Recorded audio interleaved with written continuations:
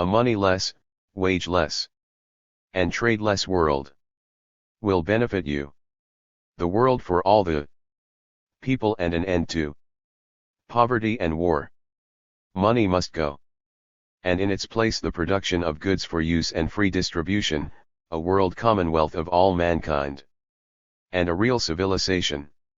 By Philoren. What are the reasons that prompted the writing of this book? I am presuming, of course, that it needs some justification, yet how can I justify it? Have I a great knowledge of economics, of sociology, or of the sciences? Very little, I must confess. Of literature or the arts? Perhaps less. Literary style, maybe, whereby I hope to capture my reader's imagination, and thus to ensnare him into believing to be true what may be, in reality, an illusion? That I leave my readers to judge. The fact is, I am just one of the ordinary people of this world, the man you see in the train or in the bus every day of the week. I have my qualifications for my job, just as you have for yours, and although that job has necessitated some years of study, I do not, for that reason, claim any superiority in intelligence. I have my family and my hobby. I have a house for the use of which I pay rent.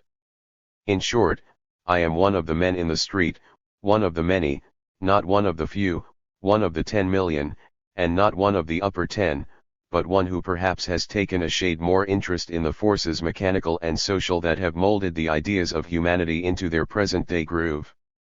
But this additional interest has produced in me a tremendous change of outlook.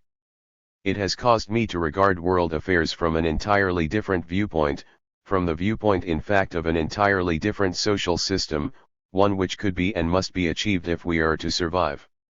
By comparison with the possibilities of life under the conditions of the system that I envisage, the present social and economic system stands self-condemned. If then I state my sincere belief that a world without money, a world commonwealth will make this planet a better place for me to live on, I am equally convinced it will do so for you. Insofar as you are in the same position as myself, you have as much to gain, but you have yet to realize the possibility and the necessity for the change. The realization that a fundamental change of outlook is necessary in the whole of mankind is then the principal reason for this venture into print. But there are other reasons. I believe that the idea that forms the foundation stone to the structure of this book, is at rock bottom very sound, although it is so very simple. I could almost say stupidly simple, though bearing in mind the fact that true simplicity is never stupid. Nevertheless, there will be many who will refuse to accept it because of its very simplicity. It's all very well, they will say, but ... Others will say it's a lovely dream, although ... Still others will say there are so many snags, the unforeseen, the unexpected, it's just impossible.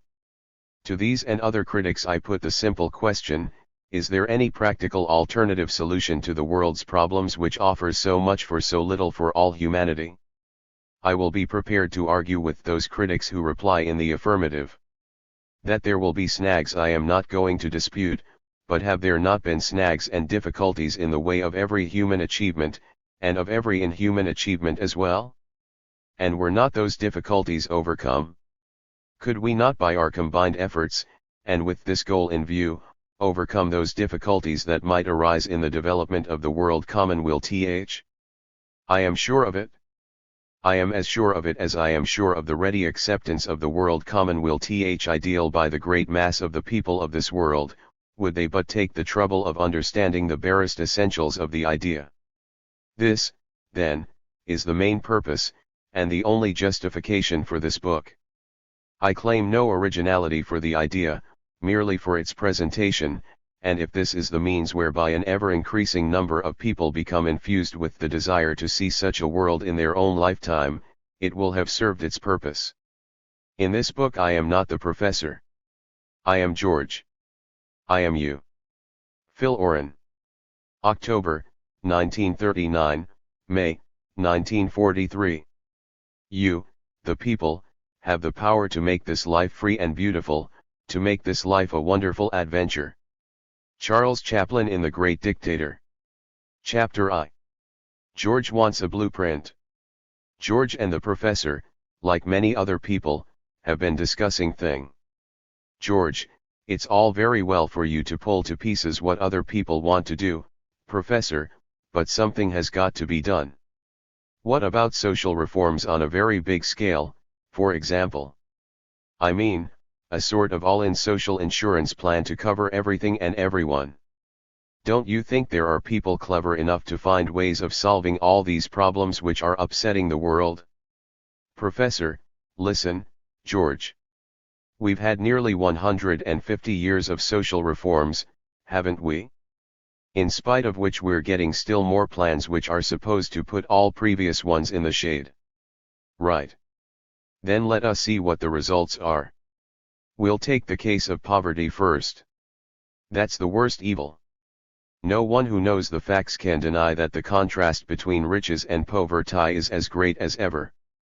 The fact is, and very few people seem to know it, that about 10% of the people own about 90% of the wealth of the community.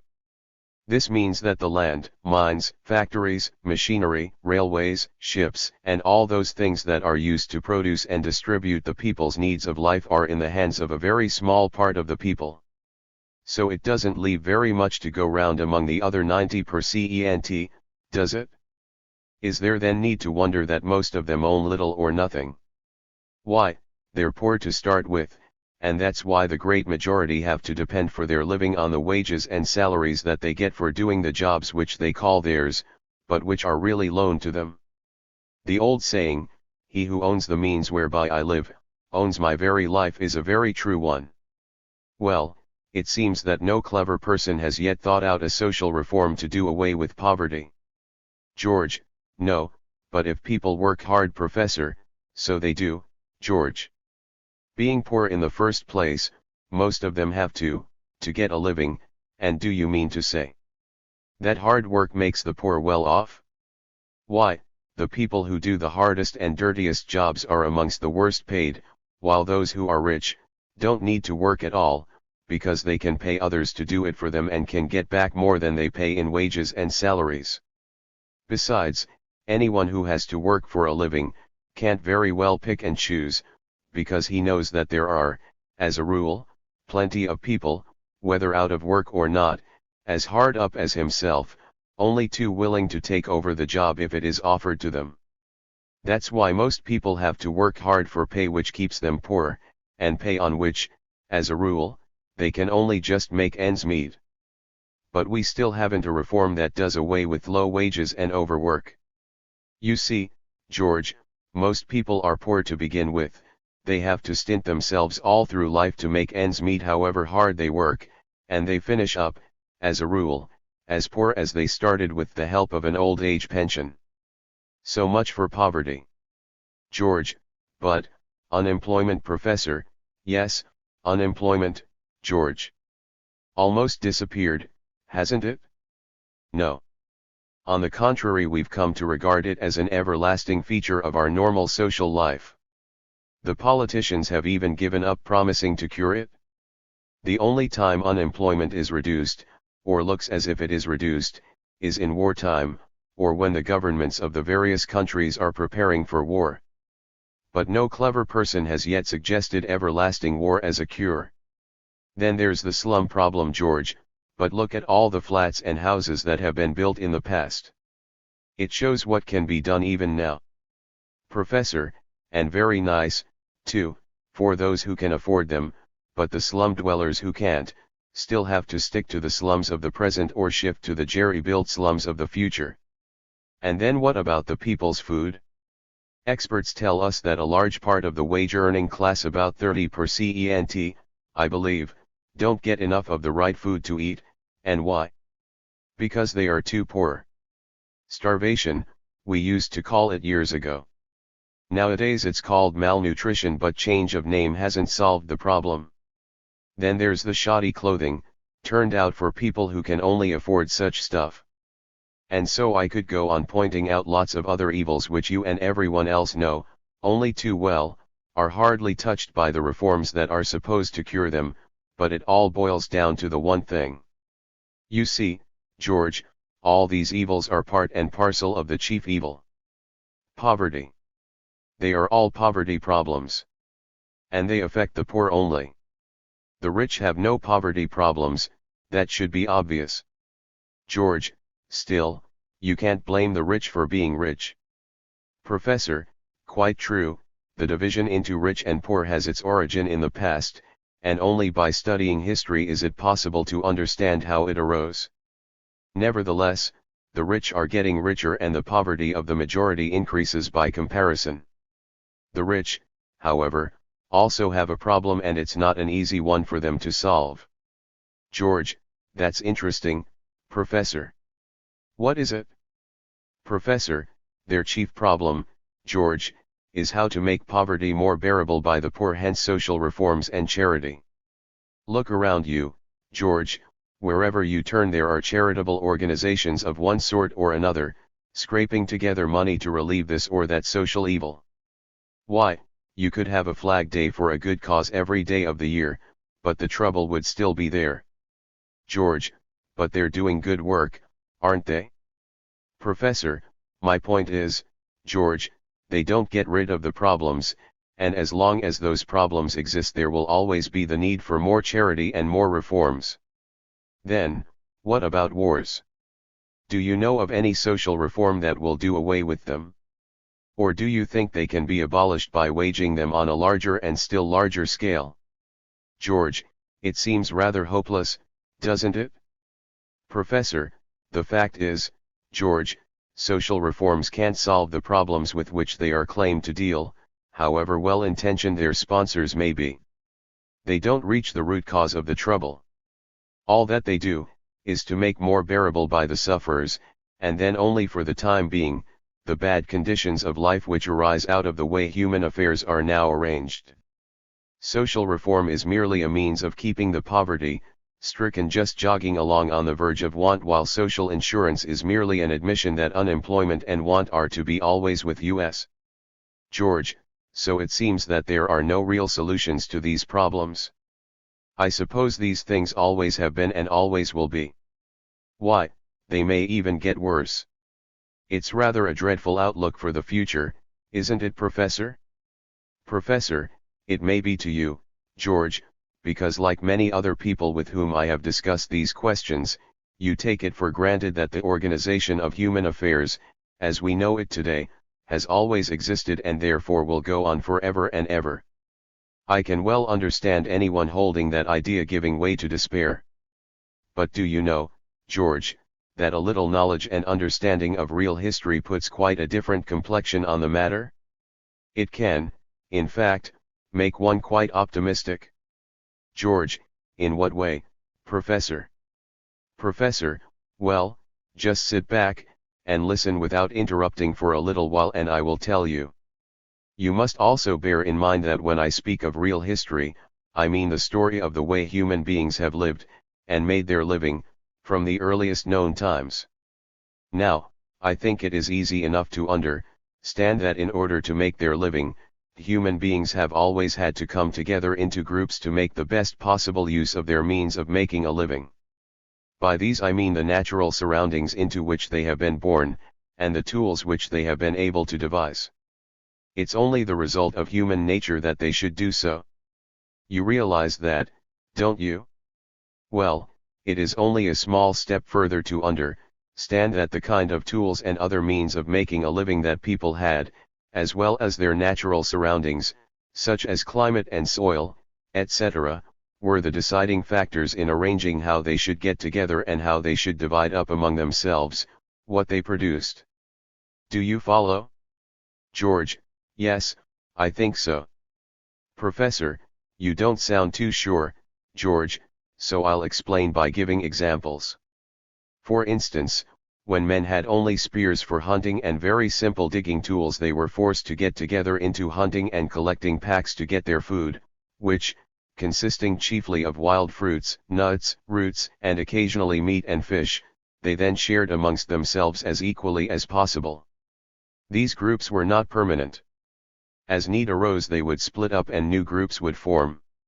When food was plentiful they all enjoyed it to the full. When it was scarce they all went on short rations, but, in any case, with their simple weapons and tools no man was able to produce more than the needs of himself and his dependents. In time, they improved their hunting weapons and added better digging tools to their equipment. They were thus able to add cultivated plants to their diet. Some began to till the soil and agriculture began. Others were able to tame some of the animals they hunted, and so, by keeping herds of these, became the first shepherds. But all this meant that they had to live a more settled existence, which in turn meant that more stable groups had to be formed. When times were bad and food was scarce, these tribes would fight one another for their animals, or for the produce of the land. In some cases even, to capture human beings for food, what we call cannibalism. With the improvement in farming tools and methods of breeding animals coupled with the development of various crafts, it became possible for people to produce more than enough for themselves. A man could actually produce a surplus over and above the needs of himself and family. This fact had a far-reaching effect on human history. Men no longer captured others for food, they made them into slaves. They were made to work to produce a surplus on which others could live without working. And so thousands of years back there arose a division into groups: masters and slaves, rich and poor. George, so that's how it all started. This is really getting interesting, Professor. Professor, yes, George, that's how it started. But you must remember that progress has gone on in the invention of new tools and methods of producing things, and this progress has been slow at some periods in history, more rapid in others. This progress has, however, given rise to great social changes, but in all cases, these changes, great or small, can be traced back and found to be, at bottom, due to some change or improvement in the means of producing men's needs. Now, George, do you follow me so far? George, yes, you've made yourself quite clear, but I still can't quite see how a change in tools could have automatically brought about a change in the way people lived. Didn't the people themselves have to take some part in the change? Professor, George, it's a pleasure to hear you ask that question. It shows me that your mind can still be pulled out of the rut into which most people seem to have fallen. Of course, George, all these changes have not come about by themselves, nor have they come suddenly, or even smoothly. A great deal of human effort has been spent in bringing them about. Man has made his own history, but he has needed something to do it with. George, what exactly do you mean by that, Professor? Professor, well, George, when a new or better method of producing the people's necessities of life had been found, it took a long time before it developed fully. Naturally, those who benefited most from the old arrangements and ideas, and who, as a rule, owned the old means of production, which fitted in so well with those arrangements, wanted things to stay as they were. So, being top dogs for the time being, they did their best to hamper the activities of those who wanted to get the best out of the new methods of production. These, in their turn, tried as hard as they could to develop the new ideas. They thus strove to do away with these hindrances and to found a new set of economic arrangements more in their interests. To do this they had to get most of the people to support them, and in doing so, they had to call to their aid new ideas in all human activities, as for example in politics, law, religion, human conduct, science, and so on. In fact, a new world outlook which they used to justify their claim that a change in social affairs would be for the good of all. Little by little, the new means of production became developed till they reached a point where they became the chief ones, although the old economic arrangements still remained to hinder them. However, a new system had not only become a possibility, but, from the point of view of those whose interests it would serve, an urgent necessity. So, at this point the clash between the old and the new would become very intense. The new ideas had by this time made so much headway among the people that they gained many supporters among those whose interests were not affected either way, and even, to some extent, among those who, before, had supported the old ideas. In time the great mass of the people agreed to the new system, the old either broke up or was done away with. The owners of the new means of production in the new system thus set up, became top dogs, and being able to use what they owned freely and unfettered, prepared mankind for a further step forward in progress. Now, George, such changes have taken place more than once, George, but just a moment, Professor. Pardon me butting in, but what has all this to do with what we were talking about, and why should it make one optimistic in the face of our present-day troubles? Professor, I was just coming to that, George. What I want you to fix in your mind is this. There have been different systems before the present one. There is thus no reason why the present one should not be replaced by another and a better one, providing it can be shown to be really better, and not to hinder the progress and happiness of mankind as the present one does. George, replaced by another one? But surely, Professor, if the present system were reformed bit by bit, each social evil being thoroughly dealt with, the result would be as good as a new one? Besides, wouldn't that be much easier to carry out? Professor, I ask you, George, would it? Just think. You can patch an old pair of trousers till there are more patches than trousers. But that won't make a new pair, nor will the result be as good as a new pair. It is, in fact, likely to fall to pieces, which, you will agree, would be rather awkward. Reforming this system, so far, hasn't turned it into a new one. All the reforms of the past 100 years haven't altered its real nature, nor will another 100 years of tinkering get rid of the ever-widening division of the people into rich and poor. It is this which gives rise to all these problems, and it is the acuteness of these problems, which, every few years, causes our politicians to run around like recently beheaded chickens, looking for new solutions. No, George, you were quite right when you said, a little while ago, that there are no real solutions to these problems. There really are none, and it is pure waste of time looking for them. The task before humanity today is, not to look for solutions to these insoluble problems, but to do away with the problems by abolishing their cause. George, but what makes you so hopeful that this can be done, Professor? Professor, the fact that world conditions have now reached a point at which a new world system has not only become a necessity, but also a practical possibility. Industry has developed to a stage at which, if it were unhindered, the whole of the people's needs could be fully satisfied, and more than satisfied, with only a fraction of the work put in nowadays. In fact, George, I can picture a state of affairs in which all these evils, such as poverty, unemployment, slums, starvation and war, together with their attendant evils, such as crime and disease, would not exist because they could not. Just let that sink in, George, would not, because they could not.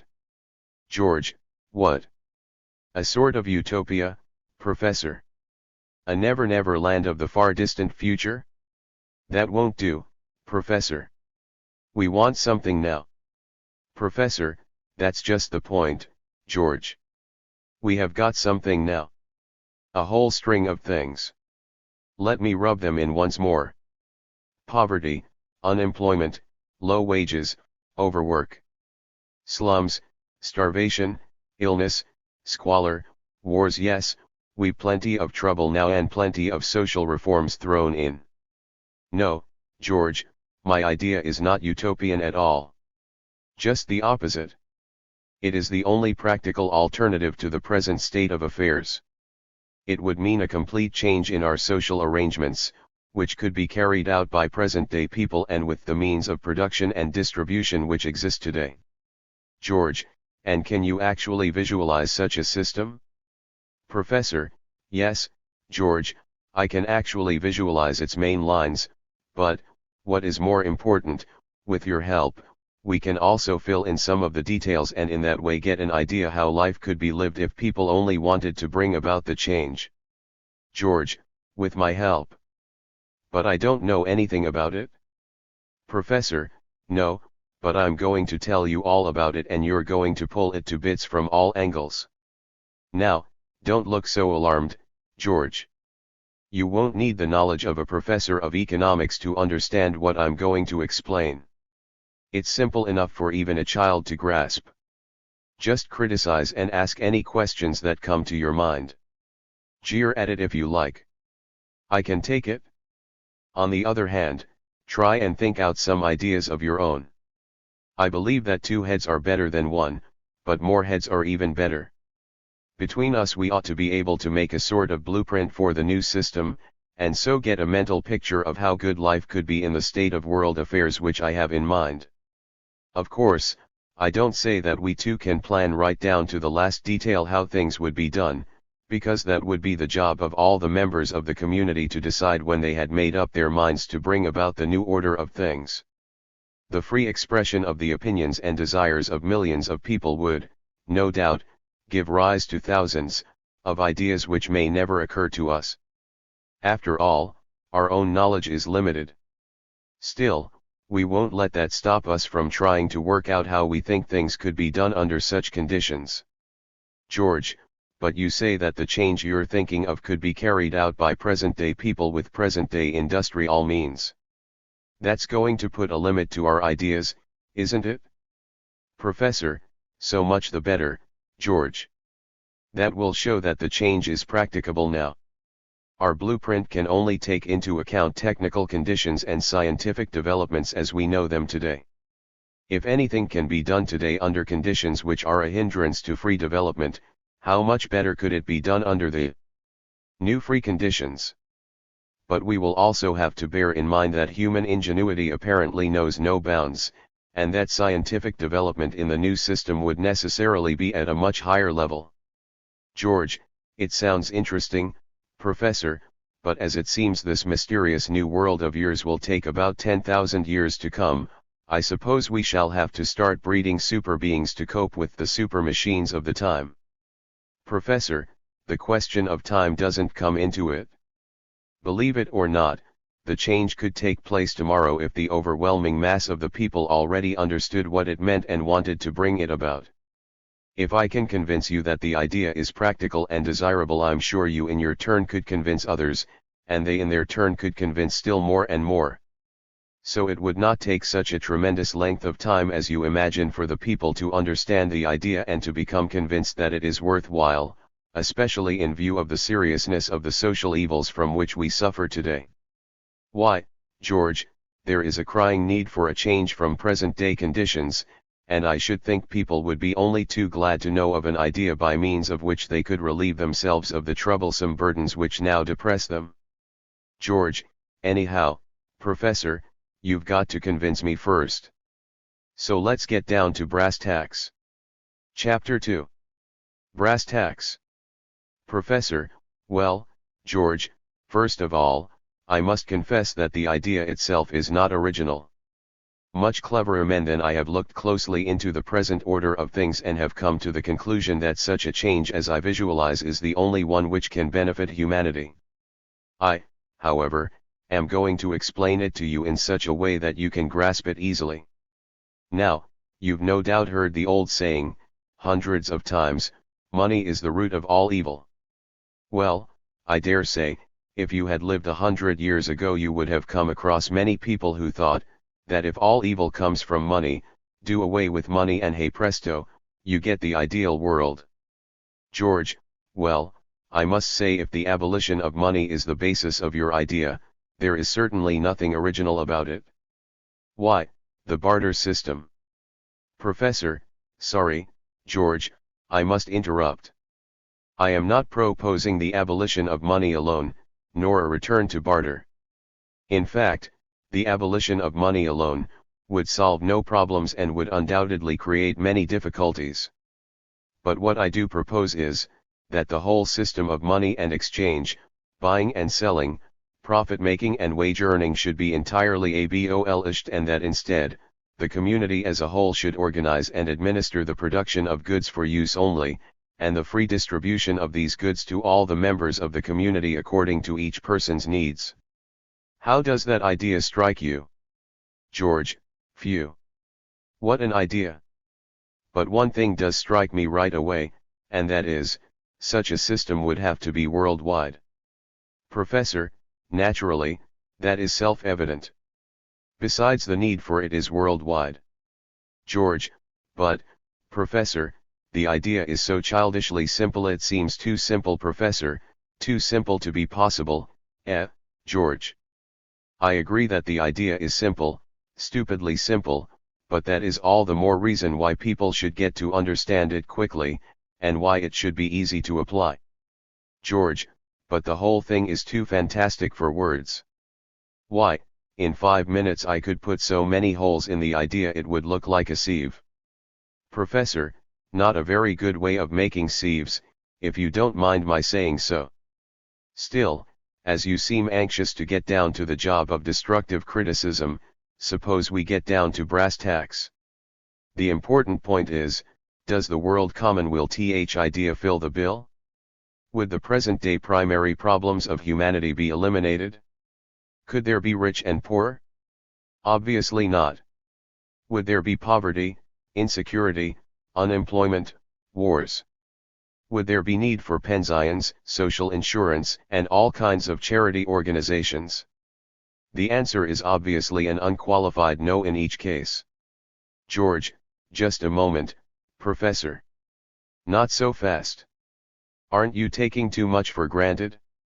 Don't forget that this idea is quite new to me. So many things may be obvious to you yet not quite so clear to me. How do you know all these evils would not arise? For instance, can you explain to me how poverty would be abolished by your magic system? Professor: That should be simple enough, George, if, as I propose to do, we work things out for ourselves in easy stages. First of all, since money would not exist, and wealth could not, therefore, be measured in terms of money, no person could say that he owned a share of such and such value in the people's means of production. In fact, all the world's means of production, such as land, factories, mines, machines, etc., would then belong to the whole of the people of the world who would cooperate in using them. Now, as all these things would be the property of all, there could be no division of the people into rich and poor. Privilege and servility would disappear. As a result of the abolition of this division, there would no longer be the exploitation of man by man, of the toiling millions by an idle few. The profit motive would be eliminated. Since all would cooperate in producing and distributing, each would take from the common fund sufficient to satisfy his needs fully. Now, George, is it clear that poverty and want together with overwork and unemployment would be things of the past? Is it clear, too, that insecurity and every form of slavery would have disappeared? With the abolition of commerce in all its forms would vanish too, the whole financial structure, banking, stock exchange, speculation, insurance, advertising, commercial traveling, and the host of other occupations made necessary by trade.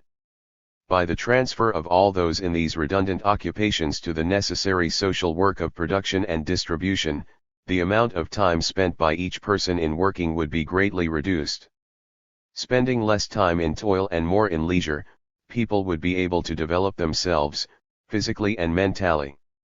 So would disappear the chronic illness and ignorance which prevail today. George: And war, Professor? Professor: Well, George, you yourself soon realized that the change would have to be worldwide, didn't you? As humanity would no longer be divided into separate groups, but would act as one united whole, there would be no markets, trade routes, national boundaries and so on to quarrel about. National and racial prejudices and war would at last become impossible. George: I don't think things would work out so smoothly in practice when it came to details.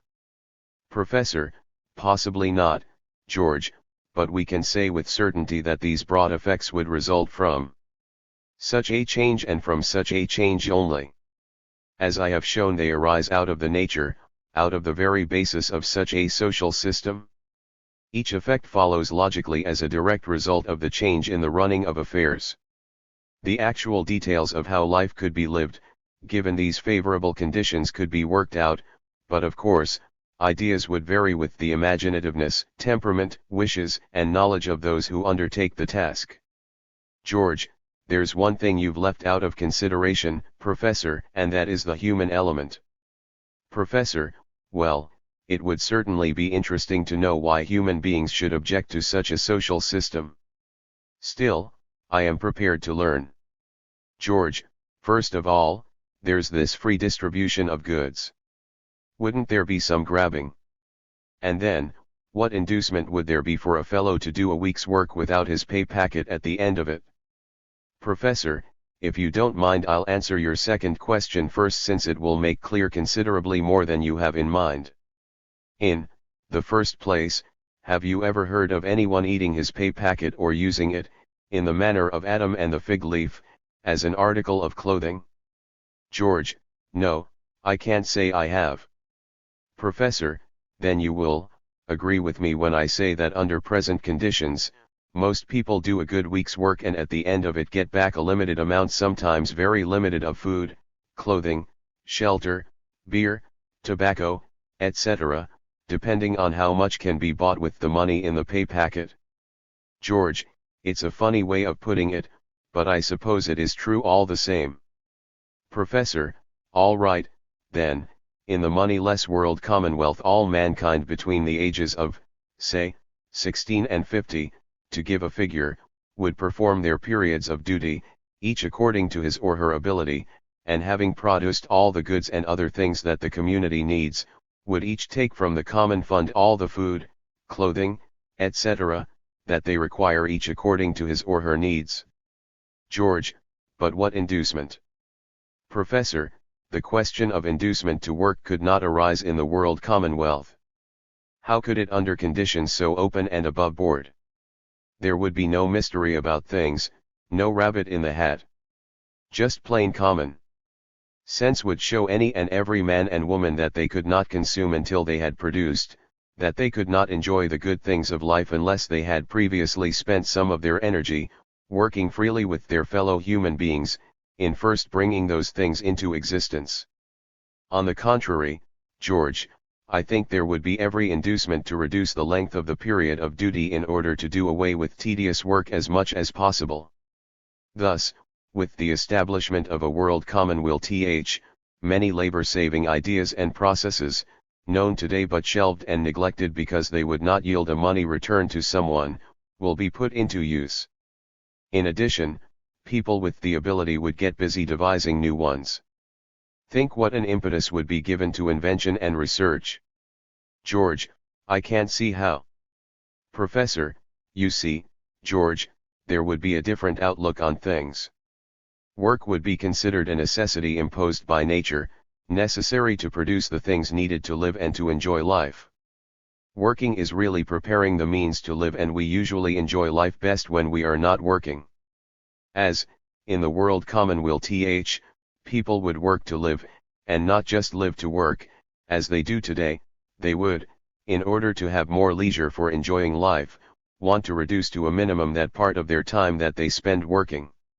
It seems clear enough to me, we would not work 8 hours a day, if we could satisfy all our needs to the full, by working, say, 4 hours a day.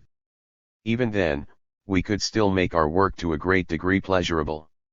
So I repeat that the achieving of the world commonwealth would surely see a great release of the productive powers which are now held in check because it is not profitable to make full use of them. Also a great stimulus to the use and invention of labor-saving devices, as well as the economical use of the world's natural resources and human labor power. For example, all the overlapping work to which present-day competitive trade gives rise, would be cut out, and all the natural materials such as coal, oil, etc., which are destroyed in such enormous quantities by the present system with its waste and wars, would be conserved, and would therefore last much longer. George, excuse me, Professor, but you seem to be evading the inducement question. Professor, I'm sorry, George, I do tend to go off at a tangent. It's just as well you pull me back. Inducement to work, you said, didn't you? The wage packet at the end of the week makes a fellow want to do a week's work, is that it? Well, if that is so, I should have thought wages would go up and up. But do they? Not likely. Why, as a rule, a demand for a wage increase is fought tooth and nail by employers, though according to you, they should be only too pleased to grant it, since it would induce their employees to work harder. On the other hand, a demand for a rise in wages often goes together with a demand for a reduction in working hours. Another thing, when a reduction of wages is enforced, would you say that is done as an inducement to be lazy? George: hardly, but there seems to be a snag, Professor. Yes, George, a snag in your own ideas. If you consider the average contents of a wage packet under the present system as an inducement to work, all I can say in reply is, that in my opinion, the wage packet represents the biggest mass confidence trick played on human beings since the beginning of history. Together with millions of your fellow men, you are given to believe, and you do believe, that the contents of your wage packet represents all that you have produced during your week's work. It is, so to speak, an inducement for you to work harder to get more. George: well, Professor, if wages aren't that, what are they? Professor: just this, George, and nothing more. In actual fact, wages represent just that fraction of what you turn out which is sufficient to keep you just well enough, if you're lucky, to continue working from week to the end of your working life. The rest goes into another person's pocket. It is only because you receive your pay in the form of money again, you see, George, that you don't realize the truth of this, and are so easily tricked and exploited. Just think it over, George. George: it's certainly a different way of looking at wages, different, that is, from what we're accustomed. But I must pull you up again. What about grabbing? Professor: I'll deal with that now, though I think you should be able to solve that problem yourself. Of course there would be no grabbing. How could there be? What need for it in a world in which there would be a continual abundance of goods, which would be distributed freely and in an orderly manner to each person according to his needs? What need for it when every person would receive all that he requires as a normal matter of course, and knowing full well that he would continue to do so throughout his life as long as he did his share in the work of the community? And while we're the question of grabbing, George, what have you to say of the grabbing that goes on in our present system, the small-scale grabbing, the petty grabbing between businessmen competing for trade and between workers for jobs, the stealing, the robbery we call crime? The large-scale grabbing, on a national scale, of the possessions of backward or weaker peoples by great empires, and grabbing on the largest scale of all when great empires grab from one another, or make a grab for the same thing at the same time. It is this last which leads to war, and that, you should realize by now, is rooted in the present social system. So, George, you can see for yourself that grabbing is one of the many evil things which will disappear with the achievement of the world commonweal, one of the things which would not exist because it could not. The commandment "thou shalt not steal" would become out of date. Just fancy a man breaking into a store to steal something which he could have delivered to his door in broad daylight, freely and as a matter of course.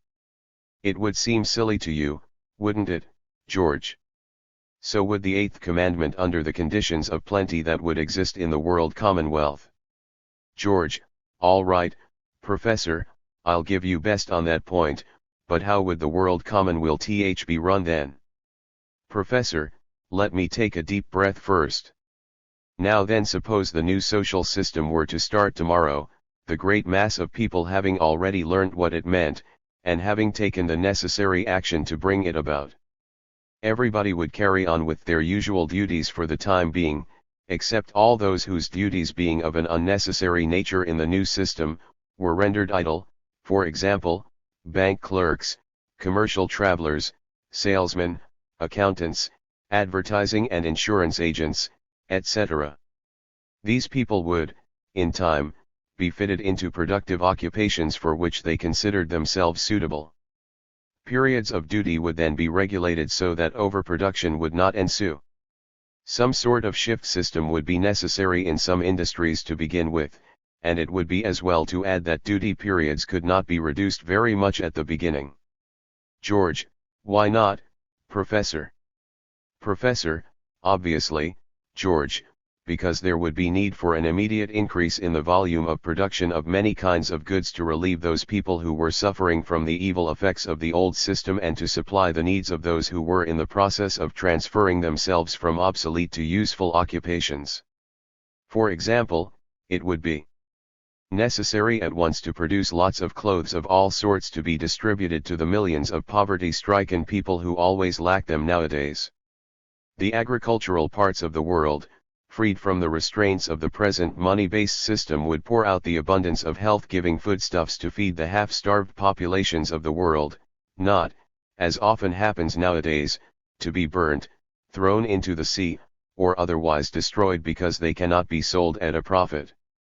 For the first time, the conditions would exist for turning into reality the beautiful plans for housing the people in real homes instead of the sordid slums or the dull cities which the present social system has called into existence.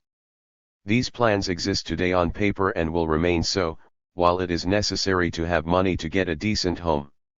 Released from the money necessity, architects, builders, designers, artists, engineers, and scientists would be enabled to get together to build towns, homes and workplaces which would be a joy to live and work in, a job at which even today their fingers are itching to get. How long this period would last would depend upon the size of the mess left by this precious system of ours. Personally, I don't think it would take very long, since we have seen how quickly, even with the obstacles of the present social system, backward countries can be developed by modern industrial methods. It should not, therefore, take very long, for those parts of the world which are already highly industrialized to turn out enough goods to make the whole of humanity tolerably comfortable as far as the fundamental necessities of life are concerned. Besides, the advanced parts of the world would help and teach the backward parts and thus assist them to improve their level of existence. How different from the present state of affairs, in which, after several centuries of uplift, the backward races still exist to be exploited by their advanced brothers. Well, having got rid of the worst relics of the old order, production could then be adjusted so that enough is turned out to satisfy fully the needs of everyone, making, of course, due provision by storage for the possible, though infrequent, natural calamities such as earthquakes.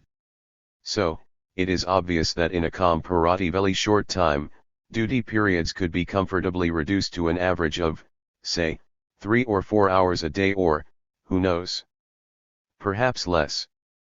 Perhaps it might be better to work on the basis of, say, 1,000-hour year, which could be divided up into 50 weeks of 20 hours or 40 weeks of 25, and so on, to suit the needs of the different industries, and of the people themselves. To arrange such things is not beyond the ingenuity of human brains. The people who could do this exist today, and are doing similar sort of work. Still, whichever way it would be organized, periods of duty would occupy nowhere near the greater part of our waking hours as it does today. George, heaven on earth for the lazy bounders. Professor, we would have the right to be lazy, George, or rather, the right to leisure. It's only the system under which we live at the moment that makes a virtue of hard work. The most sensible way of doing a thing is the easiest way. Otherwise we would walk on our hands, and write with our toes. Believe that if a human being is intelligent enough to understand the simplicity and beauty of life in the world commonweal, he will appreciate that his period of duty is a vital part of his existence, just as is an animal's search for food. He would not shirk it, he could not shirk it. Human nature would not let him. Human nature, the desire to live, to go on living, and to improve one's living conditions, would impel him to take his part in the world's work, since he would know that in the new conditions the good of all would be his good as well. I believe, George, that, in the final analysis, the assertion of their human nature by humanity is prerequisite to the achieving of the world commonwealth. George, but let's get back to brass tacks, Professor. How would people get the things they need? Professor, that should be quite a simple matter, George, surely. Having produced all that is required, all that is necessary is to distribute it to the people so that each person's needs are fully satisfied. In the case of perishable goods it would merely be a matter of transport from factory or farm direct to the local distributing centers, and in the case of other goods to large regional, county, or city stores or warehouses. From there it is but a step to the local distributing stores which would stock the whole range of necessary goods, a kind of showroom and warehouse, and from which the goods could be delivered to the homes of the people, or, of course, collected by them if so preferred. After all, George, the daily, weekly, and monthly needs of any given number of people in a district are easily worked out. Even nowadays, take, for example, the distribution of milk, so it should not be very difficult to find out what stocks the local stores would require. George, I see the idea, Professor, but there's one thing you've overlooked. What about those people who've got their money invested, say, in shares, and who don't have to work for a living? They're going to kick against it, aren't they? Professor, I don't see why they should, and, in any case, how they could. They wouldn't be the worse for the change. In fact, in at least one respect they would be better off. They would be exchanging a limited share in some industry for an unlimited participation in the whole of the world's resources. Besides, taking part in the work of the community would give them a new interest in life. I am sure many of these people are very capable and would become very helpful and useful members of society. George, but then who would own all those things that they own now?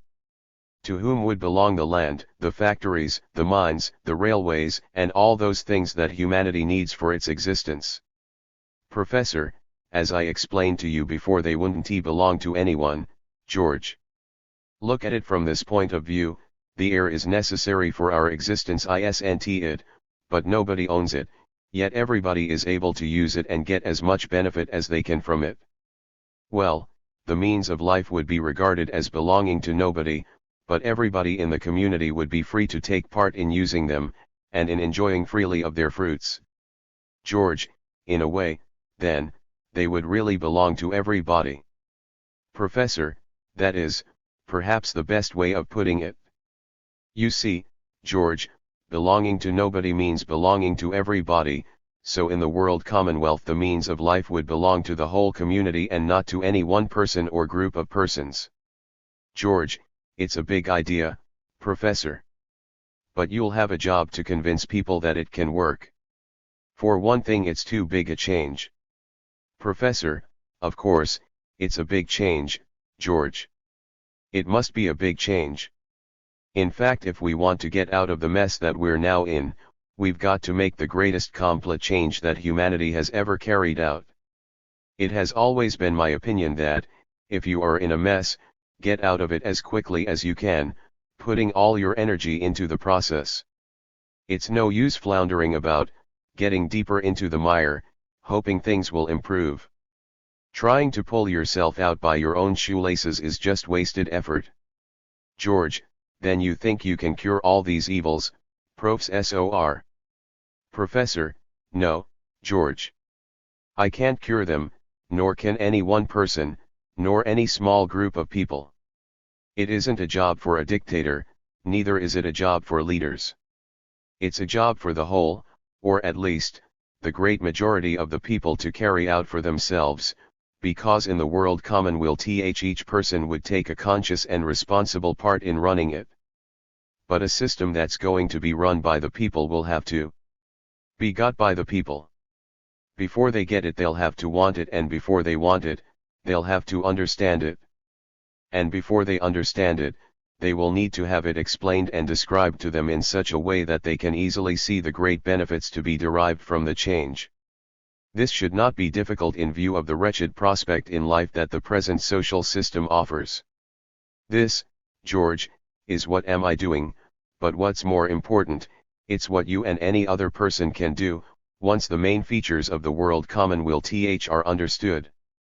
Now these are really quite simple, so I'll proceed to sum them up for you in a few sentences. Firstly, the new social system must be worldwide. It must be a world commonwealth. The world must be regarded as one country and humanity as one people. Secondly, all the people will cooperate to produce and distribute all the goods and services which are needed by mankind, each person, willingly and freely, taking part in the way he feels he can do best. Thirdly, all goods and services will be produced for use only, and having been produced, will be distributed, free, directly to the people so that each person's needs are fully satisfied. Fourthly, the land, factories, machines, mines, roads, railways, ships, and all those things which mankind needs to carry on producing the means of life, will belong to the whole of the people. These 4 points form the foundation of the new system, a world in which all our present-day social evils would not exist because they could not. They form the basis on which the new world order must be built. The details of organization would depend on the will of the people, who would make such changes as were necessary, whenever, wherever and however they were required. So, for the first time in human history, mankind as a whole would have complete control both over its means of life, and over itself. And that, George, would mean real civilization. Until that goal is reached we are only serving our apprenticeship to civilization, we are not yet civilized. George, well, Professor, you must admit, I've been a good listener. What you have told me certainly goes deeper into things, than the highfalutin talk of our politicians and wise men. They always seem to be running round in circles. But the idea of a moneyless world commonwealth, the way you describe it does seem a way out. It certainly makes a chap think, but as I'm not used to having my mind jolted like this, you'll have to give me time to think it over. I don't intend to let you get away with it so easily. I'm sure there must be lots of snags, and I'm going to see if I can find them. Professor, I'm sure there are lots of snags, George, and I'm just as sure there isn't one that couldn't be overcome in a world in which money is no object and people would be free to arrange their own lives. Still, it's getting late, and I think you've had enough for a taster. Perhaps by tomorrow you'll have some real problems for us to work out. Good night, George. George, good night, Professor. Chapter 3. Tidying up. P. Professor, well, George, did you sleep well last night? George, not too well, Professor, your moneyless world commonwealth idea will give me nightmares yet. Somehow, when I think things over, it seems as if there are 1,001 arguments I could put against it. Still, for the time being, there are just a few points arising out of our discussion of yesterday, that I should like cleared up. Professor, that's a good idea, George, then you could perhaps sort out your other points, so that we could discuss them systematically. George, firstly, Professor, there's the question of food. It interests me since, as you know, I've got a fairly healthy appetite. You, judging by this morning's breakfast, don't eat enough to keep a respectable pigeon alive. Now, is it fair that, in the world commonwealth I should have more food than you? Similarly, there's the question of clothes. I'm a big fellow, and obviously need more cloth for my clothes than you do. It wouldn't seem fair somehow. Professor, George, I'm surprised and shocked. Do you know what you deserve as punishment? A breakfast of 20 eggs and 40 rashers of bacon, half a dozen loaves cut into thick slices, well buttered, a dozen cups of coffee, all forced down your throat till you ate your own words. And if you didn't, George, I'd eat you. Surely you must realize that I eat as little as I do because I prefer to do so, and you as much, for the same reason. George, and you really think you might not prefer to eat more if it were freely available? Professor, I'm sure of it, George, and for this reason. The one thing that no housewife economizes on, unless she can possibly help it, is food. She knows it is false economy. Unfortunately, under present-day conditions, and probably in millions of homes, even food has to come under the axe. Now carry that to its logical conclusion and you get the extreme case where the family sell all but the barest essentials in order to get food to live. At the other extreme, the wealthy do not eat much more food than many of their so-called middle-class brethren. It may appear more because it is more varied, it certainly is more expensive since it is the very best.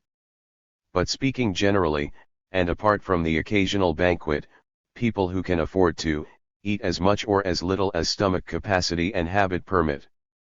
And remember, too, that under World Commonweal conditions there would be no question of affording, there would be more than enough food for all. What matter if one eats more than another, where all can satisfy their varied appetites?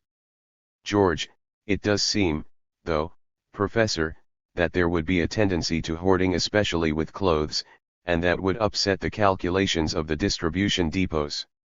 Professor, and why should there be hoarding, George? Tell me that. I can understand people hoarding things in circumstances where there is likely to be a shortage, but if you knew that whenever you wanted a new shirt, you could have one for the asking, would you stack 6 dozen in your wardrobe? I think it can be fair. Why, taken for granted that, in the case of shirts for example, there is a reasonable number beyond which no reasonable man would go. As only reasonable and intelligent human beings could bring the World Commonweal into existence, the question answers itself. George, well, I must say, Professor, that so far you've put a fairly strong case. So much so, in fact, that I feel reluctant to put the next question. I really feel that you won't be able to answer it satisfactorily at any rate, and I should hate to see it knock the bottom out of such a fine idea. Professor, I am anxious to hear it. George, what I would like to know is, who's going to do the dirty work? Are the coal miners going to carry on with their hard and dangerous work, while you and I have nice soft jobs in, say, a factory or a college? Even if it is only for a couple of hours a day, is Bill Jones going to carry on with his job of cleaning out sewers while Jack Smith has the comparatively comfortable job in an office organizing, say, the distribution of potatoes? No, Professor, this, I think, settles the whole question, makes it ridiculous, in fact. Why, nowadays, where we've nothing like equality, there's envy of the other fellows. Soft job. Give us equality of opportunity and there will be more envy, not less. Professor, George, it seems as if I'm beaten. We'll have to give up this idea. Put it right out of our minds, forget it. But what a pity. What does a miner's life consist of now? Hard work, as you say, 8 hours a day of it. Dangerous work, too, because safety in mines costs money. Wages. Sufficient, but only just sufficient, to buy the bare necessities of life for the wife and family and himself. Leisure. Plenty of that, when he's on the dole dash, and the joyful prospect of using that leisure watching his wife's face grow more haggard each day, his children more stunted in growth and warped in mind. No, George. I'm not beaten. I'm going to ask the miners, and the dockers, and the sewage cleaners, and all those others whose brawn gives us comfort, whether they prefer the present mode of life, to life in the World Commonwealth, whether they prefer the long hours of toil in the present system to the possible 2 or 3 hours a day in the World Commonweal, whether they prefer enforced idleness and semi-starvation, to real leisure and security, whether they prefer a pinched and sordid life on a pay packet to a life of freedom and the free use of their productiveness in the money-less World Commonweal. George, in other words, Professor, you are going to hold a pistol at their heads and virtually say to them, you've done the dirty work before, carry on doing it now, or else you are in fact, going to ask them to make a virtue of necessity. It doesn't seem fair. No, Professor, you are not going to weaken me with your fine speeches.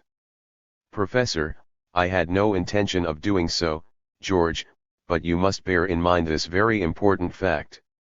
From a physical and from a mental point of view, we are not built the same way. We will never be cast in a mold or made to a pattern.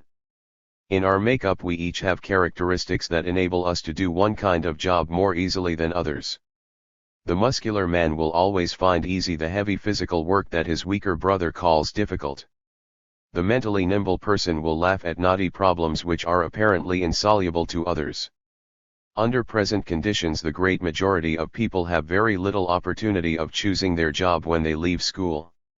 They just drift into any sort of blind alley, and provided it means a few shillings added to the family exchequer, they and their families worry little. In the world commonwealth there will be free choice. You might say, of course, that no man would willingly choose the life of a miner or a sewage cleaner, but I'm sure you would find on inquiry, it's not the work they object to so much as the conditions of work. I am quite certain that the real cause of their objection is the length of hours, the danger, and the little wages they get for doing the work, but in the world commonwealth as much as possible of this dangerous, hard, and dirty work would be eliminated. In any case, most people who've been at any one job for a length of time tend to find the work monotonous, hence in the world commonwealth, people would be enabled to change their duties quite frequently if they so desired. George, but surely that would result in reduced efficiency? Professor, surely people are not efficient who are doing work in which they have lost interest? Why, George, a change of occupation is as good as a tonic to almost everyone. In any case, you must remember that a good proportion of our needs are produced by machines that require little more than minding. Future developments in machinery will probably make machine minding almost unnecessary. George, talking about machinery, Professor, what inducement will there be for people to invent new machinery if they are not going to get any more than the other fellow for their work? Why should they rack their brains and burn the midnight oil if their reward is to be no more than if they did quite simple work and spent their leisure playing golf or billiards? Why, it seems to me that in the world commonwealth progress in engineering, the arts, and the sciences would come to a dead end. You simply must admit this, Professor. Professor, I'll admit nothing of the kind, George. First, you ask me who's going to do the dirty work without extra reward? Now you ask me, who's going to do the brainy work without extra reward? Just get this into your brain, George. In a world in which everybody's needs would be amply satisfied, there could not arise the question of extra reward, because a surplus of goods would be of no use to anybody. People would do their jobs because they found those jobs most suited to their abilities. Remember what I said before. We all have kinks in our makeup, that enables us to do one kind of job more easily than another. In some people these kinks become abnormally developed, and so we get the Einsteins, the Curies, the Faradays, and so on. But they didn't do their work, for what they've got out of it in money. They just couldn't help doing it, because they were interested and happy in their work, and because the particular scientific and other problems which they solved were there to be done. They were square pegs in square holes. They were the right people for the right jobs, and since, in the world commonwealth, people would be able to choose the work in which they would be happy and interested, I can see progress going forward by leaps and bounds. Besides, with much more leisure time people could develop much more versatile interests. George, in spite of all that, Professor, it doesn't seem fair somehow, that the people who use their brains shouldn't get some sort of extra reward. Professor, that statement, George, implies, A, that it is possible to do some work without the use of brains, B, that all the scientists, inventors, discoverers, and so on, have all had ample rewards for their work, C, that in the world commonwealth a certain group of people engaged in special duties will expect more from the common fund of production than they can consume, D, that some work is more difficult than others. The reply to the first is almost self-evident. It is impossible to do anything without using one's brain, and when this is diseased, or befuddled with excess of alcohol, the amount of work that can be done is necessarily restricted. To the second, I can only say that thousands of scientists have in the past devoted their lives to the study of fundamental problems, and have died in poverty. To the third I say briefly and simply this: that the greatest reward, even under present-day conditions, for a man who can do something much better than his fellow men, is in their acclamation. And after all, George, can a man reasonably want more than he needs? To the fourth we have the opinions of many eminent scientists, who have confessed that they have solved their problems by normal work and without undue mental exertion. You must remember that great knowledge of one subject does not imply a great knowledge of all. Einstein himself may be a perfect duffer at Greek, and you, a very good car mechanic, would no doubt make a sorry sight as a bricklayer. And now, George, I'll leave you. Tomorrow, if you are interested, we'll discuss the World Commonweal plan in a little detail. In the meantime you can think over this. Have you as a result of our talks come to the conclusion that a World Commonweal is possible, that difficulties must necessarily arise but need not be insurmountable? If you have, perhaps you will meet me here tomorrow. Chapter 4. Making Plans. Professor: Well, George, I'm glad to see you. George: But don't think it's because I entirely agree with you. After all, there are so many things that seem to work well on paper but don't work out quite so well in practice. Professor: Quite true, George, but have you ever realized there is a reason for this? I think you'll find that in almost every case where that's happened, the natural defects in planning have been the main cause. Let us look at it from a practical point of view. Suppose you were designing a new machine, say, one for the mass production of cigarettes. Wouldn't you go about it something like this? You would ponder over the problem for some time, and then, having the germ of an idea, you would get out some paper and make a few rough drawings. You would then do some more thinking, and after a time you would have in your mind's eye the basic principles of the machine. Having reached that stage, you would unroll some cartridge paper on your drawing board and begin designing. And you would probably work in this way. This is the fundamental mechanism, you would say, and then would follow some hours drawing. Now this movement has to travel at a certain speed, and so a cam has to be placed here, more drawing. And this cam must move a lever here, more drawing, and so on. After some days, or weeks, your drawings would be complete. You then survey them very carefully, and feeling quite confident, on paper, that the machine would work, you would pass the blueprints over to the engineers. They in their turn would build it. At last it is complete, and it works. Proudly you look it over. A fine bit of work, that, you say. 100 a minute. Not bad. But then you look it over again more carefully, perhaps some time later. Ah! You say, it would have been a much better machine if I'd have done this and that or that. You see, George, when you are planning a thing that's never been planned before, you can't expect perfection even if such a thing can be attained. In the case of a machine, the second model is an improvement on the first, the third an improvement on the second, and so on. In the planning of the World Commonweal I believe it is possible to give the equivalent of a blueprint, or diagram if nothing more, an indication, if you prefer the word, as to how life could be lived in the moneyless World Commonweal It would show us at any rate the least we could expect. George: Well, I'm glad you don't expect us to buy a pig in a poke, Professor.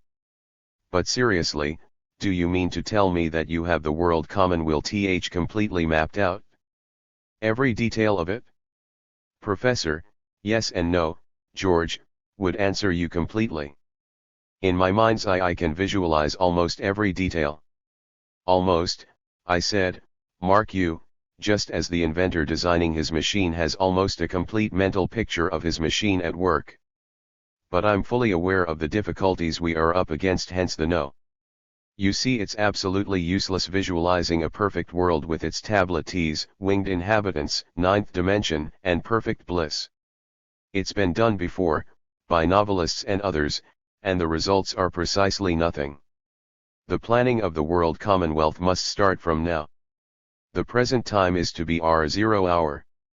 George: I don't know, Professor, sometimes I feel quite enthusiastic about this idea, then I look around at the world as it is, and the people in it as they are, and the job looks about as impossible as emptying the sea with an egg cup. Now you've got to the stage of actual planning, it seems to me that the egg cup could quite easily be replaced by a sieve. Good Lord, man, Where are you going to start? Slum clearance? Organized food distribution? Fuel supplies? Transport? I give it up, Professor, you start. Professor, it seems quite clear, George, you have been thinking about things. But it's equally clear you've been thinking along the wrong lines. Let us try an analogy, bearing in mind of course that analogies don't prove anything. Suppose you were given a plot of virgin land and you were going to make it into a garden. You would decide that this part was going to be a lawn, that, a flower bed, here, a pool, there, a vegetable patch, and so on. After a time, all going well, you'd have a garden. But suppose, instead, you were given a garden, and you wished to make it a better one. Your plan of campaign would obviously be different. You would take the rose trees from here and put them there. The chrysanthemums, you think, would look better on their own, so you transplant them. The lawn is quite nice, but you think a pool at one end would look rather effective. So you construct a pool. You see the difference, George, we haven't virgin land to deal with, we have a garden. A poor one in many respects, it's true. The soil is so impoverished, but we can improve that. There are so many weeds, but we'll pull them out. The plants look so weak and frail, but we'll change their environment, and give them good food. Do you see what I'm getting at? All those things you mentioned, food distribution, slum clearance, and so on, are all being seen to now. From a different point of view, it's true, and only in a lackadaisical way in many respects, because in the commercial world in which we live these things only get done when they put money into somebody's pockets. And here's the point, the technical organization and the personnel for attending to these things are available now. George, look here, Professor, we've been wandering about too much. I'm going to start right now, to tie you down to the answering of definite questions. It's the only way of getting any real satisfaction out of this discussion. Professor, I quite agree, but before you do that, let me summarize the conclusions we have come to. First, I said that a moneyless world commonwealth is possible and could start tomorrow if the majority of people wished it so. That this would involve the abolition of the whole system of money and trade, and in its place the production of goods for use and free distribution. That this, in turn, would mean that the whole of mankind eligible would be engaged in productive, distributive, and other useful duties with the subsequent reduction of duty periods eventually to a mere 2 or 3 hours a day. That represents, in essence, my fundamental idea of the world commonwealth. Now fire away. George, right. Now, what about international trade? What? Professor, stop, George, for goodness sake. Are you really hopeless? And I thought you were beginning to understand. Haven't I made it quite clear that a moneyless world commonwealth implies the abolition of all trade? Isn't it simple enough to understand that, if all the goods produced belong to all the people, and such goods are available for free distribution, trading is neither possible nor necessary? All that will be required is the production of goods and their distribution to those regions where they are needed. What does international trade mean today in the long run, but international rivalry and war? And what does war mean but greed and gas masks, bombs and blackouts? Do you want these things? Does any sane, intelligent, thinking Tom, Dick, or Harry in any other country want these things? The inhuman slaughter of innocent women and children, and the so-called humane slaughter of the husbands, fathers, and sons. No, George, we do not want these things, here, nor in any other country in the world. We are taught to want them.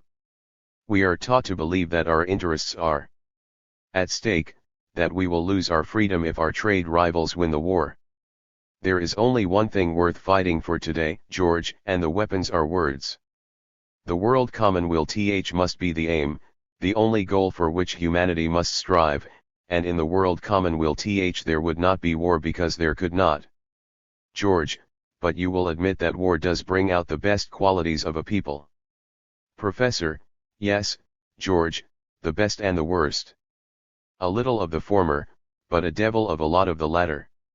And after all, the fine qualities so apparent in war, the courage, the endurance, the devotion to duty, are not a military product. They exist in civil life and are essentially a social product. George: Look here, Professor, we're getting off the subject again. What about international now? Don't get excited again, you know what I mean.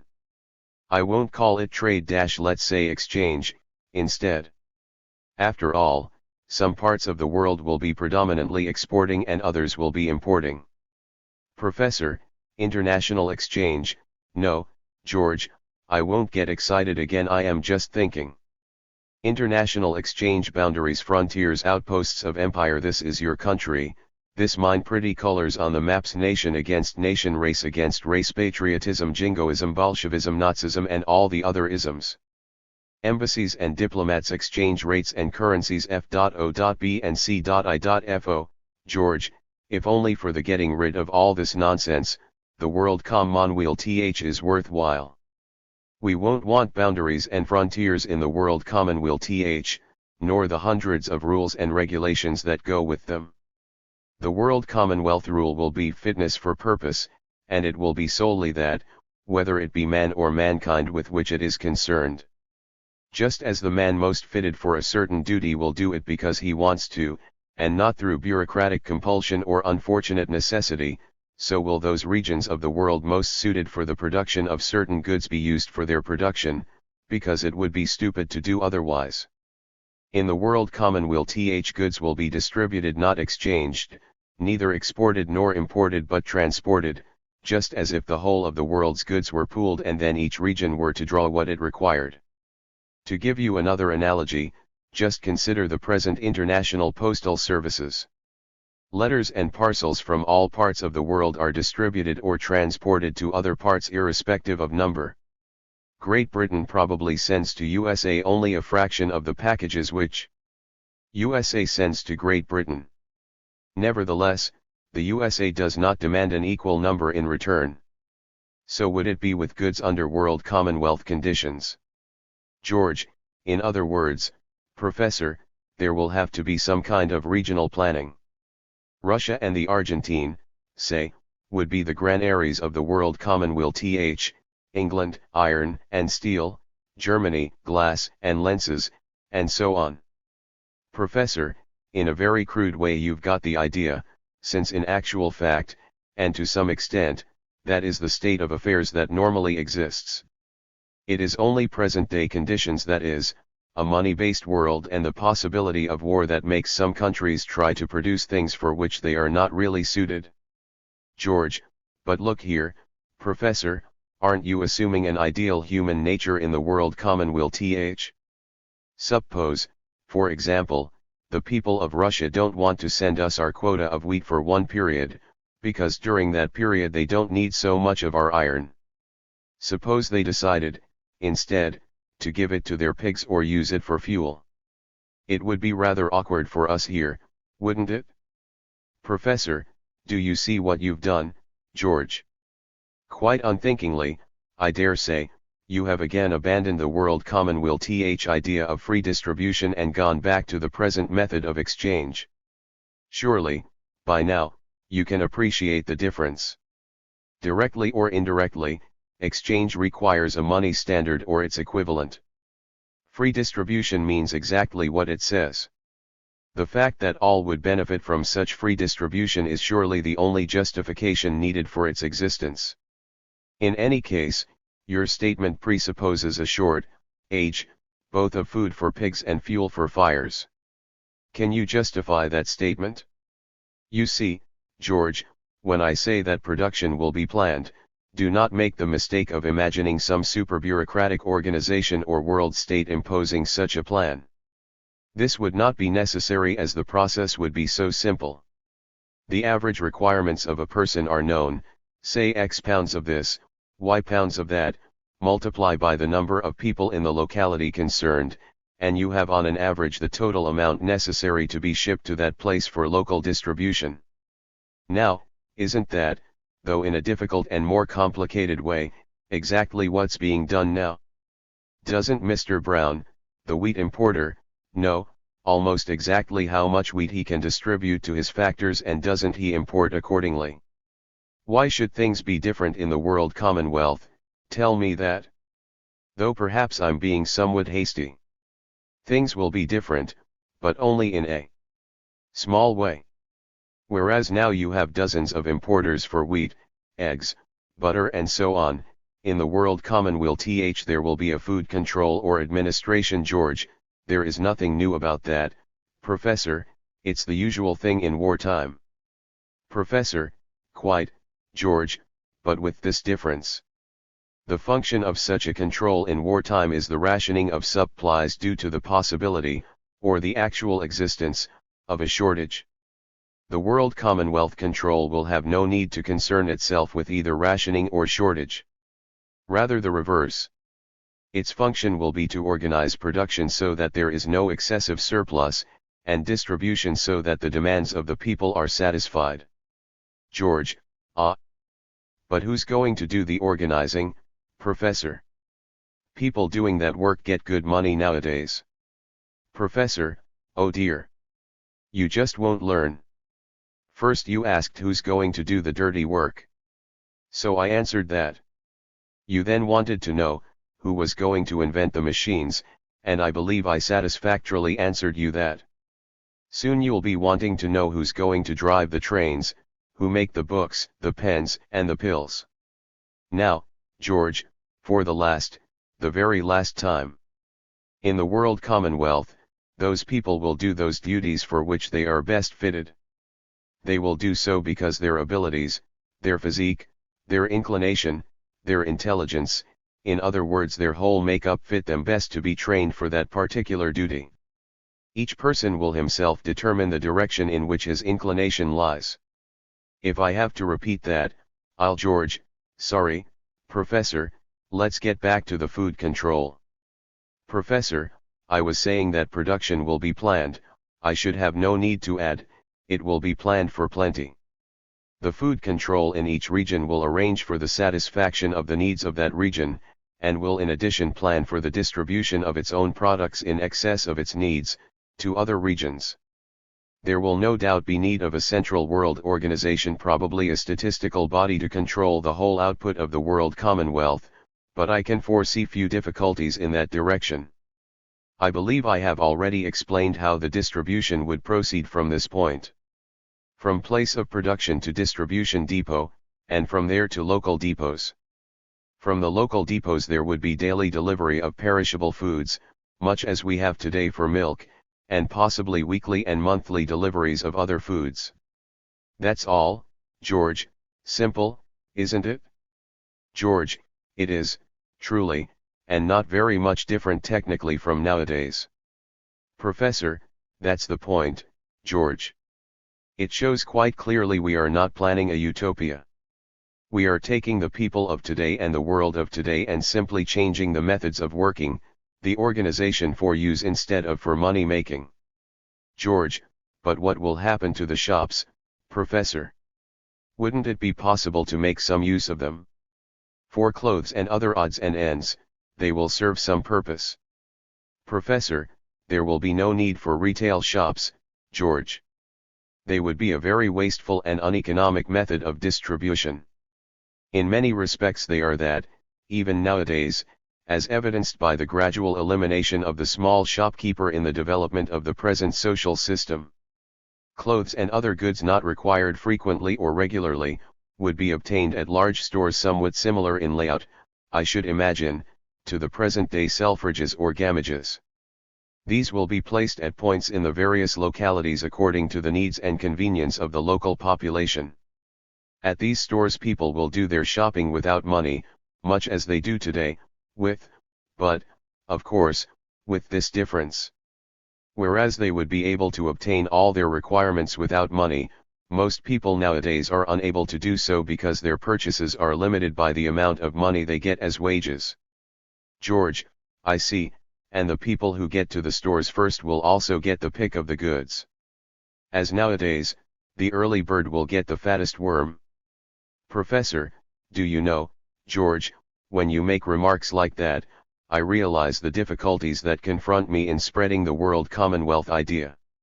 Just put this into your head, ram it in well and sleep on it. In the world commonwealth there will be only one quality of everything, and that naturally, the best. It will be the best, because, in the long run, the best is the most economical. There will be different styles, without a doubt, various colors, designs, and shapes, individuality, yes, poor workmanship or quality, emphatically no. The people of the world commonwealth will produce everything they need to satisfy their needs. Apply common sense to that straightforward proposition and the rest follows. Chapter V. The wheels go round. George, tell me, Professor, the utopian novelists almost without exception have, in their peeps into the future seen, amongst other marvels, aeroplanes traveling at 1,000 miles an hour and interplanetary travel. Do you think the moneyless world commonwealth would make such things possible? Professor, now, George, you must not let your imagination run riot. You'll become a super utopian if you don't keep yourself in check. Just to curb your enthusiasm, let me remind you that we assume the world common wealth starts from now. We've got to take things, at first, as we find them, and use them to the best advantage. There is, after all, a difference between what would be done, and what could be done, and it is as well to bear this distinction in mind. But don't look so disappointed, George, if you are so anxious to travel at 1,000 miles an hour in some super streamlined space rocket, and play football on Mars. I feel sure some clever engineer in the future will oblige by inventing a machine for the job, and if he doesn't, I think, personally, you won't have missed much. George, I'm surprised at you, of all people, saying that.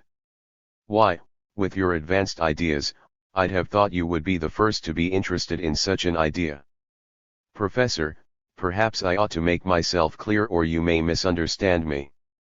As I see it, George, the history of science allows us that the need for a new technical process or scientific discovery has invariably produced the man for the job. To take a simple example with which you may be familiar. Michael Faraday is well known as the discoverer of the principle upon which is based the whole of modern electrical engineering. But do you think he would have been interested in such problems if he would have lived 200 years earlier, or if he had been brought up on some island far away from civilization? George, he might have been interested, Professor. Professor, if he would, George, it would have been the interest of a dilettante, much as Hero, the ancient Greek scientist, played with the steam engine a couple of thousand years ago. You see, George, a scientist or inventor can only effectively make use of the ideas and the outlook inherent in the world conditions in which he lives. Where there is no immediate practical use to be made of an idea, you can be sure that that idea is, for the time being only perhaps, just useless lumber. George, in short, Professor, that's what you think of interplanetary travel. Professor, frankly, George, yes. And it seems that the financiers and industrialists of the world today agree with me, since no one seems anxious to finance such a venture. George, but finance couldn't stand in the way in the moneyless world commonwealth. If an inventor wanted to construct such a machine, he would have a right to the use of the materials, surely. Professor, he would have that right today, George, if he could demonstrate clearly that there was something to be gained by the venture. George, but if nobody would question his right to a 4-foot rod of steel for making, say, a new toy of his own design for his son, why should there be, and you seem to imply it, any objection to, say, 500 tons of steel for building his machine? Professor, let me put it this way, George. As far as your ordinary duties were concerned, you and all of us would be doing work necessary for the maintenance of the people of the world commonwealth. What you would do in your leisure time would be your concern. But if what you would do in that time put an undue strain on any one section of the community, its members would have the right to object, and rightly so. Don't you think that's fair? George: it's fair in a way, Professor, but there are thousands of people interested in space travel, Professor, and there are thousands interested in the Johanna Southcott box. Numbers prove nothing, unless the ideas held by those numbers can be shown to satisfy a human need. I really can't see that any such need would be satisfied by interplanetary travel. George: but people's needs vary. There are lots of people with all sorts of queer interests and hobbies. Have you the right to dictate? Professor: I must object, George, I have no such right. But the people of the world common will would have. Not the right to dictate, but the right to protest. In the case of the people with their specialized hobbies and interests, it should be obvious that those people who cater for them now, and they are available now, would cater for them then. But why all this interest in trips to Mars and high-speed planes? Do you think it's of such importance? George: well, high-speed transport would be, at any rate, or are you going to be hypercritical about that? Professor: now seriously, George, apart from your own personal high-speed inclinations, for which indeed I have the greatest respect, is it your opinion that high-speed transport is such a vital necessity? George: I should say it is. Why, perishable foods, Professor, yes, but you must remember that even now the transport of such foods is not the difficult problem it was even 20 years ago. Refrigeration and other methods of storage are a commonplace today, and you must bear in mind that investigation is still going on. Apart from that, as much as possible of the food, etc., that is needed in a very fresh state, could be grown or produced as near as possible to the place where it is needed. There would be no transport of coal to Newcastle or sand to Egypt, to use the hackneyed expressions. In this way, that is, by a system of zoning, a lot of overlapping transport could be eliminated. Still, as you've brought up the subject of transport, suppose we apply our minds to the problem, and by dissecting present-day ideas, get perhaps some idea of how the world common will might set about the planning of its own transport system? George: that sounds interesting, Professor. This is just my line. Professor: then just take a look at this list I have here, Fig. 1. It includes, near enough, all the usual methods of transport available in this country at the present time. Somewhat similar methods are used in other countries, but for simplicity we will consider only those we have here. Now some of you will observe, are marked with AG. These are the methods of transport most commonly used for the conveyance of goods. Some of the others are occasionally used for this purpose, I know, but the volume is insignificant compared with those marked. I have also marked some W, representing methods of transport used for the conveyance of people to their work, and some P, methods of transport used to convey people to their pleasures and pastimes. I have bracketed 3 together because these 3 serve all 3 purposes. From this point of view, then, they are truly the most economical, as they are the most fundamental. George: excuse me butting in, Professor, but where is this all leading to? It all seems so obvious. Professor: it all leads to this, George, that in the same way as the world common will would regard a multiplicity of retail shops as an uneconomical and wasteful form of distribution, and so rapidly eliminate them, so will efforts be directed towards the elimination of all unnecessary forms of transport.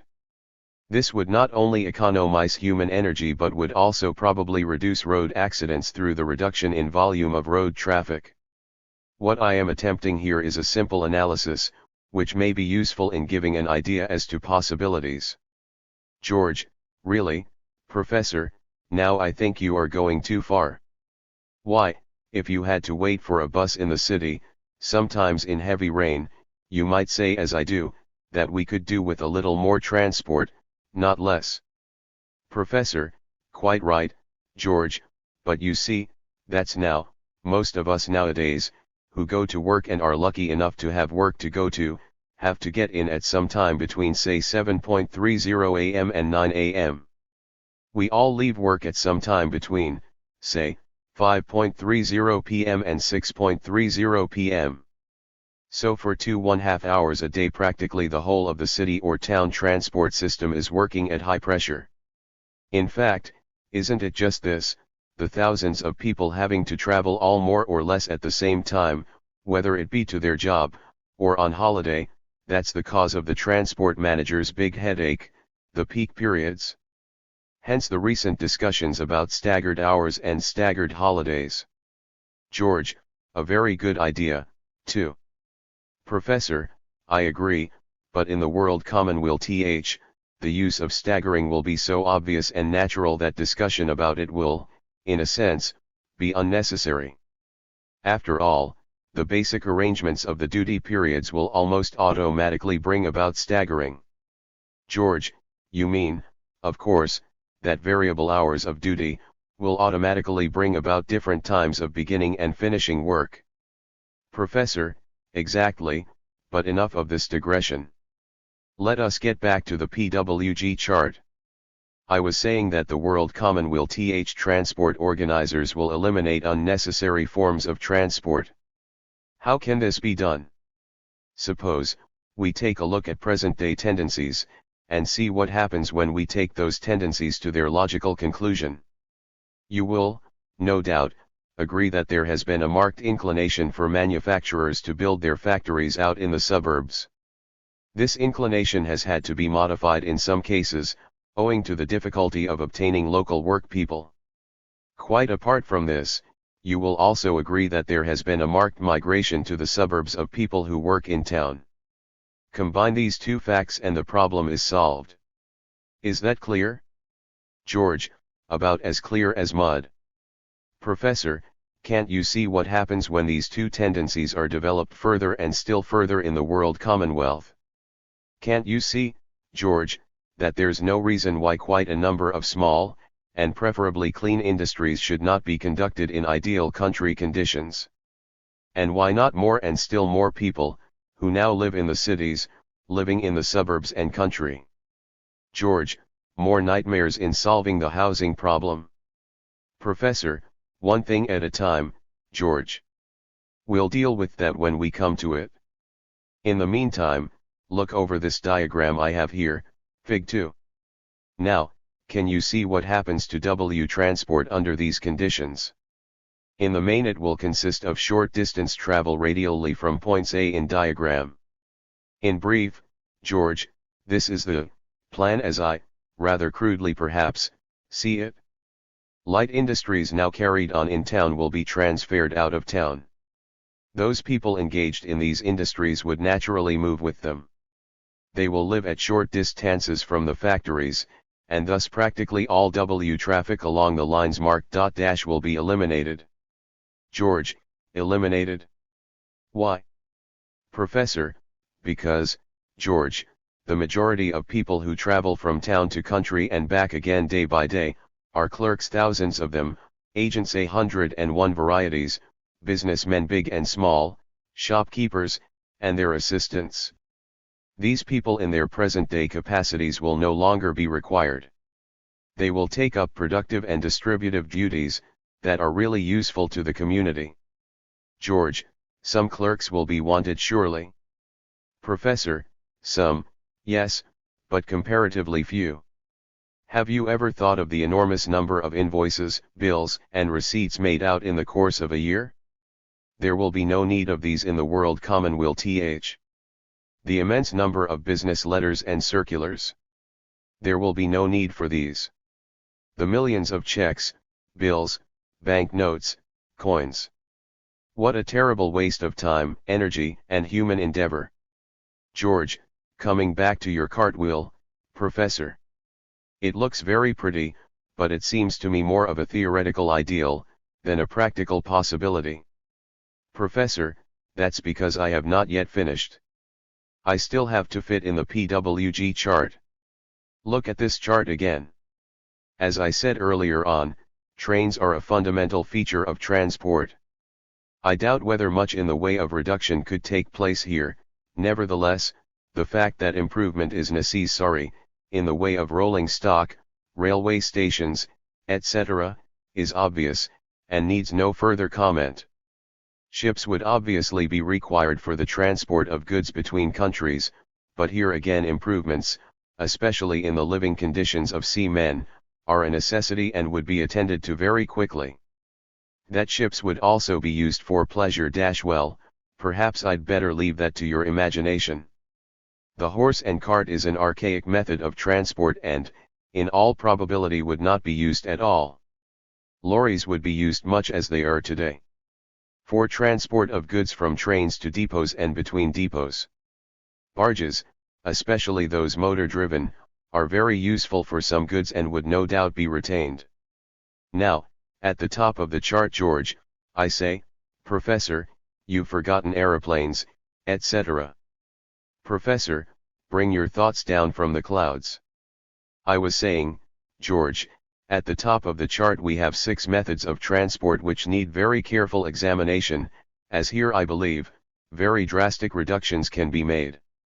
Suppose we analyze each one fairly closely. The bicycle as a means of recreation is a fine thing, and for that purpose, would in all probability be more used than it is today. Nowadays, of course, one principal use is as a means of getting to one's work. As in the majority of cases, this is done from the point of view of economy, little more need be said, except that George, I can see that, Professor, bicycles will still be used by people to get to their jobs, but they will do so because they prefer it, and not for the saving of money, which they won't have. Professor, good. Now we come to private cars. These present a much more formidable problem. Still, I hope you will agree with me, when I say they would not be required in the world commonweal th. George, oh. I say, Professor. This is the limit. You've certainly put your foot in it, here. Why, Professor, don't worry, George, I know all your questions and I have all the answers. You were, I expect, going to say what about holidays and going to see Aunt Jessie at Christ Moss and that occasional weekend at Margate and those lovely picnics up the river. Why, look at the time and money saved. Ah. You see. Money. We can rule that out at once. Time. Well, George, you should by now, be able to see that life in the world commonweal th would not be the hectic hurry, scurry, and indigestion that it is nowadays. With almost as much time for leisure as you now have for work, why George, life will be one long holiday. Nevertheless, holidays, in a general sense, will form a feature of life in the world commonweal th, and so will be discussed later. In the meantime just think this over. The private motor car serves no purpose in the transport of goods, it is used only to a small extent for the transport of people to their jobs. Its main purpose, therefore, puts it almost entirely in the P category. Pleasures and pastimes will be dealt with later, so we'll carry on with the chart. As the bus and trolleybus ILL call them. Both bus to save words have somewhat similar range and purpose, we'll dispose of them together. Now will you agree, George, that nowadays, in all the big towns, buses serve their most useful purpose in transporting workers to and from their place of work? George, I agree. Professor, and that most of these factories are in, or only just on the outskirts of, these towns? George, yes, I suppose so. Professor, you will also admit that there are large numbers of Smiths and Jones who work at X and live at Y, while a similar number work at Y and live at X. George, quite true, Professor. Professor, then you should agree that the diagram, Fig. 3, I have here gives some idea of ordinary everyday W traffic under present conditions. George, quite fair, I think. Professor, then you will also admit that the bulk of this traffic is carried by buses. George, oh no. You've forgotten the underground. Professor, I have already included that in the PWG class. They are fundamental, so where they now exist they will stay, that is, of course if they continue to serve a useful purpose. Often have a feeling that in the world commonweal they will not be as necessary as they are now, but time will tell. George, they make useful air raid shelters. Professor, your expression suggests that you do not make that remark seriously, and I am glad to see it. If we are to plan transport or housing or anything else for possible wars, we might just as well burrow our way into the earth, and leave its surface to the more intelligent creatures. No, George, as you seem to realize yourself, in the world commonweal there would be no wars, because there could not. But I digress again. Let me continue. Now if the factories are transferred to the suburbs and country, and if offices in such large numbers are not required, well, there you are, the buses will not be wanted. George, but, Professor, there would be some traffic across towns, and again, not everybody living in the country or suburbs would live at walking distance from their jobs. I sometimes think you regard people as pawns on a chessboard that you move about according to your plan, disregarding the fact that they are human beings you are dealing with, and will willy-nilly do what they wish to do, and to hell with your plans. Forgive this outburst, Professor, but this talk on transport has left me feeling rather limp. Professor, I'm sorry to hear that, George, since it shows that I have been perhaps a little too theoretical. Still, I have never lost sight of the fact that it is human beings we are dealing with. Nor do I deny that in the world commonweal people will do as they wish to do. On the contrary, George, they would have far more opportunity of so doing. What opportunity have they now with regard to that one thing under consideration? Choice of living accommodation is determined in the main by one important factor, and that, George, is amount of rent demanded by the landlord.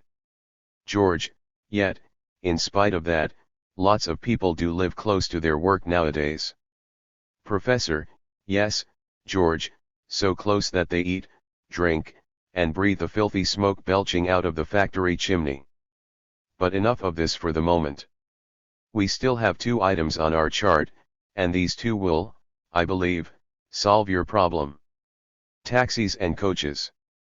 It is my opinion, George, that a combination of these 2 will solve all the problems of transport in the world commonweal Not exactly as they are, maybe, but modified to suit the needs of the community. In the case of taxis, for example, I should imagine that a large proportion would be practically identical with our present-day private car. George, I say, Professor, you are weakening. Professor, but with this difference, they would be garaged in their hundreds at convenience centers, for the use of all who could drive. At these garages they would be properly serviced and would be readily available for the afternoon trip, the weekend tour, or the 4-week or the 14-week vacation. Nor would you worry if you preferred to leave the car, to return by some other means. You would just leave it at the local garage, and as far as you are concerned, the matter is ended. To paraphrase a well-known advertising slogan, it would be a case of you take the car, we do the rest. George, that whets my appetite, Professor. But there would have to be some restrictions. Professor, naturally, but that's a very minor detail, and hardly worth discussion. In any case, we've had enough for tonight. Tomorrow we'll discuss housing in the world commonweal So think of some questions. In the meantime, good night. George, oh. I say, Professor, what about aeroplanes? Professor, you can have them all, George, and the airships, and the submarines. The devilish things. Chapter 6. Bricks and mortar. George, in our talk yesterday, Professor, you suggested or implied that the simplification of transport in the moneyless world commonweal would help solve the housing problem. How do you think this might be done? Professor, in the first place, George, there is, truthfully speaking, no housing problem. The fact is, more and better living accommodation is required, but, at the present time, is not being built in sufficient quantity and at a reasonable enough rent. If I add that the reason for this is money, you will know what I mean. Houses and flats are not built unless there is prospect of a profit. If there is more profit to be made by investment in more lucrative ventures, few houses are built. If, however, houses are built, they must be profitable. For this reason, houses that are built to be sold or let at a high price are built well. Those at a moderate price or rent not so well, those at a low price are just jerry-built. George, from which I gather that with no rents and no jerry-building, we will in the world commonweal all live in stately mansions. Professor, I don't think so, George. You see, in the first place, most people would for a time live where they are now. Only those who are living in unfit dwellings would first be moved into better homes. George, what? You'll expect me to stay in my semi-detached, while Lord Moneybags continues living in his country mansion? Not likely. And do you seriously believe that those people who now live in the slums won't object? They'll be the equals of old Moneybags, remember, won't they want equal living conditions? Why? Professor, there'd be a revolution. Professor, well, hardly a revolution, George, but there would certainly be some fun. Can't you imagine Mr. and Mrs. Jones and family coming to take possession of Moneybags Towers, being met by Mr. and Mrs. Smith and family, who had already taken possession, or better still, being confronted by Moneybags himself? No, George, we must face the question sensibly, lest we wander round in circles looking for the solution of a problem, which strictly speaking does not exist. Let us first deal with this equality bogey. You seem to imagine that the world commonweal implies absolute equality in every way, a sort of general standardization. George, why, surely, Professor, doesn't it? Professor, certainly not, George. I see you haven't grasped the significance of a point I emphasized the other day. Human beings are products of nature, and she knows nothing of absolute equality, only variations and similarities. How can people be equal if their needs are unequal? How can a dustman be equal to a doctor if the one has a larger appetite than the other? How can the musician be equal to the mathematician if the composing of a symphony is not equal to the solving of a problem in the calculus? Can an apple be equal to an orange, granting they are both fruits and are of the same weight? In one sense only would there be equality, and that is inequality of access to the needs of a full and happy life. Equality. Yes, if you like, in the sense that there would no longer exist the division into rich and poor, which is the real source of all our present social evils. Equality. Yes, insofar as the needs of each would be 100% satisfied, although no doubt each would receive unequal amounts of goods. Any idea of equality beyond this would be absurd. You see, George, human beings are not equal though, like the apple and the orange, which have a fruity nature, they have something in common, and that something is a human nature. It is this, and the intelligent understanding of the world commonweal principles by the majority of the people, that give me good grounds for believing that people will be content to put up with their present living accommodation for a comparatively short time until better is provided. And when I say better, I mean really better. There will be no jerry building. The pattern for the future would be the best that can be built today. What is now available to the rich would be made available to all. Naturally, in those cases where present living accommodation is very bad, temporary homes would be found. George, and who will be judge of the badness of that accommodation? Professor, who better than those who suffer from its badness? And I am inclined to the opinion, George, that it may even be necessary to persuade a few people to leave their vermin-infested homes. George, that seems a peculiar statement, Professor. Professor, peculiar, but in the main, true, nevertheless. No matter how poor the home and how dilapidated, people seem to acquire an attachment to a house that to be really brutal is positively unhealthy and incredibly insane. George, it doesn't seem possible somehow, but I suppose people can get so accustomed to bad living conditions, that a change to better is at first quite painful. Still, I suppose you have a plan for the bricks and mortar of the world commonwealth. Professor, and why not ferroconcrete, George, and plastics? Yes, I have a plan, in a manner of speaking, but before I tell you what it is, I must warn you, firstly, that I lay no claim to prophetic insight, and secondly, that I am not a town planning expert. With these provisos, let me tell you what pictures have in my mind's eye. When we discussed world commonwealth transport, I was rather surprised you made no objection on the ground of the possible breakup of family life. George, I don't follow. Professor, now don't you see, George, if Mr. Jones, his son, and his daughter have their duties at considerable distances from one another? George, well, that's simple enough, they'll live away from home.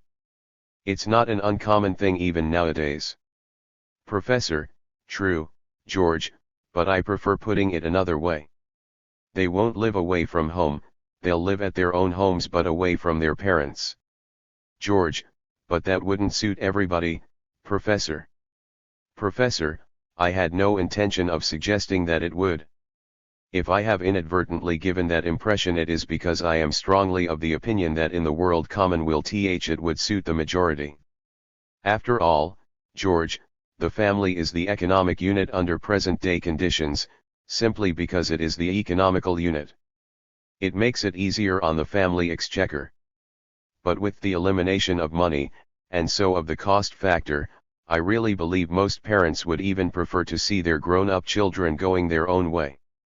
They would not be forcibly parted, as they often are in wartime, would they?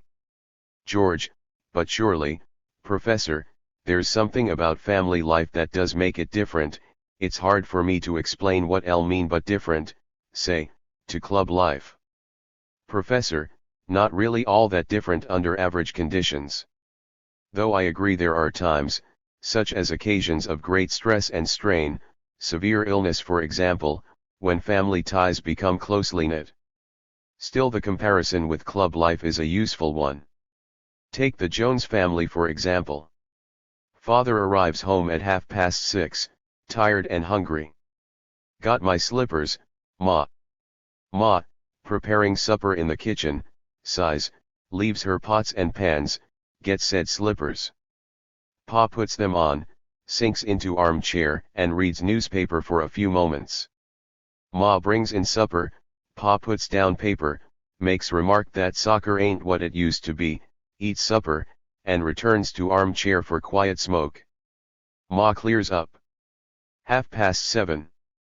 Mary walks in, singing latest dance tune. Hello, folks, I'm going out with Joe tonight. Can I have my supper quickly, Mum, there's a dear? Mum sets table, goes into kitchen, brings out supper. Mary eats supper and reads film news. Supper ended, Mary pats on powder. Cheerio, I may be home late, so don't wait up for me. Father grunts, mother sighs. Girls ain't like what they used to be. Now when I was 20 8:30 and Tom walks in. Supper episode repeated for third time. Radio World replaces film news. Supper finished, can I have the table now, Mum? I want to finish the wireless set. Mum clears table and sighs, if only they'd all have supper together. Pa lowers paper. And removes pipe. Why can't you do your dirty work up in the attic? Mum intervenes. You know it's too cold up there just now, and we can't afford to have two fires going. Pa replaces pipe and returns to paper. Boys ain't like what they used to be, mollycoddled, that's what they are. Tom proceeds with wireless set. And there is peace at a price. The price, George, is harmonious disharmony. You can modify this picture in 1,000 different ways. There may be a little more, or a little less of that family give and take as we call it, but in the end the results are more or less the same. George, and the results are? Professor, lack of self-confidence, and, necessarily, in varying degrees. In my own limited experience, I find it always lends to be worse in those families where interests, hobbies, etc., are widely different and the space available is restricted. Tom wants the table for his wireless set, Bill wants it for his model aeroplane making, Mary wants to do some sewing. There's certainly to be trouble, and resentment at some time or another. You see, George, all our actions are ultimately selfish, even when they are apparently selfless. We always strive to do those things that in the long run give us the greatest satisfaction. This applies even when you ruin a suit of clothes by diving into the river to save a drowning child. You can easily visualize your dissatisfaction if you were to do nothing in leaving the child to drown. Now just try analyzing Tom's thoughts as he gets on with his wireless set. Wireless is his hobby. Practically all his spare time, and his spare cash is spent on it. It does make a little mess, it's true, but what of it? He always tidies up when he's finished, so why should father get annoyed? Knocking with the hammer? But that's not too often. The smell of the soldering iron? But that's not so bad. The whistling and the buzzing as he tests out this coil and that? But what's a fellow to do? So, after all, George, is it so different from club life? The club bore is a familiar species. Major cast iron with his when I was in Pune is little different from Pa and his boys ain't like what they used to be. Colonel Know-all, the armchair strategist playing with flags on a map, and monopolizing the large table, is only an older edition of Tom. George, what's all this leading to, Professor? Professor, here then is the point, George, which you should, by now, be able to grasp. Speaking generally, and in the main, present-day living accommodation is very far from ideal for the development of a complete personality. George, I'm rather of the opinion, Professor, that you're making much ado about nothing. You make it look much worse than it really is. Don't you think that the example you give is exceptional? Professor, far from exceptional, I should say, George. Much more likely, in my opinion, to be the general rule in the average working man's home, where there are, say, 2 or more children. As for making much ado about nothing, I hope you don't mean that. Do you think it's so unimportant that children, young and old, should have anything but ideal facilities for recreation, whatever form that recreation may take? Is it of such little consequence that children should need to make sacrifices, that their brothers and sisters should play in their own way or do such other things as they wish? Does it matter so little that parents should do without, that their children may have? George, but don't you think that parents really enjoy making sacrifices for their children? Professor, more often, I believe, it's a case of making a virtue of necessity. Still the fact remains that quite frequently they do make such so-called sacrifices, yet is it not obvious that they would be far happier if no sacrifice were necessary? The father who has to sell a fine library of books that his son may continue his studies does not do so for pleasure. It pains him to do so. He would rather keep his library, if he could be sure that by doing so he would not be impeding his son's career. George, look here, Professor, we've been talking a lot but we are not getting anywhere.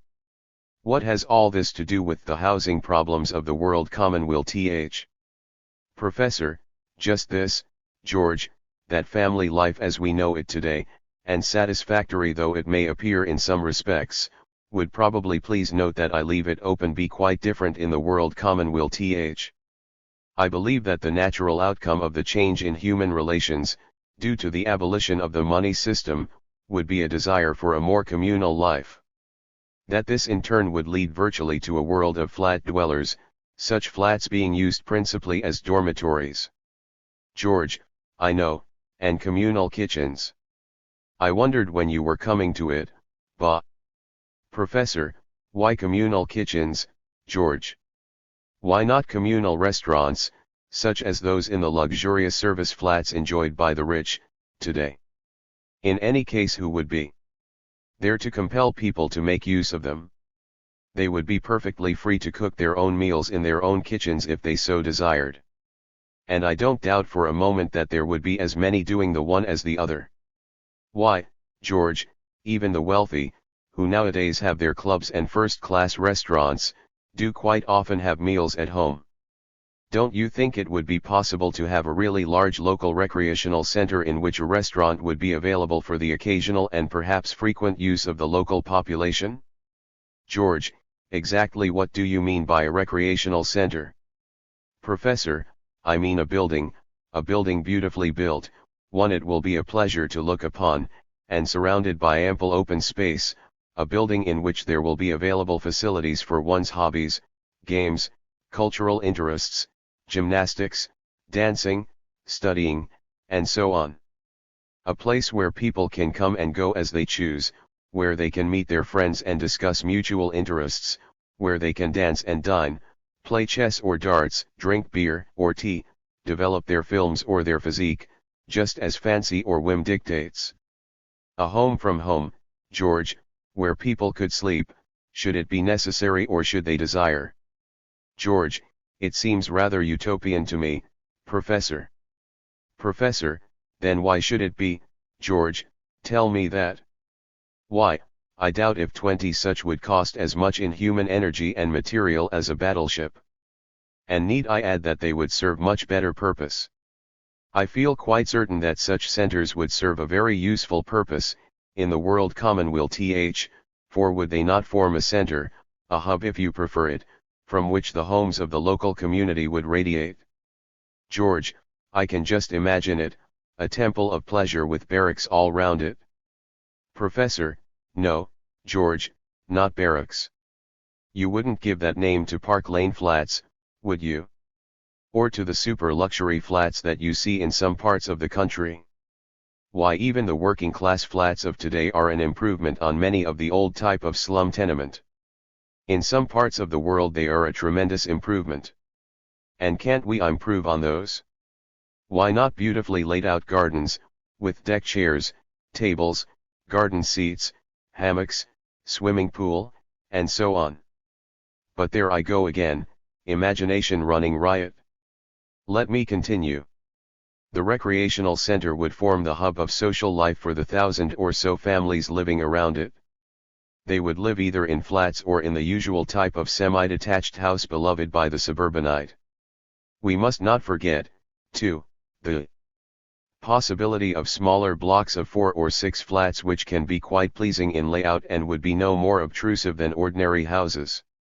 It is, in my opinion, not outside the capabilities of present-day architects to so plan a small town, that a pleasing variety is obtained even with such apparently difficult material. George, you suggest then, that people would use their flats and houses as dormitories, and that most of the spare time including meal times would in the main be spent at the recreational center. Surely you're taking too much for granted? People need some privacy apart from their bedrooms. There may be need for entertaining some friends at home.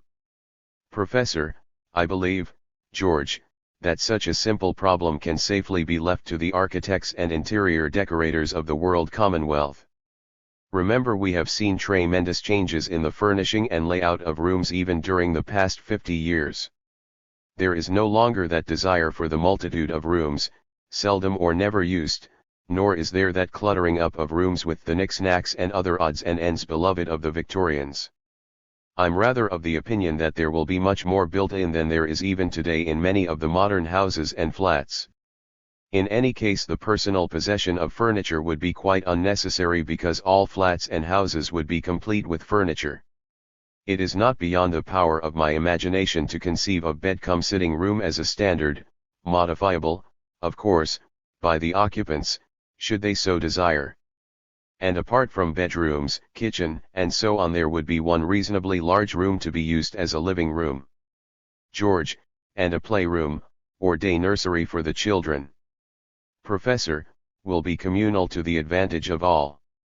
To sum up, George, in one area, not necessarily under one roof, there would be, if so desired, say, 100 or so flats, with central heating, central refrigeration, a telephone to each flat, a central day nursery for the younger children, together with the usual amenities that one associates with the present-day well-designed service flats, and no doubt there would be incorporated quite a number of ideas, unthought of today.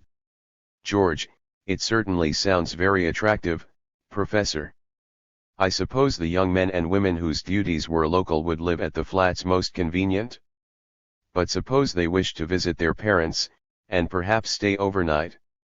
With a prescribed number of beds and bedrooms, the old folks may find the situation rather difficult. Professor, another use for the recreational center, George. Spare bedrooms for the refugees. What could be simpler? And after all, isn't this somewhat similar to what you'd do nowadays in identical circumstances? Except, of course, that a nearby hotel would take the place of the local recreational center. George, quite true, Professor. I can now form a more or less well-defined picture in my mind of a town, planned on the lines you mention. But there's one thing that strikes me as curious. You suggested when discussing transport, that the bulk of the town population would be living in the country. If that be so, is there to be no countryside at all? And what about the towns? Are they to be left desolate? Professor, let me make it quite clear, George, that the plan I have so far outlined represents to some extent an ideal. In my opinion, it is a practical ideal, an ideal that could be achieved, and no doubt with many modifications, will be achieved. You need have little fear for the countryside, for as I see it there could exist quite large areas consisting of nothing else. What I do object to, however, and most strongly, is that sort of gradual transition from town to country that is so common nowadays. I should like to see in the world commonwealth, as far as we here are concerned at any rate, a clean break. I would prefer to see a larger number of small towns, each a complete unit, with large areas of vale and meadow and pleasing landscape between them. That this would involve large-scale demolition as well as rebuilding, I would not deny, but what of it? Wars involve almost as much, and to less advantage. Don't you think, honestly now, George, that the people of the world commonwealth would be capable of thinking on a scale big enough and grand enough to plan a world nearer to their heart's desire? I most emphatically do. George, I'm half inclined to agree, Professor.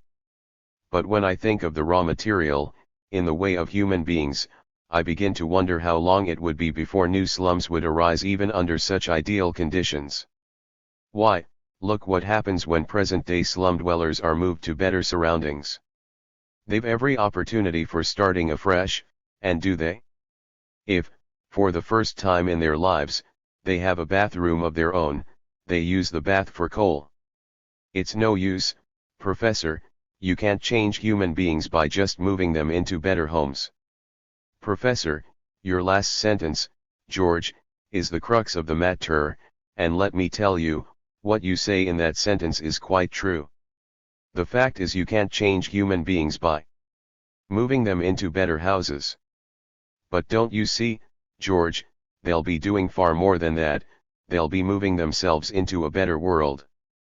And just as the Duke of Arden could find books in the running brooks, sermons in stone, so will the people of the world commonwealth find a new outlook towards life, and therefore towards their homes, in the new world which they will have brought into being. You see, George, when present-day slum dwellers are moved to better houses or flats, they cannot help, as a rule, but take their slum pay packet with them.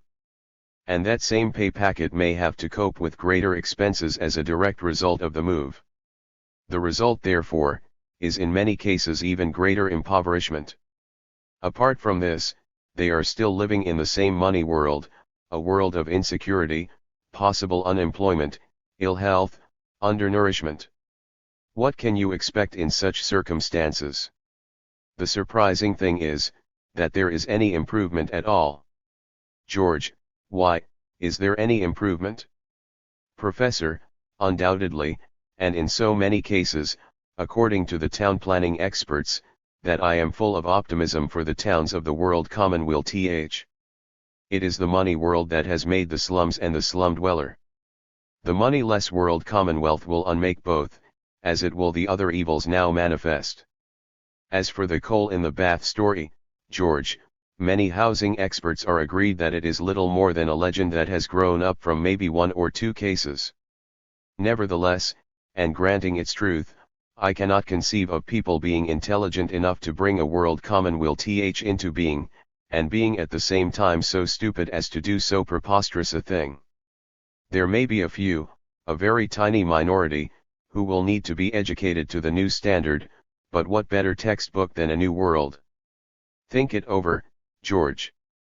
Chapter 7. Learning to Live? George, I have thought it over, Professor, and I am inclined to agree with what you say. That world common, wealth conditions will in fact educate people to the level where they will appreciate the better housing and other amenities of life. I'll even go further than that, Professor. It seems to me that in many respects, they are actually being educated up to a higher level even now. Professor, apparently you've been thinking. George, true, I have, and I should like to explain to you how I thought it out. It occurred to me that when people see, in newspapers and magazines, advertisements and pictures of things they would like and yet at the same time can't afford to buy, they are in a way, being educated up to a higher standard of living.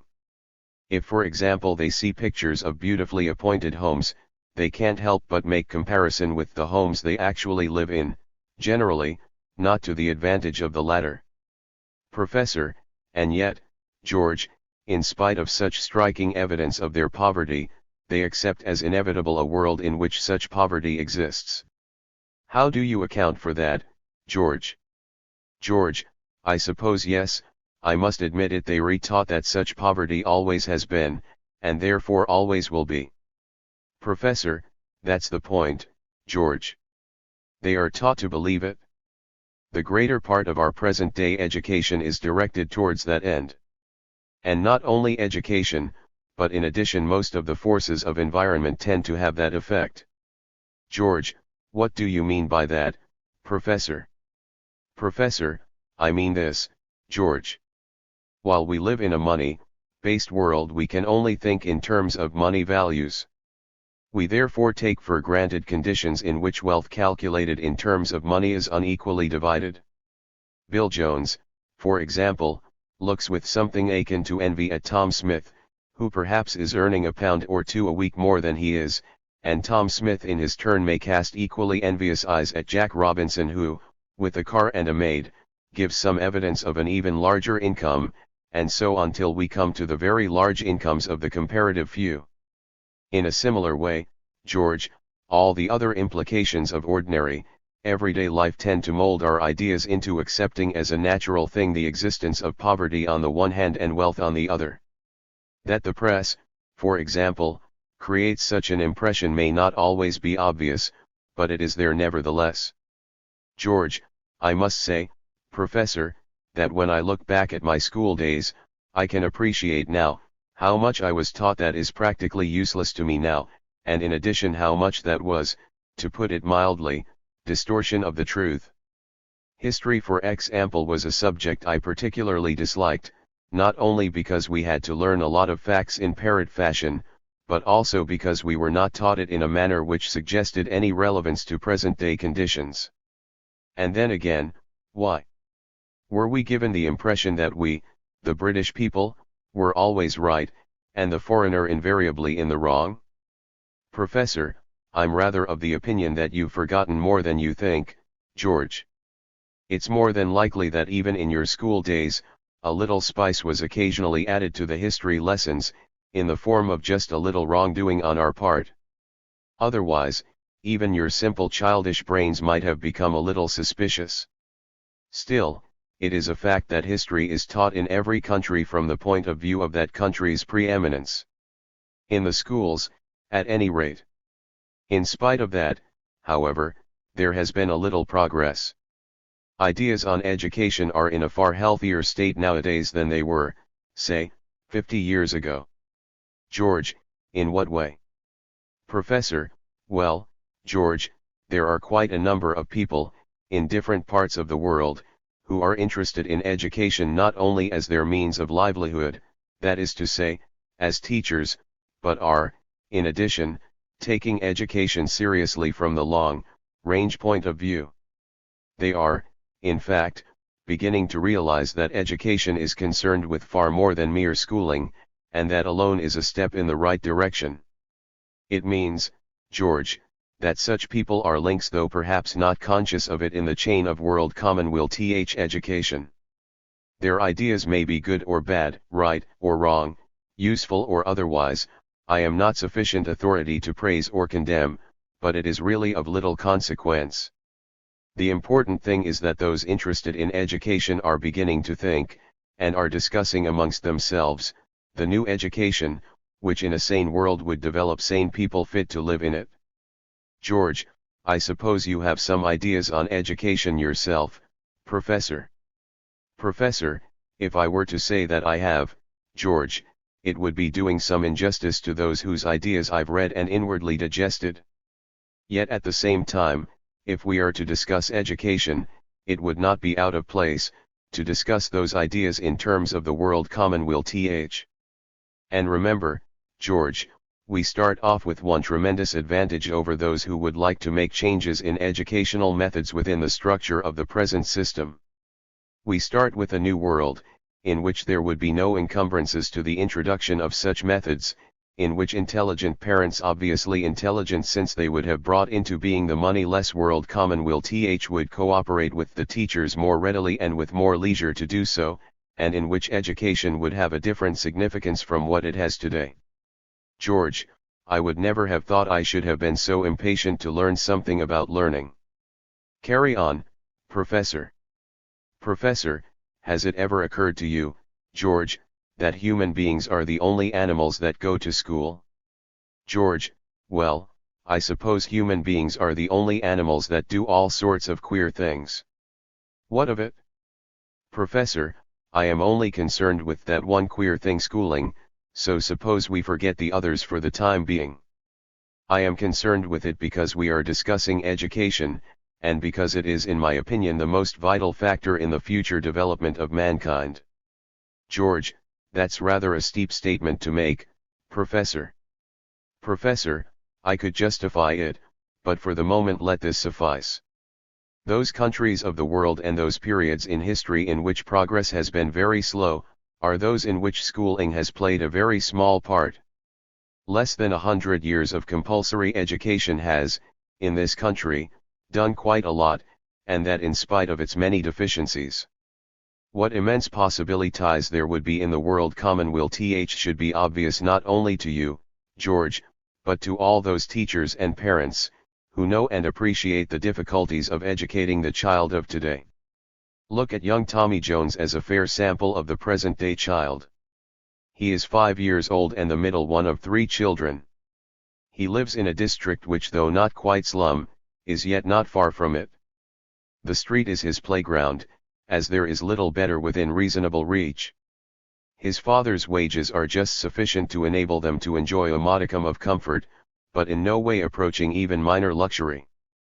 But, of course, his father has been fortunate. He has had only 3 spells of 4 weeks each out of work in 2 years, which is about the average for his work.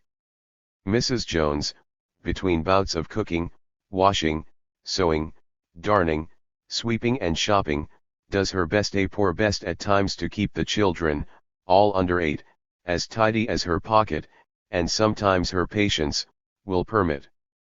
Thank goodness he starts school next week, she sighs as young Tommy comes in, howling, with a bruised knee. So, come next week, with shining face and well-brushed hair, sees Tommy Jones set on the first rung of the educational ladder, Apple Street Council School. He will, if he is an average child, stay there 5 to 6 hours a day, 5 days a week, for 9 years, holidays of course excluded, and during that period will be one of a class of perhaps 30 to 50 children of near enough the same type as himself. George, of course, Professor, that's one of the principal faults. Under those conditions it's next to impossible for a teacher, no matter how conscientious, to take much interest in any special talents of any one pupil. Professor, the surprising thing is, George, that many teachers do, but are yet helpless. They are tied hand and foot to a system which forces them to drive the children under their care, like so many sheep, along a certain specified path. But not all sheep are destined at once for the slaughterhouse, and in like manner Tommy may be one of the few, the very, very few, who at 11 years of age, gain a scholarship place at a secondary school. Whether he gains such a place or not, is, needless to say, conditioned by many factors, but few educationalists will quarrel with me if I select as particularly important, the amenability of Tommy's home surroundings, and the general or particular nature of his brightness. George, what do you mean by that, Professor? Professor, in the first place, George, the interest of a child in his schooling is determined to a large extent by his parents' interest. I believe that children are much more observant in this respect than parents are prone to think. I also believe that a home in which books are a dominant feature, and in which intelligent discussion is encouraged, form a background to a child's life, which cannot help but influence him, not only in his interests and desire for knowledge, but also to a large extent in his choice of friends. George, Tommy's home, of course, is not like that.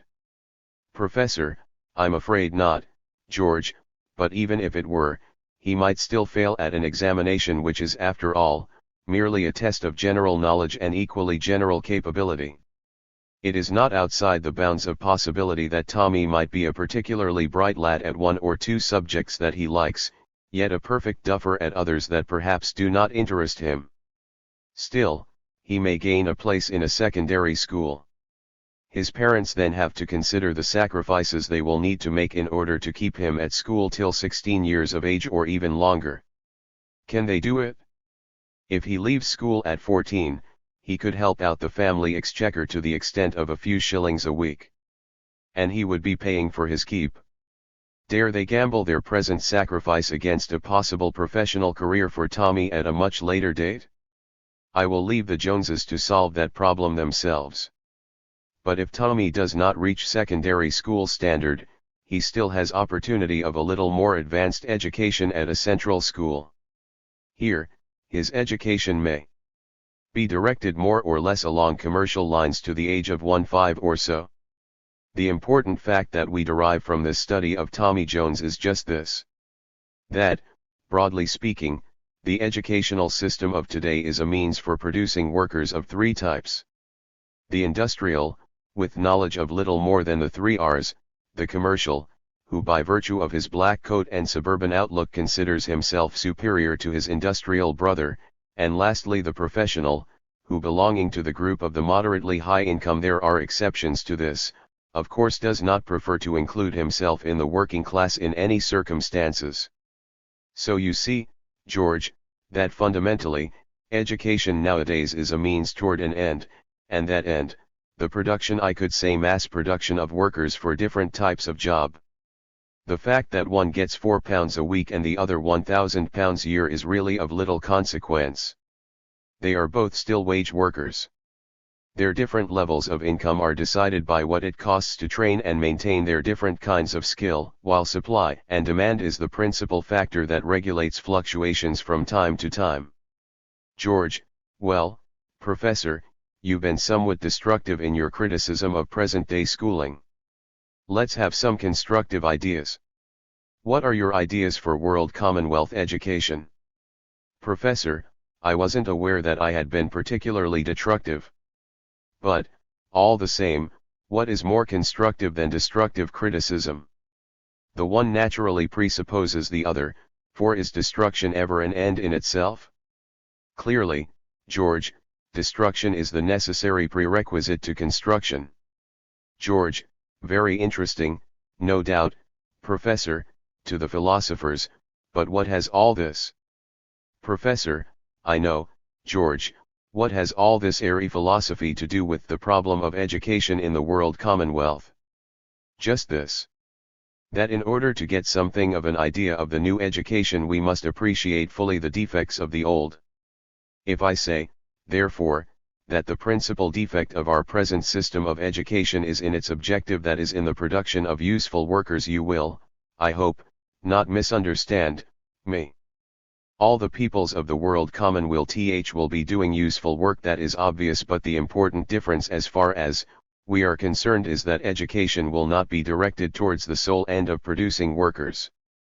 There will be no need for direction of that kind, since environment will impress at an early age the necessity for everybody doing his or her share of the world's work. We thus cannot help but arrive at the conclusion that fundamentally, education in the world commonwealth will be liberal in the true sense of that word. George, and in what sense do you use that word, Professor?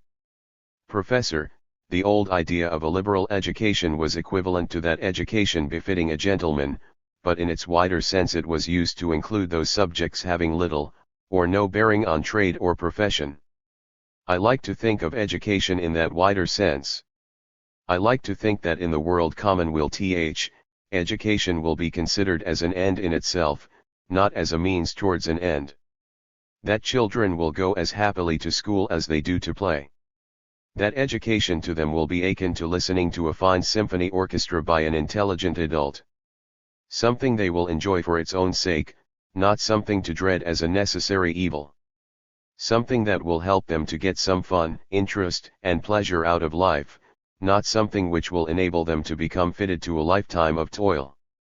George, that sounds fine, Professor, but what is to be the foundation? What are they going to learn? Professor, what better foundation, George, than that freedom inherent in the world commonwealth? Why compulsory Latin or Greek for the children where there is no compulsory coal mining or sewage cleaning for their parents? What better curriculum than one devised by themselves for themselves? Why indeed compulsory education at all in a world where children could and would virtually educate themselves and one another? George, surely, Professor, children would not go to school unless they were compelled to? Professor, they would be compelled. But not by authority. They would be compelled in the first place, at, say, kindergarten age by that perfectly natural desire to play with other children of their own age.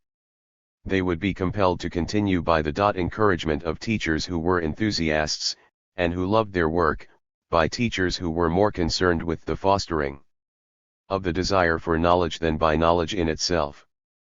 They would be compelled, with developing childhood, by their own interest in learning something about the world in which they live, and since it will be their own world, really their own world, there will be every inducement for them to understand it.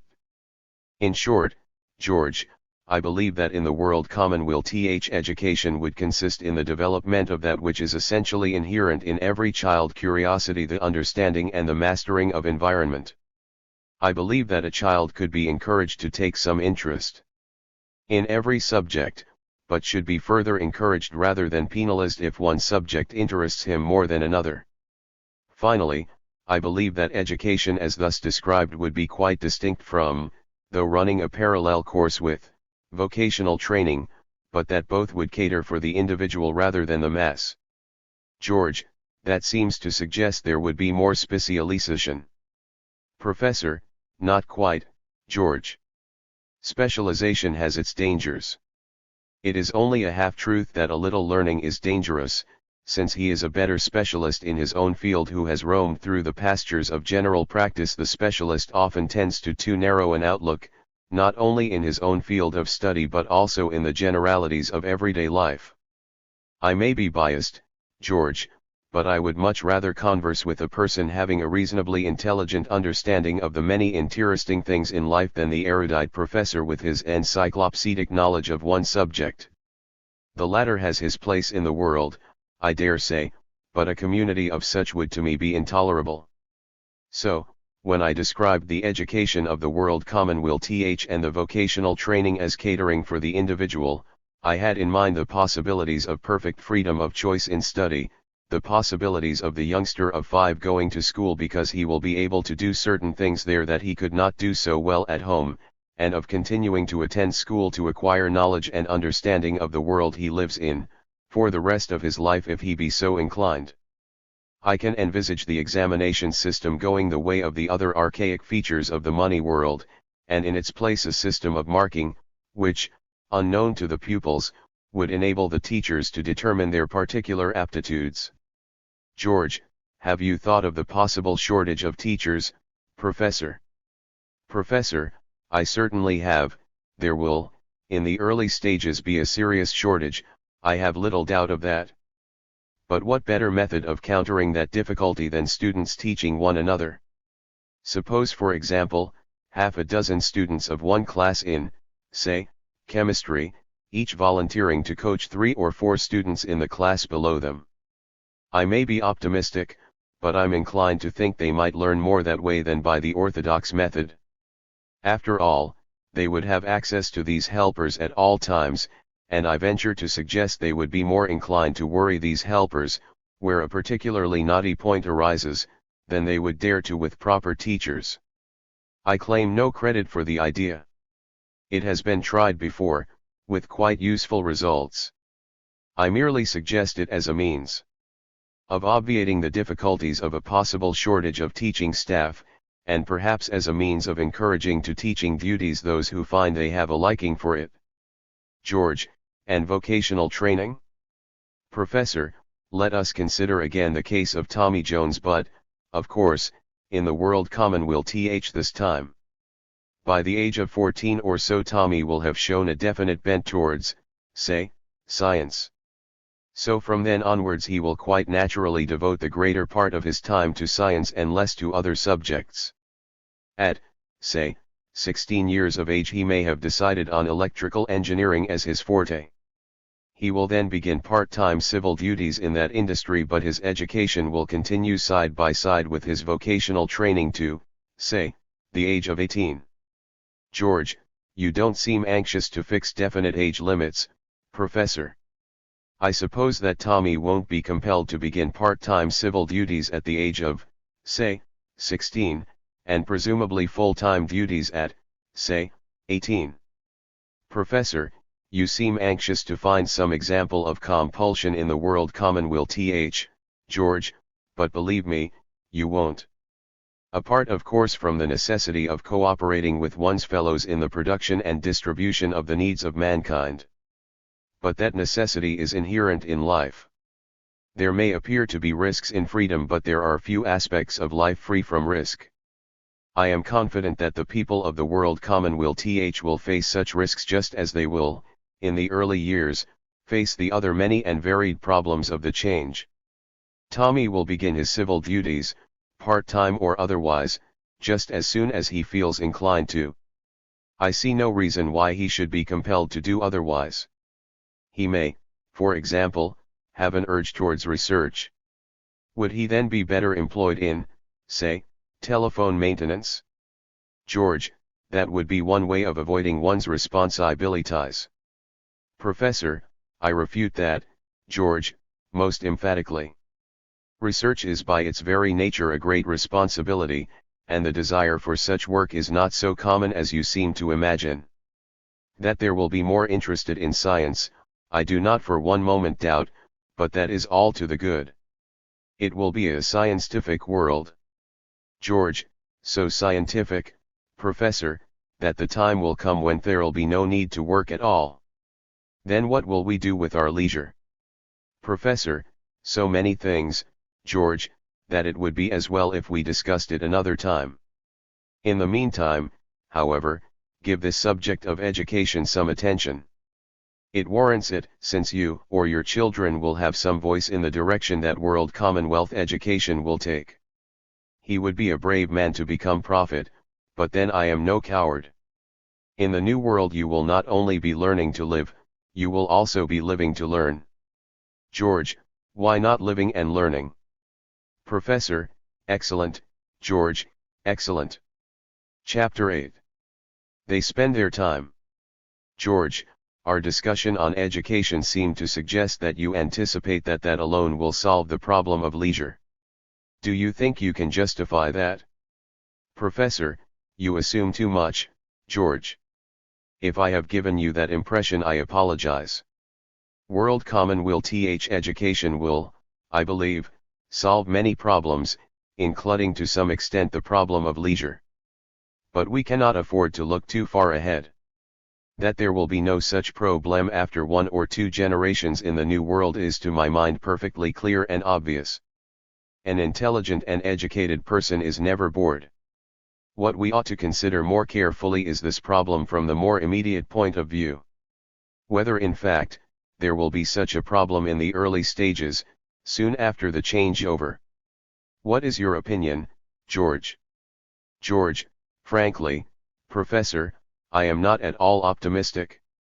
Have uncomfortable visions of people loafing at street corners, filling up public houses, cinemas, dance halls, and cafes, riotous living of all sorts, including especially wine, women, and song. If it is an illusion on my part, I hope you will quickly dispel it. Professor, you paint a gloomy picture, George, but I am afraid you cover a restricted canvas. It is a picture which might more accurately portray present-day people's ideas of spending leisure time. Still, you relieve my mind in one direction. Was wondering whether you might suggest a sudden and overwhelming rush to the universities, the opera houses, symphony concerts, lectures of all sorts, and so on. But your expression shows disapproval. I take it then, that you are of the opinion that the majority of young people do not nowadays prefer this latter method of utilizing their leisure. In fact, George, I have more than a suspicion that you yourself belong to this majority. George, well, I must admit we do have a good time, but then you can't blame us. We don't get very much time in which to enjoy ourselves, after a day's work. That's why we have to make our fun peppy. Professor, then I wonder if you'll agree with me when I say that you and your good time friends would very soon tire of their good time fun if you were free to enjoy yourself in that fashion ad lib. George, well, I suppose we would. Professor, clearly then, as in the moneyless world commonweal you would have perfect freedom to enjoy yourself in this fashion, without let or hindrance, we can only conclude that it would not be long before you tired of these frothy and ephemeral pleasures, and used at any rate a reasonable proportion of your time in the pursuit of what are really more lasting and satisfying entertainments. George, in the same way I suppose that we will desire less in the way of clothes and so on, since we will be free to have as much as we wish. Professor, exactly. And in the same way as those who live in wine-producing countries are as a rule more temperate than those who are not so favored. George, it seems quite reasonable. Professor, moreover, George, we have to bear in mind, we must indeed constantly keep in mind this very important point. The world commonweal can only be achieved as a direct result of the majority of people wanting to bring such a world into existence. They will want it only when they have acquired the knowledge and understanding of its possibilities. The acquisition of this knowledge and understanding naturally presupposes an intellectual awakening and enlightenment which cannot help but arouse an interest in many things previously regarded with little interest, if not with lowbrow disgust. But there is another important point which should not be disregarded. As I have pointed out before, hours of duty could not at once be reduced to the 1,000-hour year which I suggested as a practical world standard. There would be so much to do making up for the deficiencies of our present so-called civilization. So many hungry mouths would have to be filled. So many ragged and ill-clad people to be clothed and shod. And, most important, so many homes to be built and furnished.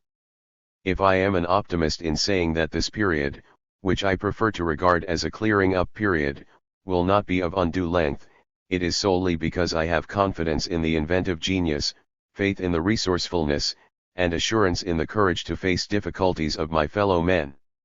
George, I suppose that hours would have to be gradually decreased. Professor, true, and the advantages of such a gradual decrease are obvious. It would give people the opportunity of slowly acclimatizing themselves to the new conditions, including, of course, the increased hours of leisure. Why, George, isn't this exactly what has been happening under our very noses during the past 40-odd years? Have we not seen hours of labor reduced from 70 hours and more per week to less than 50, and coinciding with this an increase in the number of tennis courts, dance halls, clubs, evening classes, literary and dramatic societies, cinemas, and so on?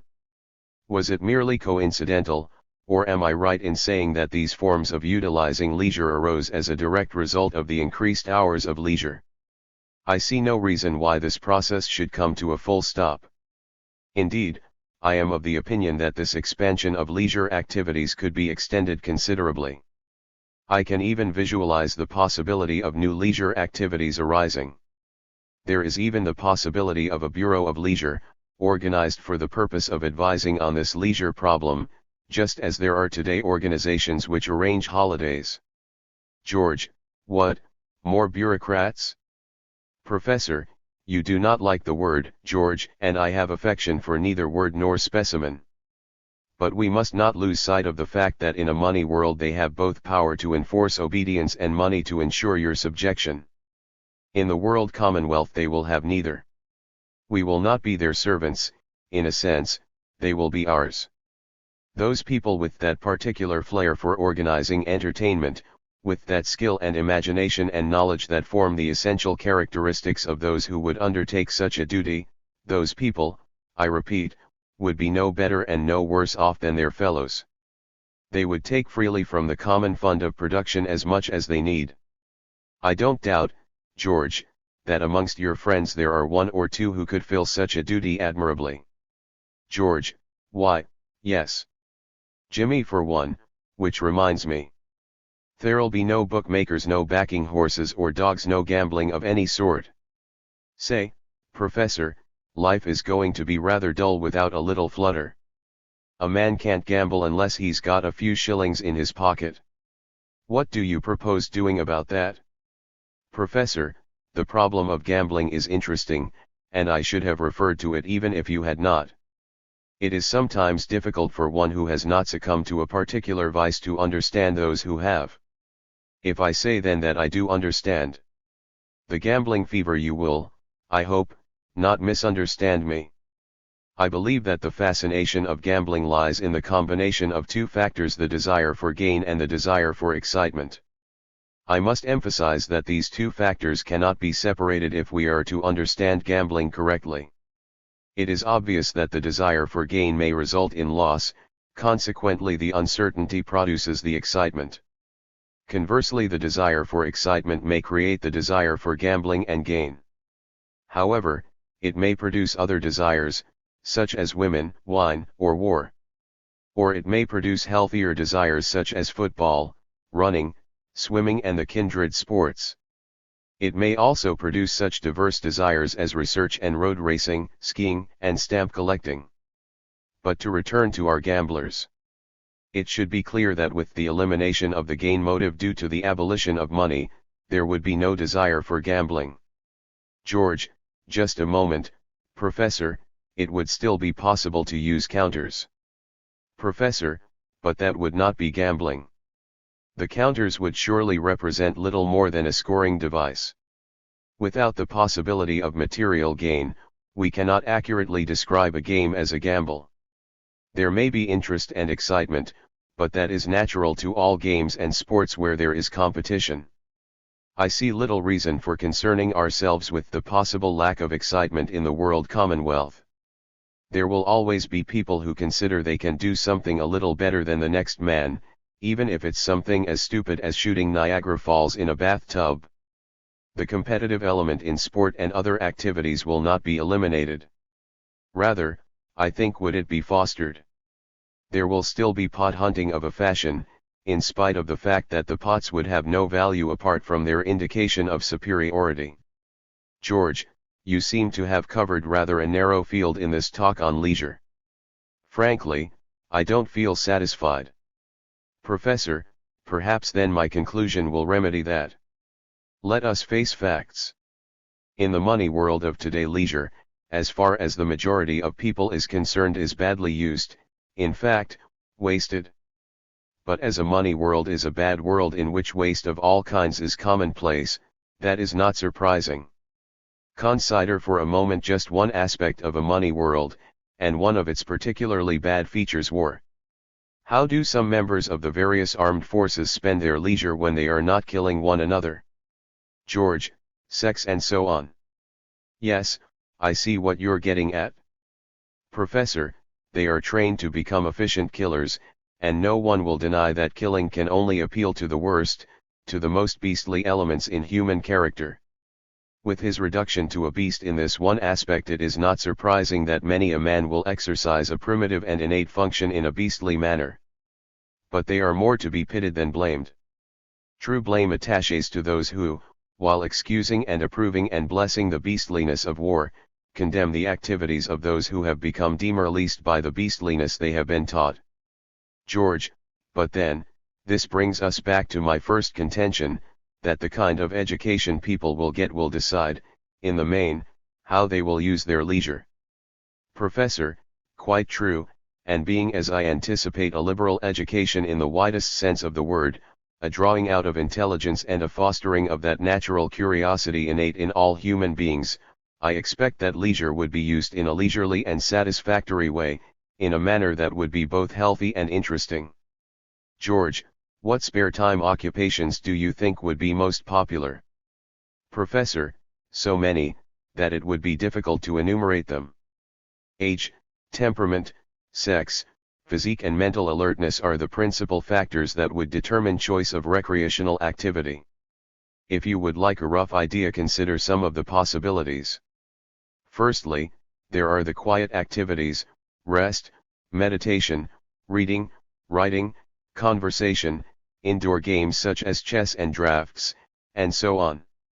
Then those a little more active, dramatics, painting, drawing, music, photography, dancing, operatics, woodwork, metalwork, knitting, and there are of course others. And lastly, the most active, sports and athletics of all sorts. George, true, when you come to think of it, there are many things people could do with plenty of time for the purpose. Professor, yes, George, that is the crux of the matter. In the moneyless world commonweal people would have plenty of leisure time, but without a shadow of doubt, it would never be plentiful enough for the doing of all those things that sensible people would and could do. Chapter 9. Holidays. George, I must admit, Professor, that you seem to find little difficulty in smoothing out the difficulties I try to put in your way. With great fluency and sometimes even with the rhetoric of a stump orator, you are beginning to have some influence on me. The main trouble with your explanations, as far as I can see, is that you tend to generalize too much. What I was expecting to have by this time was something approaching a clear picture. Instead of this, I'm afraid I have something resembling more an out-of-focus photograph. When we discussed the leisure problem, you seemed to cover a lot of ground, yet when thinking it over, I began to realize how much you'd omitted. Take holidays for instance. I may be wrong, but it's my opinion that the most important aspect of the leisure problem is in the annual fortnight or so at the briny. Professor, you consider it important, George, as no doubt you get a fortnight or so. How much more important to those millions of people who would be glad to have a week? How much more important still to those innumerable children who have not even seen the sea? No, George, you accuse me quite rightly of generalizing, but I was hoping you'd appreciate that J can do little more. You present for my consideration the subject of holidays. I must admit that this would present a problem to the peoples of the moneyless world commonweal but I see no reason for assuming that such a problem would be so difficult of solution. George, would it be so difficult for you to solve it? Professor, I believe I have already told you, George, I am drawing merely a plan, a very rough diagram. If at times I have tended to paint too rosy a picture, it is simply the expression of my confidence in the strength of the world commonweal foundations. What I am concerned with, is, what in my opinion could be done. What would be done is, of course, another matter. If I say then that the people whose duty it will be to arrange such matters may, and probably will, have ideas quite different from mine, you must at the same time remember that the people of the world will know what they want and will see that they get it. You mention holidays. It would be easy enough to draw a picture in the manner of the utopian novelists, of an afternoon swim at Cannes, and an evening cabaret in New York. It would, however, be equally easy to imagine chaos arising, for example, as a result of everybody wanting their holidays at the same time. Or even greater chaos as a consequence of people all wanting excessively long holidays. Why, you George, might even demand a 3 months vacation in the south of France. You look both pleased and startled. Well, George, and why shouldn't you have 3 months or even 6 months if you want it? Can you see any objection? George, not at all from my point of view. But don't forget the others. As you quite rightly said, what of the possibility of everyone wanting 6 months holiday? Why, there wouldn't be any work done. Really, Professor, I believe you're losing your grip of the subject. Professor, not losing my grip, George. Merely loosening my muscles. So to compensate for that, I'm going to ask you to tighten up yours. We're going to work out a problem in mathematics. It's not a very difficult one, but we shall need a pencil and some paper. Now here are the facts and figures. The present 48-hour week is equal roughly to 2,500 hours a year. I have already previously stated that duty periods could not be reduced immediately. There is even the possibility, let me whisper it, that duty periods may be raised for a short time. Clearly, this would be due to the fact that owing to lack of purchasing power, many people, under present-day conditions, are unable to buy all that they need apart from the barest necessities. Consequently, their needs, having priority over all others reasonably so, in my opinion would have to be fulfilled at once. Moreover, there are two other important factors to be taken into consideration. First, the training of a great influx of untrained operatives, who, coming in most cases from jobs not even remotely connected with their new duties, will need teaching. George, that's going to be a difficulty. Professor, not quite so difficult. Wartime conditions demonstrate clearly enough how quickly people can and do undertake work in which they have had very little, if any, experience. If they do it, often under some compulsion for the purpose of war, with how much greater enthusiasm would they do it for peace, perpetual peace, and for themselves. But that is by the way. The second factor is the need for supplying those parts of the world now backward, industrially and otherwise, with all their requirements. This would be much more than a merely generous gesture on our part, since they in their turn would supply us with many of the raw materials that we need. George, I'm still waiting for my holiday, Professor. Professor, nevertheless, in a reasonably short time, probably some months, I believe it would be possible to reduce duty periods to, say, 1,800 hours a year. Now, George, here's the point. As long as you do your prescribed hours of duty per year, does it matter very much how those hours are spread out? In this case, for example, within 1,800-hour year, what would it matter whether you divided up the year into 45 weeks of 40 hours giving you 7 weeks holiday, or 36 weeks of 50 hours with a really long holiday of 16 weeks? George, good heavens, Professor, industry couldn't carry on like that. You spoke of chaos a little while ago.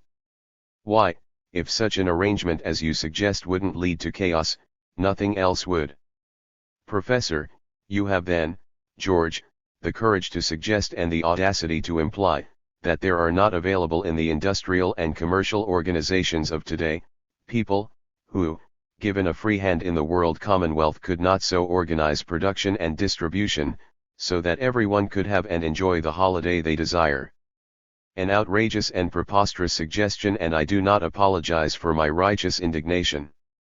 Why, George, the organization of industry today is much more complicated than it could ever possibly be under world commonwealth conditions. I will not tolerate such an insult to the efficient executives of our present money world. That such a simple problem would worry them is unthinkable. I have such confidence in their ability, George, that I feel certain they could arrange at least a month's holiday for all, immediately after the changeover. Then, think of future possibilities, and when I say future, I don't mean the dim, distant future. I mean the practical possibility of a 1,000-hour year that I believe would be quite feasible, once the primary problems of production had been solved. Would you mind 50 hours a week for 20 weeks, with the prospect of almost 8 months holiday to come? George, it certainly sounds very tempting.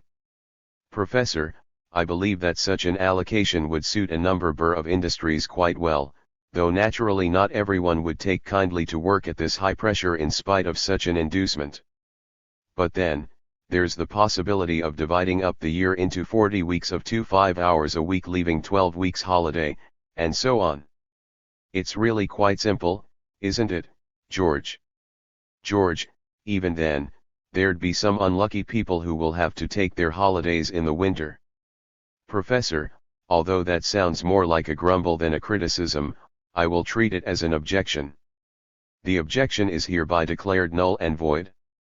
If you will make an effort, you may remember that you were once taught in geography that it's not winter all the world over at the same time. True, with a month's holiday in the early stages there would not be so much scope nor time for locating warmth and sunshine for a lengthy period, but I do not for one moment believe that the people of the world Commonwealth will worry unduly with the certain prospect in view of, say, a 3 months holiday on a sea trip to South Africa.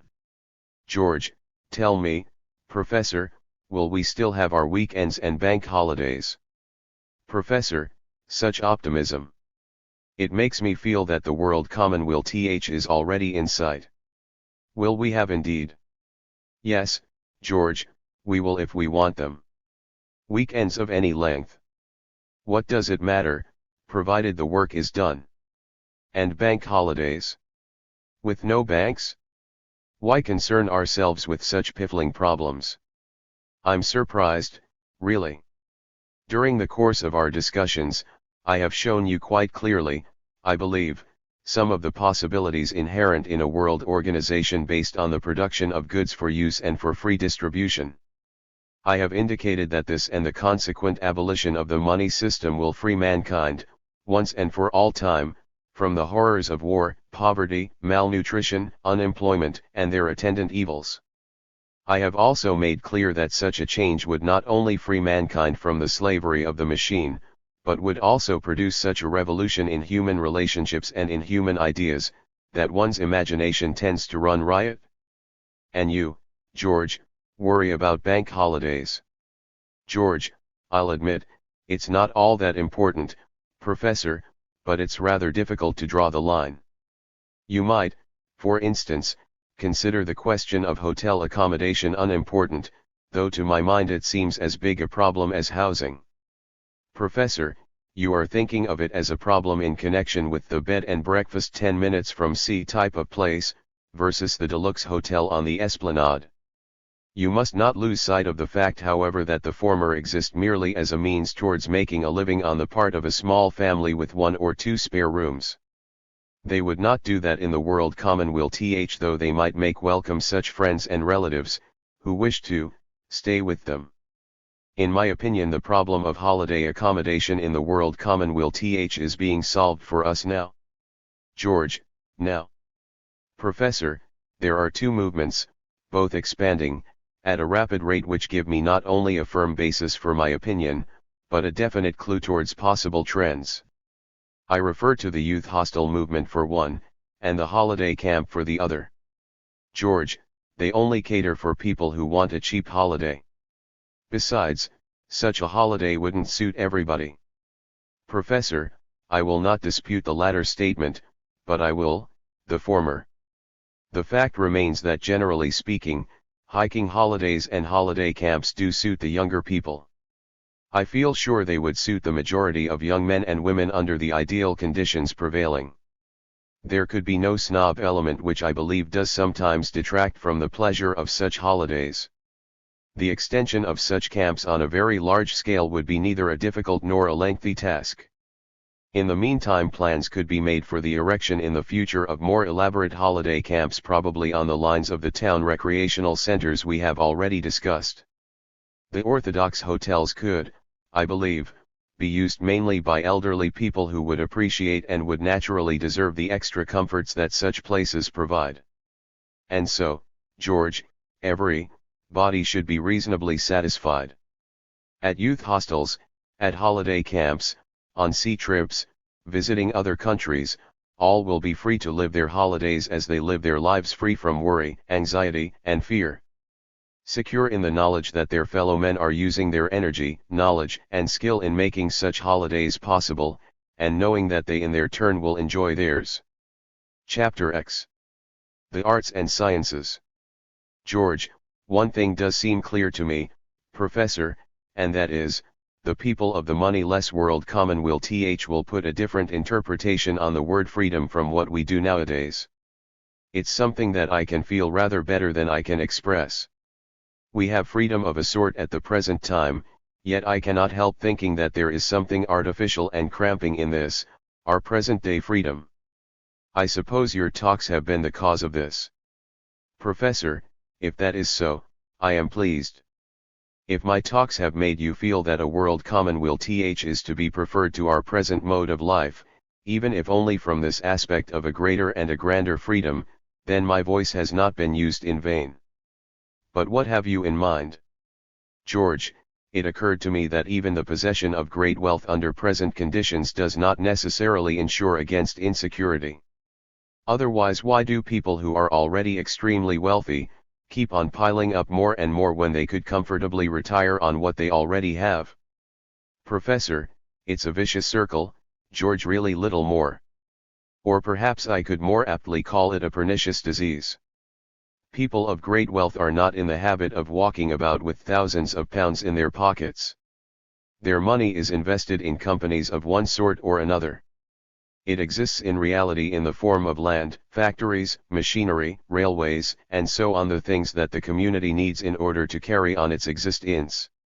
Quite often their wealth grows in this manner at a faster rate than they can spend it.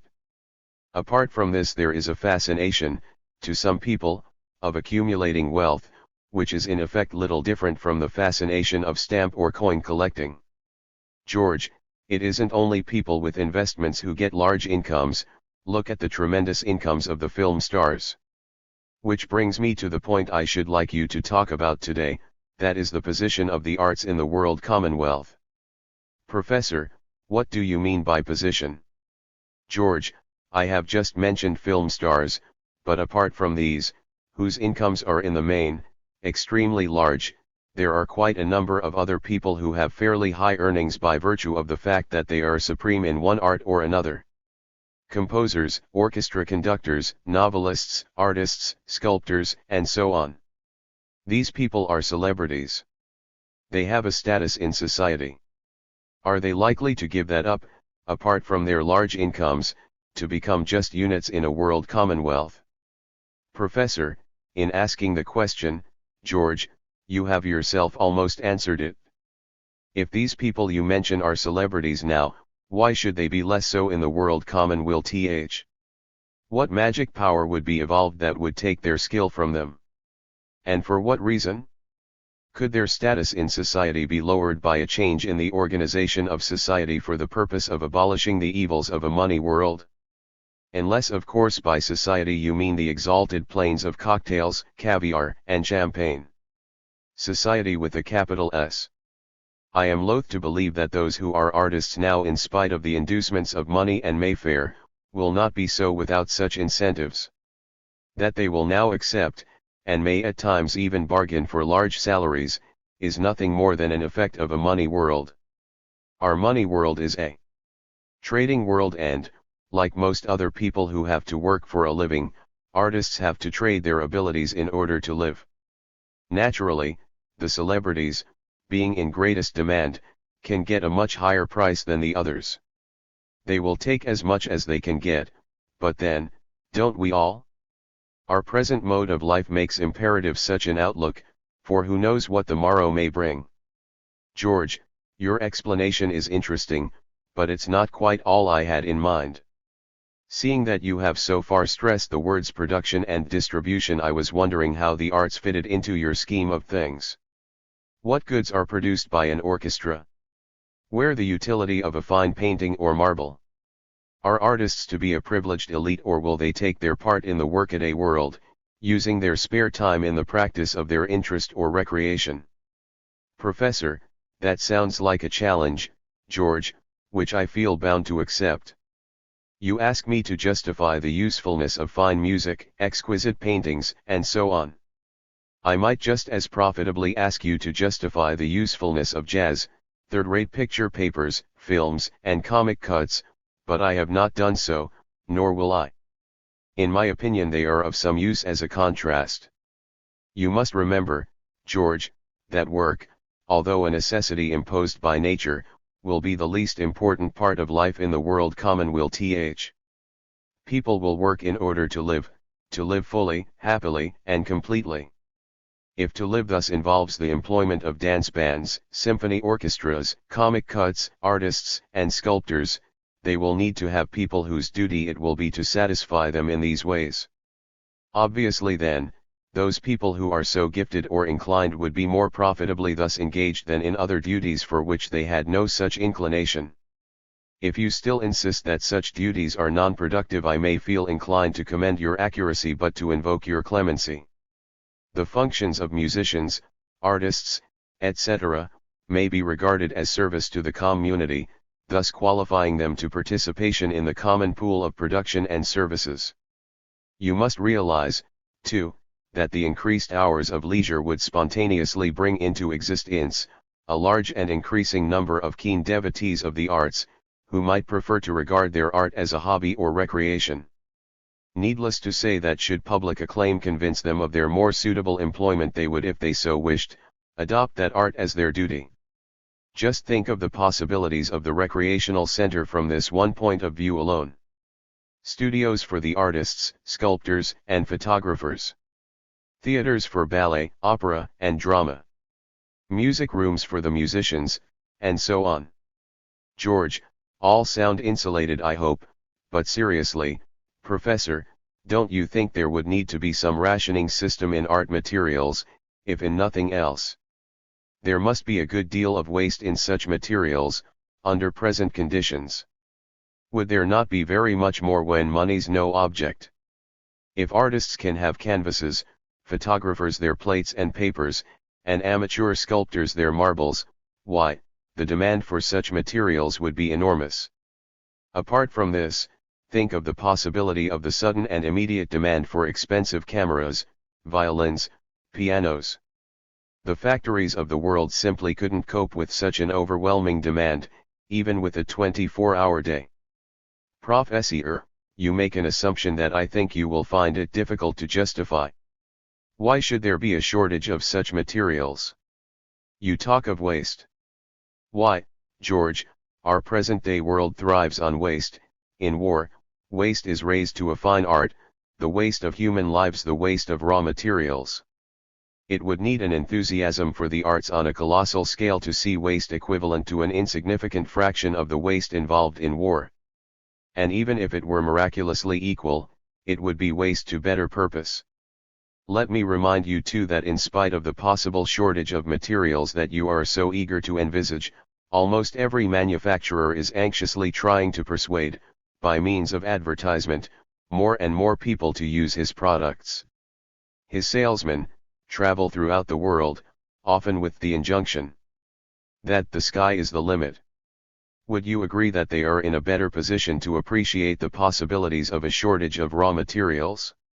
George, but some things are naturally scarce, sculptors' marbles, for instance. Professor, true, but sculptors' marbles are not in universal demand, nor are there any grounds for belief that they would be under world commonweal conditions. If they really are naturally scarce in a money world, I cannot see how a moneyless world commonweal can help such a situation. Neither can I see how a money world nor an improved money world can remedy matters. It's just something we must accept. What would be of more concern would be a widespread demand for something that is naturally scarce, but I think you would find it something of a task to light upon anything that comes within that category. Even if such scarce substances did exist, sharing or taking turns would surely overcome that difficulty. Apart from this, you should not lose sight of the fact that at rock bottom, the world commonweal is essentially a bread and butter proposition. I am concerned with demonstrating that such a change in world organization would solve the major problems of humanity. If in the course of discussion I deal with certain other aspects, it ones merely with the intention of drawing a picture of how life in the world commonweal could be lived, not necessarily how it would be lived. You mentioned that certain raw materials are naturally scarce. I agree. But so are great violinists and great pianists. Nowadays, the problem of hearing them in the flesh is solved by means of a personal tour. They would no doubt do likewise then as they do now. George, but sculptors' marbles can't make a personal tour. Professor, you must have a secret passion for that art, or you would not talk as you do. Do you seriously imagine that more than a few in a million would undertake the laborious and arduous training involved in the pursuit of such an art? And if a large and increasing number do, I have no doubt that the technicians of the world commonweal will get down to the problem and solve it.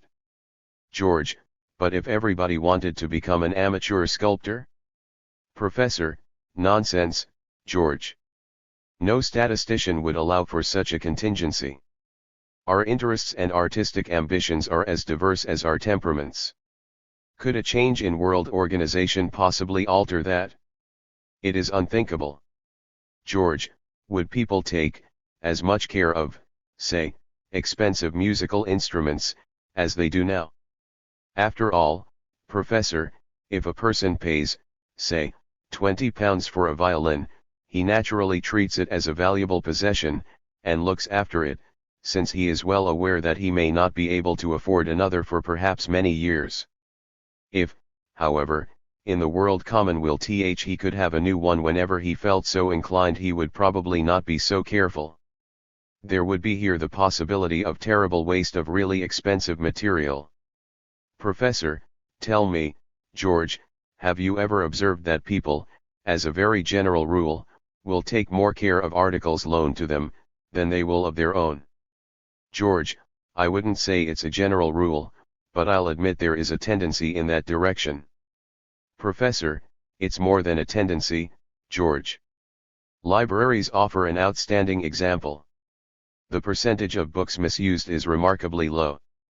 Moreover, you will agree that people of fair average intelligence are far more likely to take good care of such loaned articles than those of less intelligence. George, I'll grant you that. Professor, then you will possibly agree when I say that as the world commonweal can come into being only as the result of the intelligent cooperation of all peoples, they will necessarily be of fair average intelligence, at least. George, that seems reasonable, Professor, but how long do you think it will take to breed such intelligent beings? In the main they're a stupid lot. Professor, you do your fellows a gross injustice if you rate them at that level. With the evidence to the contrary in front of me, how can I believe such a statement? I can't believe it, George, and I won't. Stupid. Why, George, you and your fellows run the world between you. You create the good things for all mankind. You cross the seas and carry those goods from continent to continent. You bridge the rivers with mass of stone and metal, and, with mysterious waves in etheric space, bridge the gulf between man and man. Stupid, George. Never. Not stupidity, but lack of understanding, and that, sir, is not incurable, if you refuse to so regard it.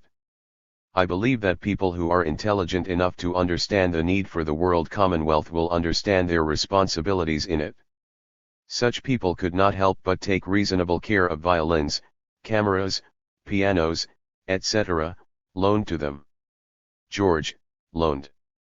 Professor, yes, loaned with the option of keeping such instruments as personal possessions until such time as they tired of them, when they would be returned to be used by others in their turn. George, but that couldn't be done with, say, a Strad violin? Professor, what need, when such unique products would be the property of all mankind? Only an acknowledged master of such an instrument could do it justice, and all would enjoy it. George, but this library system wouldn't suit everyone. There are some people who would like to have some of these things as personal possessions, even if they aren't using them constantly. Professor, I agree, George, and I see no reason why such people couldn't have them as personal possessions.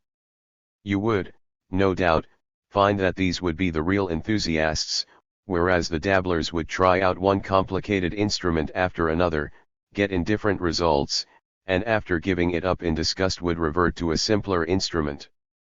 You see, George, it's difficult to realize the diversity of interests that exists now, and is just as likely to exist in the world commonwealth. You, for instance, might prefer an aeroplane as a personal possession. As far as I am concerned, you could have 2,000. But would you, in your turn, envy me my possession of a telescope? George, not very likely. Professor, there are few people who would desire an aeroplane as a personal possession, though there might be many who would at times feel inclined to use such infernal contraptions. Still fewer would desire a telescope. Speaking generally, elaborate scientific apparatus would be communal property, to be used by those who had acquired the requisite knowledge and ability. George, in other words, university graduates, and so on. Which reminds me, will there still be the need for university degrees? Professor, and what are degrees, George, to the man of real worth? Nothing but trimmings.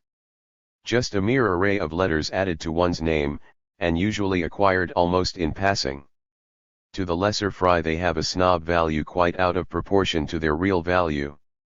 How many people, yes, George, including even those engaged in scientific work, could tell you, offhand, the university degrees carried by such names as Sir Oliver Lodge, Eddington, Jeans, Madame Curie, Einstein?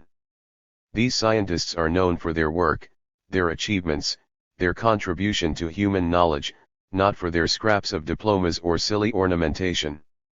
George, that may be true, Professor, but it seems to me that to some extent, the work of these scientists is the outcome of their having acquired these academic distinctions. Professor, ridiculous, George, to assume that would be to make the degree more important than the graduate. And would you discount the work of such men as Priestley, Davy, Stevenson, Watt, Faraday, Marconi, and Edison, to name a few, just because of their lack of academic qualifications? Would you suggest they might have been better scientists, with? George, you might find it difficult to prove the contrary. Professor, and it would be sheer waste of time. What we do know is what they have done. What they might have done belongs to the realm of speculation. George, evidently, you have no use for degrees. Professor, the point is, George, would there be need of them in the world commonwealth? Let us see whether such a need would arise. There are, nowadays, some people, very few, I admit, who have a strong liking for science for its 80 own sake. Others may have an inclination towards science, but are far more concerned with the fact that the attainment of a degree will give them agreeable work, together with a reasonably high standard of living. Needless to say that under present-day conditions the latter expectation is not always realized. Within recent years there have been many fully fledged bachelors of science earning little more than the corporation dustman. Consider then these two types under the new conditions. The first, if, as is likely, is interested in science technically as well, will study it from a vocational as well as from an educational point of view. If not, he will take up some other duty and study science as an amateur in his spare time. The second type will take up some branch of science as his vocation and will not be particularly interested in science outside it. Both will, I believe, contribute their quota to teaching and research, but they will do so through choice, and for no other reason. Now, George, in this roughly drawn scheme that I have briefly outlined, do you think there would be need for continuing the silly business of Doctor of Ph.D., Doctor of Science, F.Z.S., F.R.S., with all the ridiculous paraphernalia of hoods and wigs and caps and gowns? George, I admit that the way you put it, does make this diploma business seem unnecessary. But how will distinction be made between capabilities of scientists for varied grades of duty? Perhaps I can make myself clearer by an example. In a large chemical works there is a laboratory responsible for the analytical control of incoming and outgoing materials. In addition there is probably a research laboratory, where new ideas and new processes are put to experimental test. Over the whole laboratory there is in control, a person with high academic qualifications. Below him in status, there are one or two with lower qualifications. Still lower, and doing the routine work there will be found the newly qualified graduates, assisted by those not yet qualified. You must agree, Professor, it is the university degree that is the ultimate factor determining the choice of these people for these positions. Professor, I don't agree, George. What counts is not the degree, but what it represents. And what does it represent? Obviously, a Doctor of Science or PhD is essentially a B.Sc plus a few years teaching, training, or research experience. A Bachelor's of Science in his turn is a matriculant plus 3 or 4 years extra teaching and training. The study of a science is naturally continuous and progressive. I see no reason, therefore, why at each level of knowledge and ability there should not be students and scientists capable of undertaking the duties you have given in your example.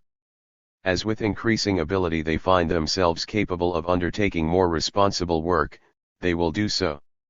There will be no inducement for pretense or deceit in such matters, since there will be no wages, and therefore no larger pay packet to be considered. So in the world, Commonwealth degrees and diplomas, which are often obtained by cramming a lot of academic knowledge and which nowadays enable a scientist to compete for a job, would not be necessary. What would be of major importance would be the fact that he had had a thorough practical and theoretical training and had proved his worth and demonstrated his experience on the job itself. Chapter 11. Postman's Knock. George, there are 2 things worrying me, Professor. Professor, only 2? I am surprised. Still, there's yet time for 2 dozen. What are they, anyway? George, at the post office this morning, I was about to send a telegram to a friend, when I suddenly changed my mind and sent a postcard instead. There's nothing very remarkable about that, I know. Nor was there in the old lady in front of me, who, with a beaming smile, took her old age pension, remarking, "It's not much to last a week, but it might be worse." Professor, there doesn't seem much cause for worry in these 2 incidents. George, then I must be beginning to think more acutely than I've ever thought before. Professor, excellent progress, George, may it continue. George. Arising out of the first incident, came the sudden thought that in the moneyless world there would be no need for a postal service. Professor, how did you deduce that? George, obviously, if my friend had a telephone I could have contacted him very quickly by that means. As in the world the telephone will be universal, I should have had need to concern myself with neither telegram nor postcard. As there will be no business letters, and little in the way of parcels that could not be sent by rail, hey presto. The postman's knock disappears. Professor, and with it the valentine, the love letter, the birthday present and the Christmas gifts.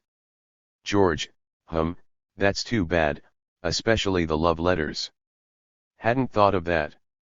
Professor, of course, if postmen thought they would be justifying their existence on these errands alone, they might be inclined to continue such duties. Personally, I doubt it. If, as a result of the change, they saw their mail bags dwindling to a handful of love letters from the London Romeos to the Birmingham Juliets, they would have cause for complaint, and rightly so. Give her a ring, they might say, and the Romeos could do so in 2 ways. Still, as you say, there does seem a possibility of the postman disappearing. But what of the second incident? The old lady with the beaming smile. George, I thought of her as an example of the difficulties you are up against in spreading the world idea. No matter how badly off people are, they are always hoping, Macabre-like, that something will turn up. In the everyday struggle in which we are all engaged, whether we like it or not, a few make good, but for the vast majority that struggle for existence goes on throughout their lives. The amazing thing is they don't seem to care one jot. I often get the impression they regard it as just part of the game of life, and like any other game do their best to enjoy it? How can you expect people to want a better world if, on the surface at any rate, they are content with things as they are? The fact is, Professor, you can't change human nature. Professor, and the fact is, George, I have no intention of doing so, even if it were possible. For after all, what is human nature? The nature of the human really little more than self-preservation, the desire for human company, for food, clothing, shelter, some degree of comfort even if it be only in a mud hut, a mate, children, variety, and so on. But the kingpin in the nature of the human is the will to live. Human nature does not change, I agree, it is now little different if at all, from primitive man's human nature. But something has changed in man during those thousands of years that separate us from our savage, animal-like forebears. And what else but thoughts, impressions, notions, in other words ideas? If I were to give you time to think the matter over carefully, you might be prompted to ask the question, what has brought about this change in ideas? But I am going to forestall you, since there is a possibility of your not asking the question and it is too important to miss. Clearly, George, there was a world long before there was life, and therefore long before there was man. In other words, there was an environment, there were conditions of living before there were ideas. To put it in yet another way, as you still seem a little puzzled, it was the state of the world as man found it that caused him to think. Obviously, George, there were no thoughts or ideas before there was a world. George, that seems quite clear. Professor, man's thinking, man's ideas changed the world, but the changed world in turn changed him, altered his ideas, which in their turn changed the world, and so on. Changes in environment produce changes in ideas, and these ideas in their turn produce a changed environment. Don't trouble to remember it, George, you won't get much opportunity to forget it, by the time I've finished with you. Let me repeat then that I am not concerned so much with human nature as with human conditions and human ideas. I am concerned with human ideas because I am anxious to hurry along certain changes in such ideas towards the appreciation and understanding of world commonwealth. You say, quite correctly, that there are difficulties, since people on the surface appear to be content with things as they are. I agree. But apart from the superficial nature of that satisfaction, we must bear in mind that people will quite naturally accept things as they are if they can see no prospect of anything better. But just give them the glimmer of a prospect and what happens? Says the orator, let me be your leader and I will give you happiness and prosperity, or words to that effect. It has worked so often that one is inclined to doubt its ever failing. It must fail eventually, since mankind in the main is not stupid. We learn our lessons slowly, but we do learn, and what we learn we must pass on. Let us pass on this world commonweal idea, pass it on by word of mouth, quickly, speedily. Let us hasten the day when mankind will free itself from the fetters of money, the slavery of the machine, and the dungeon of ignorance. Too long have we let our leaders do our thinking for us. Now, we begin to think for ourselves, to plan the world for ourselves, that we may live fully, freely, and completely.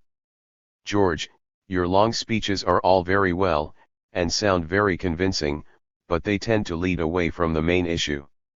There's one point I should like to pull you up on. You said that self-preservation is fundamental in human nature. In spite of that, there have been occasions when people have sacrificed their lives for an ideal, for a cause, and at times in an effort to save another person's life. There seems to be a contradiction here. Professor, these cases are sufficiently rare to prove nothing. There are few heroes and fewer martyrs, which is perhaps just as well, or mankind would have disappeared from this earth long ago. No hero would risk his life unless he thought there was a sporting chance of survival. No martyr would give up this life unless conditions were intolerable and a belief that a possible life beyond the grave was to be preferred. George, don't you think that to some extent we inherit ideas, or, at any rate, characteristics that influence our ideas and thus our actions? Professor, the latter part of your question is to some extent true, we do in fact inherit certain characteristics that produce tendencies towards particular traits of character. Environment, that is, the idea-producing instrument, takes these tendencies in hand and gently molds them to its own particular pattern. The important point to remember is that ideas are produced by conditions of life, by environment in its widest sense. They do not drop ready-made out of the clouds. We get ideas from the books and newspapers we read, our teachers, friends, parents, workmates, experiences, surroundings and so on, and become our ideas by a process of sifting and blending. This distinction between human nature and human ideas is, in my opinion, very important, since in discussion you will find the former words inaccurately used. Generally speaking, human nature doesn't change, but human conditions, ideas, and behavior do. George, it's strange, though, Professor, that as far as ordinary everyday matters are concerned, people's ideas are very much the same in any one country. How do you explain this in view of the fact that environments are so different? Professor, people's ideas are not very much the same except in those matters where they have been made so. We have an excellent example in the attitude of people towards the present organization of the world. Is it an idea dropped out of the clear blue sky and into our little heads at birth that makes us believe that the present world order is the only one and the best possible? Is there a money instinct we inherit from our remote ancestors, that makes us recoil with horror from a moneyless, wageless, and tradeless system of society that would be better than the present one? Is there some mysterious gland in our bodies that causes us to accept the present-day evils of poverty and war, as natural occurrences, over which we have no more control than we have over an earthquake? Obviously, George, it is none of these things. It is education. We are taught certain things at school, and in the main we accept them without argument. Later on we accept the opinions of newspaper, radio, and books in like manner. George, newspapers often express different opinions, Professor. Professor, true. There are probably as many opinions as to the best method of running a money world as there are methods of committing suicide. The results are equally unsatisfactory to those who wish to live. George, and I take it, Professor, that those who wish to live will have to work for their living. Still there will be some, a few maybe, who just won't want to work. What will be done with those gentry? Professor, not work, George, duty, and that word should suffice. Today most of us work because we have to. There are certain difficulties in the way of getting food, clothing, and so on, unless we have the money with which to buy them. In the world commonwealth we will do our duty, simply because it is our duty to ourselves. Because to shirk that duty under such ideal conditions would be to outlaw oneself from human society. Could any sane, normal, human being stand that? The man who plays ca canny in the factory of today is often admired by his fellows for doing the boss. What would be their attitude in the world commonwealth? George, I don't like that somehow, it savors too much of forced labor and spying. Professor, forced labor, George. Nothing would be forced on people in the world commonwealth. Freedom is its very essence, real freedom. There would be no authorities compelling anyone to do anything. Yes, there would be biological compulsion, the compulsion of nature, of human nature, to seek food, clothing, and shelter. And those who preferred to fend for themselves would be free to do so. I have little doubt they would soon appreciate the great benefits of cooperation with their fellows. As for those who really did not want to do their duty, well, George, you can be sure they would not starve. They would not be faced with the alternatives presented to most people today, you work or you rot, with the latter the more likely in times of crisis and slump.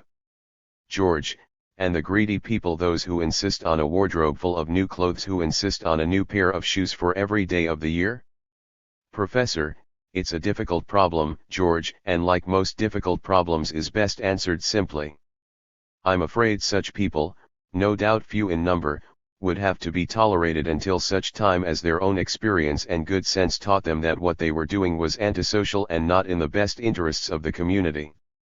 Greed is an idea arising out of the money world environment, not an element of human nature. Animals and young children are greedy since they are not sure of their next meal, or next toy, or next ice cream. Where there is an abundance and intelligence, greed could not possibly exist except as a disease of the brain. The human is by nature generous and sociable. This was demonstrated in the early history of the human race before any form of slavery was known. Both of these virtues tend to be perverted by a money world. It is for this reason I insist on the necessity for the understanding and appreciation of the principles of world commonweal, for such could not help but instill a sense of responsibility, that would make such greediness impossible. Today we live in a cage, we must not do this or that, we cannot have this or that, we should not, thou shalt not, so we don't. But tomorrow the cage will be opened, the chain removed, we shall be free to do this and that, to have this and that. You might despair of humanity withstanding the strain of such freedom, of doing so much and wanting so much more. But I am serenely confident, and confident because of that fundamental proviso, that there will be no world commonweal until people understand it, and through such understanding acquire a breadth of outlook, a feeling of kinship, and a sense of humanity that will make many of our present-day perversions sheer atavisms. George, this changing of ideas with changing environment gives rise to some interesting speculations. It is obvious that the ideas of a Chinaman are different from those of an English man. I can't help getting the impression that ideas will in a sense be leveled out, that there will be a greater uniformity in ideas. Professor, in one sense that is happening now, witness for example the westernization of dress in the country you mentioned. But in another and a wider sense, whether for example it is to the advantage of the Chinese that they imitate our bad habits, I sincerely hope that will never happen. There will be far more opportunity for the diffusion of ideas than there is at present, and this will no doubt lead to greater progress in many directions. The one idea that must begin diffusing now immediately and throughout the world is the world commonweal idea. I have no fear of the consequences of this as an immediate level. Rather would it confer immediate benefits. For would not its rapid propagation throughout the civilized world make more difficult that uncivilized pastime called war? Moreover, would not reforms be introduced by those in authority, in a panicky but vain endeavor to stem the tide? George, that seems likely, at any rate. But another difficulty arises. Every nation has characteristics which are to some extent objectionable to others. Some are pugnacious and will find cause for quarrel very easily. Others are very vain and will extol their own virtues to the skies. Yet others are dirty. 87. And are inclined to regard dirtiness as akin to godliness. Now I am not going to suggest that these differences could lead to wars, though such a possibility should not be overlooked. They could, however, lead to serious discontent, which could quite easily bring about difficulties in production and distribution. Professor, it's an old story, George, and a dangerous one, a true story in part, and a false one. For what are these peculiarities you mention but adaptations to environment, and transmitted from generation to generation by custom and teaching? If certain ideas, customs, or ways of living enable a nation or mass of people to better survive in difficult circumstances, you may be sure they soon become part and parcel of their tradition. What better example than the Jews? As human beings they are no worse and no better than the average of any other people or religious sect. If they are clever and cautious and often cunning, they are so as a direct result of the intolerance and persecution to which they have been subjected for many hundreds of years. And again, George, let us be frank, are we English loved in every part of the world on which we set foot? On the contrary, you will find many parts where we are intensely disliked. The important point in all these nationalistic feelings and ideas is that they are taught. And they are taught for a purpose. They have, for those in authority, a survival value in the struggle for existence.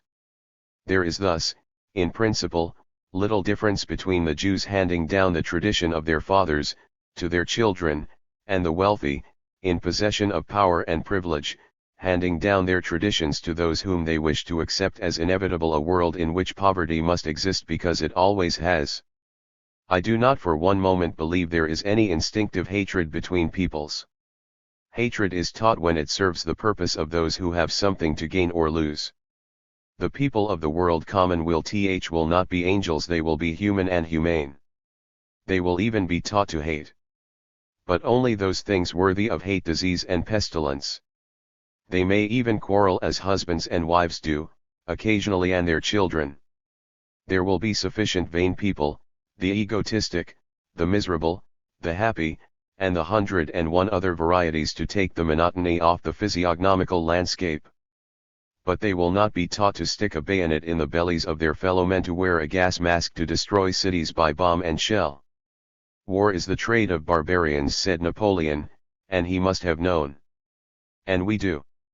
I can admire those who, in war, fight for an ideal or an idea, who go through mud and blood, suffer hell and hunger, in the hope that by their actions mankind will derive some benefit. But I would admire them so much more if they would but listen to the world common will message, a message which if heeded would bring them down from the skies of murder to the earth magnificent. You have the message, George. You must be the postman. You will knock at many doors throughout the world. Will they open? Then gently persuade them of your good intentions. The message is urgent and vital. It contains a recipe. A formula, a common formula. We are humans, with a common human nature. We can have this earth, our common heritage. We could use it for our common purpose. That we may ensure our common needs. Chapter 12. Good health.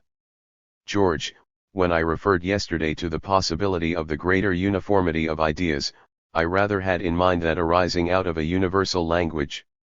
Professor, I have little doubt that that would come about eventually. There is a good deal of sentiment attached to one's own language, its traditions, literature, and so on. It will be a hard break, and for that reason, no doubt, a gradual one. George, after all, Professor, the metric system is universally used by scientists, and doctors throughout the world use Latin for their prescription writing. Professor, yes, George, bad Latin, bad writing, and bedside manner, the three outstanding characteristics of the medico. George, so you intend to indict those poor fellows, too? Leave them alone, Professor, the novelists have prior rights on that territory. Professor, it's hardly a question of indictment, George, rather is it one of criticism. They cannot object to that if they have nothing to hide.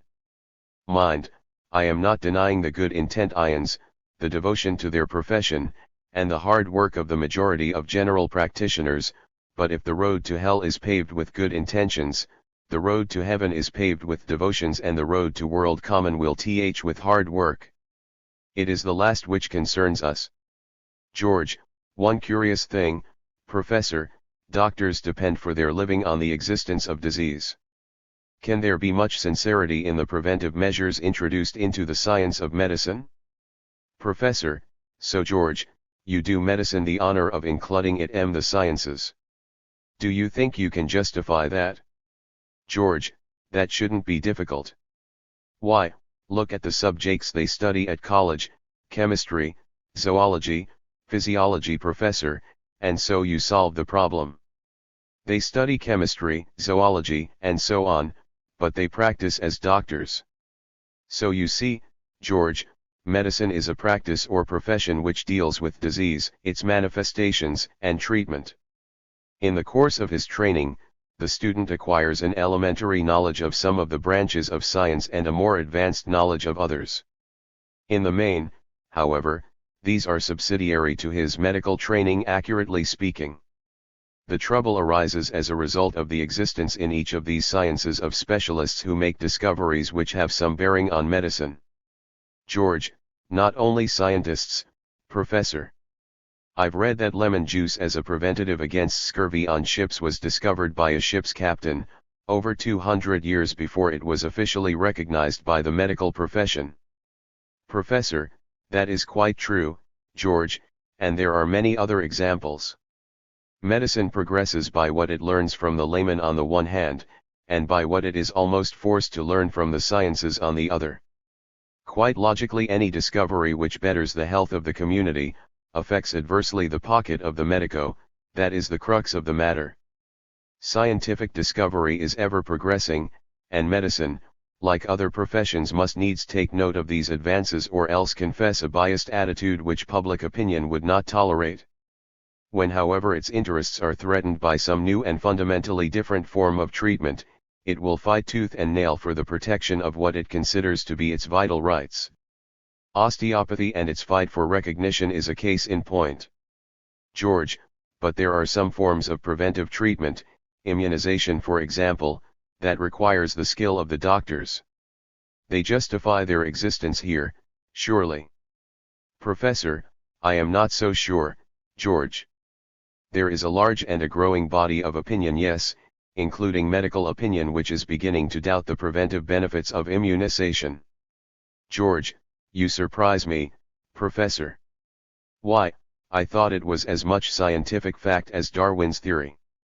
Professor, facts in science are recognized by all scientists without exception.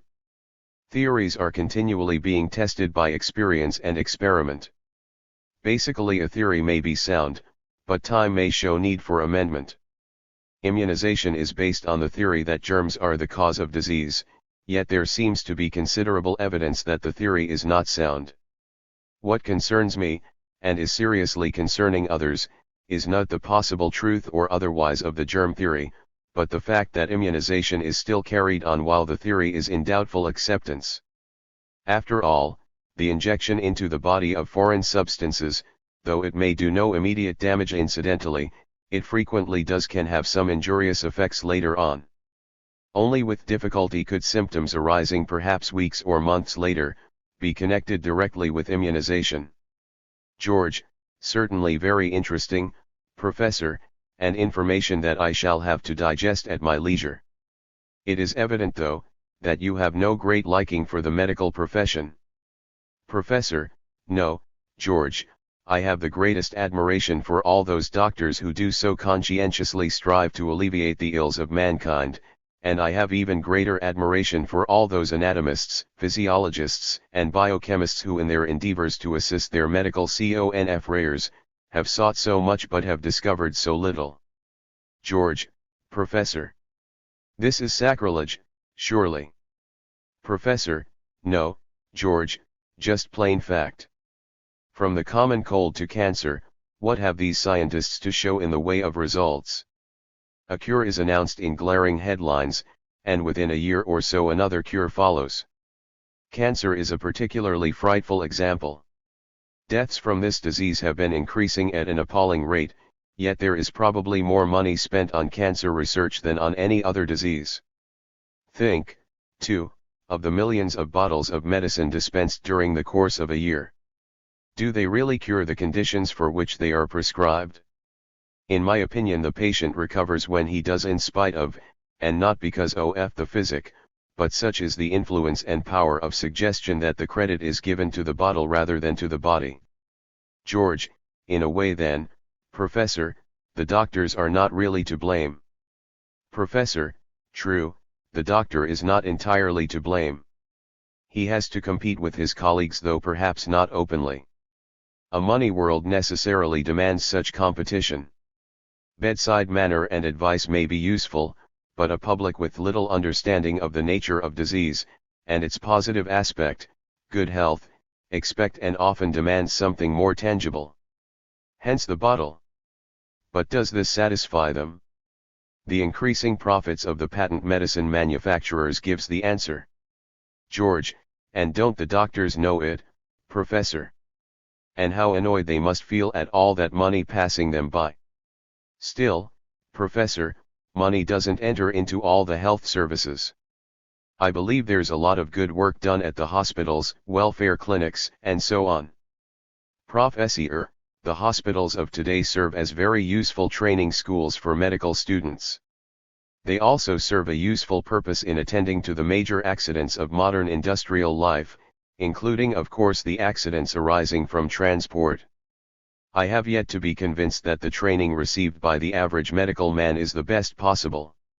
Neither am I convinced that 9/10 of the operations that take place daily in the world's hospitals are either necessary or the results permanently satisfactory. George, well, Professor, after all this destructive criticism, you'll need to show something substantial in the way of improvement under World Commonweal conditions. Professor, I don't think that will be so difficult since we begin with conditions in which good health is made both easy to acquire and pleasant to maintain. After all, George, what is good health? George, something you don't know you've got till you haven't got it. Professor, smart, but not quite accurate. It is possible to appear quite fit and yet be in imperfect health. It may surprise you, George, but recent figures show that only 9% of the population of this country could be regarded as perfectly healthy. Now, I am not optimistic enough to believe that perfect health will appear, as by the touch of a magic wand, with the change to World Commonweal But I will hold fast to the opinion that perfect health will become possible. For the vast majority it is now impossible. George, don't you think ignorance is the cause of a good deal of illness? Food values, and so on? Professor, yes, George, ignorance is the cause, but not so much ignorance of food values. It is ignorance of the cause of their poverty. Poverty is the root cause of bad health in at least 50% of cases investigated. I believe that good health can practically be guaranteed given ideal conditions. And you should realize by now that World Commonweal conditions will be ideal. George, it depends on what you mean by ideal. Professor, you are very cautious, George. By ideal conditions I'll mean a combination of several factors each in itself ideal. Let us consider them in turn. Firstly, good food in abundance, food that is clean, fresh, and wholesome. I believe that every region would endeavor to make itself as near self-supporting as possible in such perishables as dairy produce and vegetables. Secondly, good living conditions. Thirdly, a duty that is not irksome and does not take up an undue amount of one's time. Fourthly, opportunity for recreation in fresh air and health surroundings. Fifthly, opportunity for self-expression, and sixthly, absence of worry and anxiety. Is that sufficient, George? George, but, Professor, there will be some illness in spite of the ideal conditions. For goodness sake, don't abolish the doctors. Professor, I have little fear of that happening for a very, very long time. Mankind has too long a history of disease to expect a miracle to happen in just 1 or 2 generations. Still, with a return to sanity in one direction, there is no knowing to what extent the ideas of civilized mankind may change in others. They may even become sufficiently understanding to appreciate the benefits of natural food in place of the impoverished rubbish served out nowadays. George, what do you mean by natural food? Professor, as far as we know, plant life preceded animal life on this earth. Primitive animal life was thus able to live by virtue of the vegetation already available, thus the animal is, in my opinion, fundamentally herbivorous. However, during the millions of years that life has existed on this planet, conditions no doubt arose the ages, and so on, when in some parts of the world plant life disappeared entirely. In these circumstances, it is conceivable that some animals became carnivorous, and in course of time developed tooth and digestive structure to cope with such diet. But most animals, including man, are physiologically herbivorous, and should naturally eat those vegetables, fruits, and so on unprepared and unrefined. Still, I appreciate the fact that I am treading on delicate and controversial ground. Suppose I carry on with the medico. I was suggesting that he would still serve a useful purpose in the world commonwealth, but I imagine he would have a different function. Whereas he is now more concerned with relieving the symptoms of disease, since his living depends on it, in the world commonweal he would be more concerned with the maintenance of health. There would be for the time being need for really little more than an extension of our present national health insurance to cover everyone, and from this health point of view, though later there would no doubt be modifications to suit the needs of a world growing healthier generation by generation. George, and the quacks will rapidly go out of business. Professor, not rapidly, George, at once in a flash.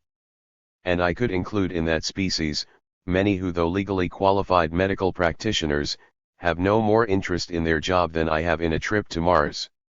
To them it is a means of making a living and usually a good one. No doubt in the world commonweal they will find duties that will suit them better. With no incentive to make a living out of the ill health of their fellows, only those will take to health practice with a keen desire to do so. And with that change of viewpoint the hospitals will become centers of a new teaching, the teaching of an art, the art of health. Chapter 13. Darby's and Jones. George, looking at this world commonwealth idea coldly and logically, there seems to be only one sound and fundamental reason for such a change from the present money world. Professor, and what single reason do you think would cover, George? George, quite simply, it would be so much better. That is, of course, if all you have said is really possible. After all, I have never thought along such novel lines before. If I were older and wiser, it is possible that I might have refuted many of your arguments. Professor, age and wisdom are not necessarily synonymous. An old person may have had considerable experience in one or several directions, yet may be quite ignorant and inexperienced along unfamiliar channels. It is rare indeed to find wisdom allied to old age. Great erudition possibly, Swithin's knowledge if pursued with avidity, is necessarily augmented each time. I'm afraid, George, that the teaching of the world common, idea will make little impression on the old folks. They are, in the main, too 94 much concerned with looking back. Youth is ever looking forward. World common gives them something to look forward to. George, if I did not know you so well, Professor, I might deduce from that, your entire unconcern for the aged in the world commonwealth. I hope I am mistaken. Professor, most emphatically you are. I cannot for one moment believe that the people of the world commonweal will be so inhuman as to think in terms of anything so abominable as an old age pension. Its paltriness is unpardonable, its rank inhumanity stinks. It is one of the most disgusting impertinences foisted on a public ignorant of the nature and the quantity of the wealth it produces. George, there are many who would virtually starve without it. Professor, yes, and there are many who starve with it. And that even with the help of the workhouse, for in all conscience, can it be considered very much more than starvation to which they are subjected? The irony of it! They spend the best years of their lives producing mountains of wealth for others, for themselves a life of poverty, and a lingering death by slow starvation. We would be a very poor, a very inhuman lot of creatures in the world commonweal if we could not promise them very much more than that. George, more politicians' promises. Professor, yes, George, the politicians they promise so much they give so little. And we need so little and we get so much less. But I am no politician, George, and I am making no promises. I am merely drawing a picture I have in my mind's eye of a world you can get when you want it. And in that picture I can see 2 rooms. Shall I describe them to you? George, please do. Professor, one room is here and now. It is 8 o'clock, and a cold, grey December morning. Mrs. Robinson, a widow, 75 years old, painfully raises herself on her pillow, shivers at the bleakness of the room's atmosphere, and very slowly and carefully gets out of bed. Having lit the gas ring, and for a few moments warmed her toil-worn fingers over its comforting blue flame, she fills the kettle from a tap on the adjacent landing, and places it on the ring. Very gently and with slow movements that betray much weakness and lowered vitality, she dresses herself in clothes which show extreme age by their color and patchiness. By this time the kettle is boiling, so, lowering the gas, she concludes her toilet, with occasional mutterings, "Well, now for a cup of tea. There's nothing like 95. It, to warm you up." But I'll leave the gas on for a while, just to cheer the place up. And we old folks need cheering up sometimes. Things wouldn't be so bad really if we had a bit of company, and something to do. After all, we don't need much, but we get so darned little. A decent room to live in would make all the difference. And she gazes around at the 4 dark walls of her room, artistically decorated with luxuriant vegetation. It's a wonder them flowers don't grow, it's so damp. Ankle, she sighs. Ah, well, we just go on living until so ends picture 1. George, and the other room is in the world common will I presume. Professor, yes, George, it is a room in one of those lovely country mansions, once owned by Lord Moneybags, and now owned by no one or everyone, as you wish. With the touch of our magic wand we have brought Mrs. Robinson into her world common will home. She painfully raises herself on her pillow, and looks through the window at the grey December bleakness beyond it, for there is no bleakness within. The room is comfortably warm, conditioned air is blow a warm gentle breeze through a ventilator in one WN in corner. Tastefully furnished, the bed-sitting room reflects the care which is taken to ensure the comfort and freedom from anxiety of the old folks. Mrs. Robinson looks around for a moment and then appears to come to a decision. She pushes the bell push at her side, and in a few moments the door opens, admitting a trim pleasant-looking nurse. "Good morning, Miss Blake, I don't feel too good this morning. I think I'll have my breakfast in bed." "Sorry to hear that, Mrs. Robinson, I'll just phone down for your breakfast," which she does. "Now we'll switch on the radio, and at 11 o'clock, I'll send up the masser with the infrared lamp. And I'll bet this afternoon you 11 be playing darts with the rest, and as right as 9 pence. Cheerio." The door closes gently behind the white-clad Miss Blake. "Almost an angel," muses Mrs. Robinson, "and this must be heaven. And to think that in the bad old days we used to talk of the good old days. I'll be as right as 9 pence, she said, 9 pence, 9 pence, now let me see, 12 pence in a shilling, 20 shillings in a pound. Isn't it strange to think of the world carrying on without money? Why didn't people think of it before?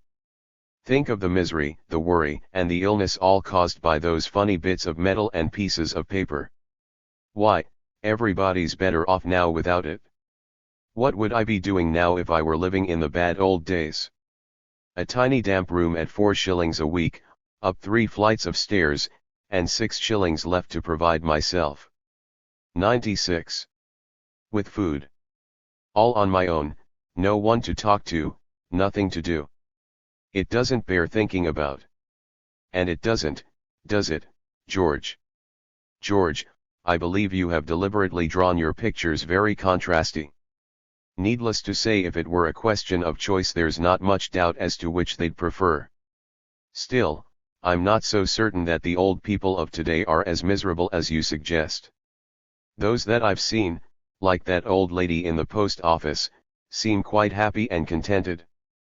Professor, those that are, George, are so, in spite of and not because of their present vile conditions.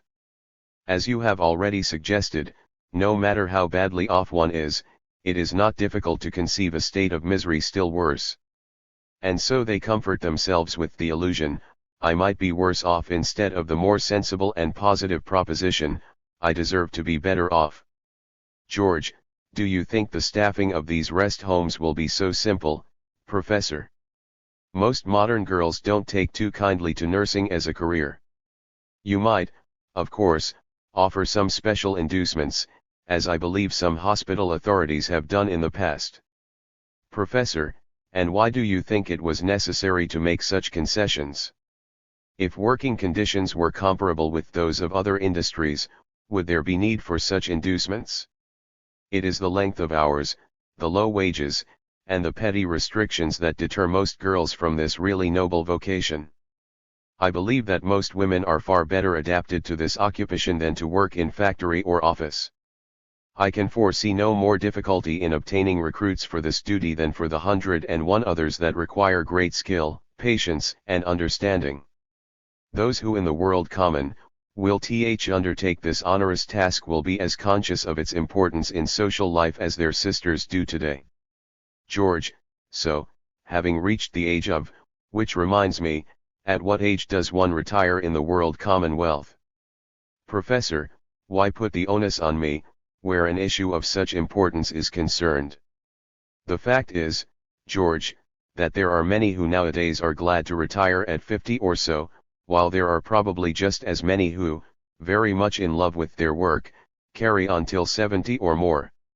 George, but surely, Professor, there'll need to be some fixed age at which people can cease duties if they wish to do so? Professor, that's the point, George, if they wish to do so. And so they will decide. There's nothing to be gained by our arguing on the merits or demerits of any particular age for retirement from active duties. It would be just as easy to make out a case for 70 as for 50. The net result of such a discussion would be exactly nothing. Clearly, if old John at 50 begins to feel that he is not doing justice to himself and to the community by continuing at his duties, it would be unreasonable to insist on his doing so. This would not necessarily mean that he would spend the rest of his life doing nothing. Idleness is an occupation that human beings do not take up very readily. It is more than likely that after a few months' rest, old John would be quite anxious to take up some duties once again. On the other hand, old Bill at 65 hale and hearty, might be good for another 10 years at his duties, but should he be forced to continue for that reason? George, so here again there would be absolute freedom of choice. Professor, there are no absolutes in nature, and man's choosings provide no exception. A man's ideas, makeup, physique, and so on, will determine whether he does or prefers one thing rather than another.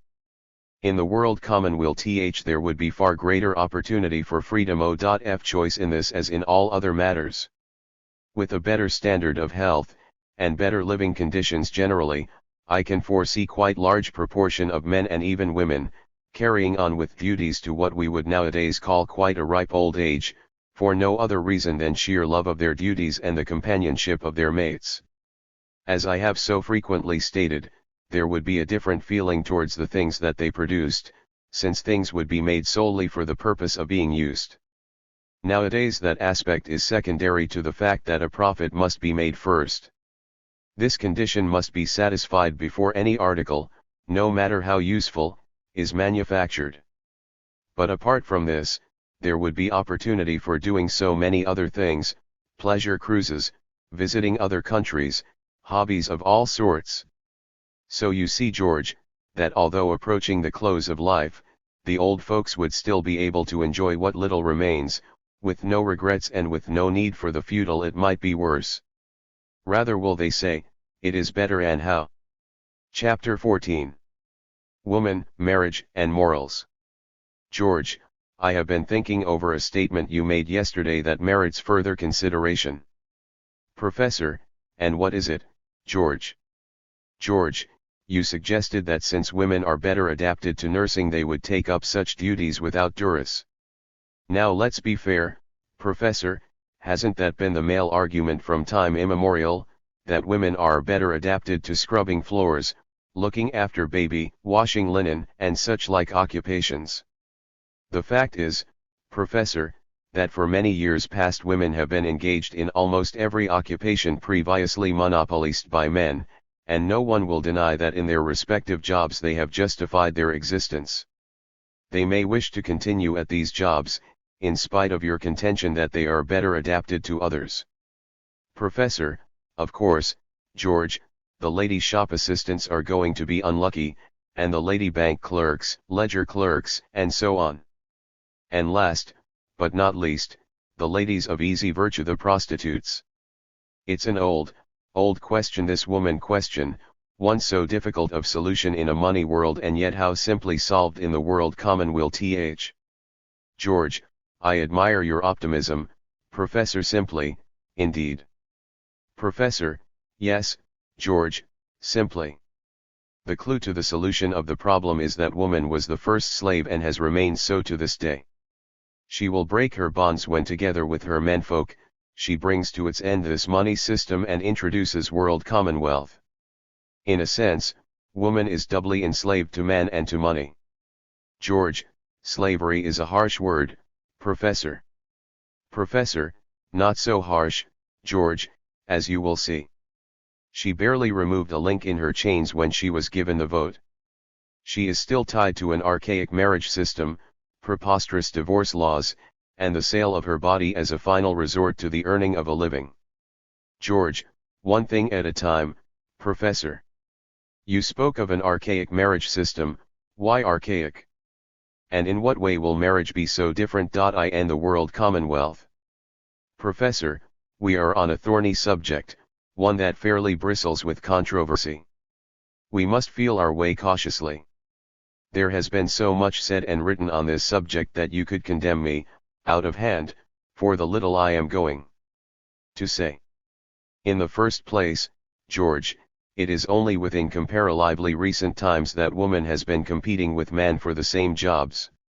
It has been said that this competition is the cause of low wages and therefore of poverty.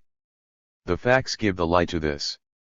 Wages are just as low in industries such as coal mining, where women are rarely if ever employed. It is thus not the peculiarity of women as a competitor for jobs that is the cause of low wages, but merely the fact that competition exists. The girl of 14 is forced into one job or another today for much the same reason as her brother.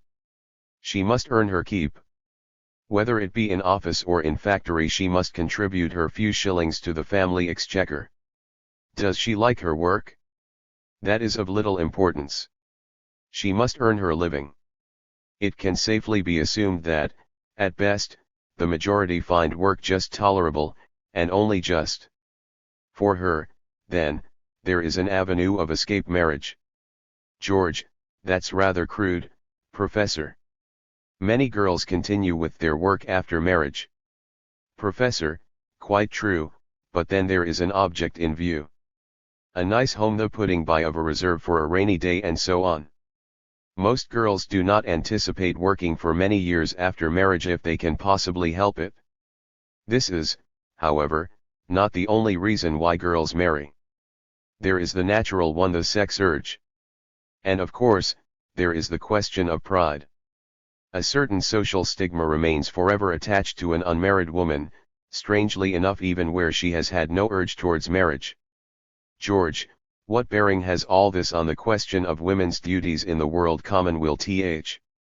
Professor, I have already stated that everyone will take up duties for which they consider themselves best fitted, and I have indicated that in my opinion a good many young women are best fitted for duties such as nursing. But that is my opinion, nothing more. You may be sure the women folk themselves will have a word to say in this matter, most probably, the last word, too. I see no reason why they should be debarred from any occupation they care to choose. We often think of lady doctors as a recent innovation, forgetting that they were giving a good account of themselves in some parts of the world, many hundreds of years ago. George, I suppose you'll consider me old-fashioned if I say that woman's place is in the home. Professor, yes, George, and even more so, if you were to say it's woman's job to bake the bread, make the soap and candles, fetch the water from the well, brew the beer, weave the wool and spin the yarn. Work such as this has to all intents and purposes disappeared from the home, and for a very obvious reason. It has been found by experience that some work is more quickly and effectively done by people cooperating socially rather than by individuals. If the things produced so far have not always been of the best, do not blame the principle, but rather the money world in which we live. Social mass production in the world commonwealth will be mass production of the best quality because it will be production for use. Machinery will be used to lighten toil, and not to squeeze the last ounce of energy out of the worker. I am rather inclined to the opinion that woman's place will be very much less in the home, and much more as a human being outside it. After all, it is possible for restaurants to cook and serve really good meals, and for laundries to do a really good job of work. There is really little left. George, I can almost hear you advocating free love next. Professor, no doubt, George, There are some that prefer the bought variety, but I believe that under normal conditions they are a minority. Love will be free, since it will not be bound. If there is mutual affection, respect, and understanding, there is no scrap of paper worth the printing necessary to make such legal and binding. A woman who holds her man on the strength of a marriage certificate holds not a husband but a helot. George, so, quite simply, marriage is abolished. Professor, not abolished, George, but altered in form. It will be a free and voluntary association of man and woman harmonizing with the social conditions of world commonwealth from which it will arise. And since world commonwealth conditions will harmonize with human nature, it goes without saying that this form of marriage will satisfy the needs of human nature.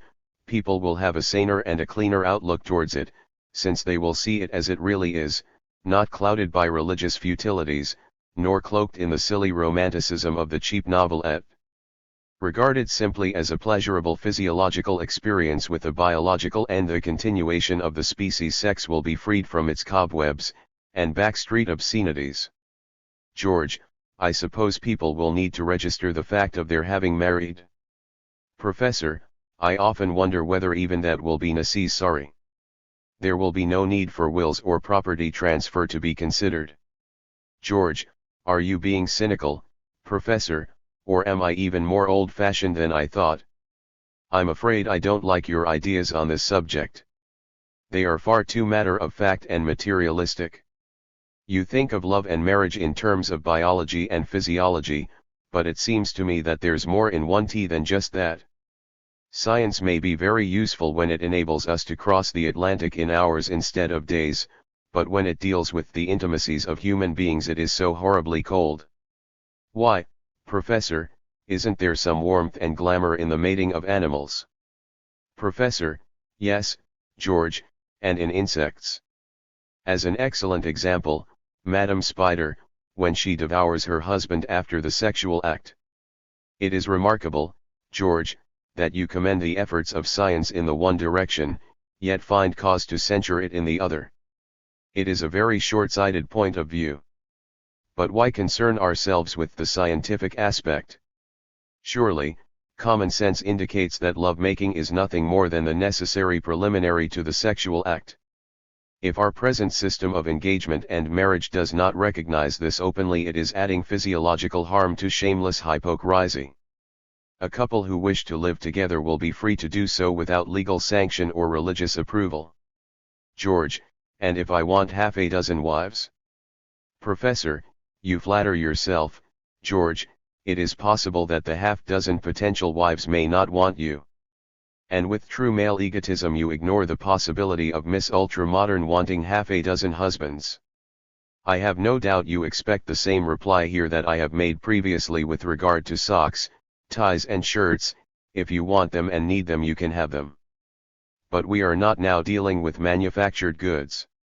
Women are human beings and in the world commonwealth will have equal rights in choice of mate as in all things. They will woo and will be wooed, they will love and be loved, and if I may be excused the expression, they will do so in an open market. Under such conditions how could there be polygamy? What woman would share with another what she could have for herself? The very fact that the sexes are approximately equal in number would make polygamy very improbable.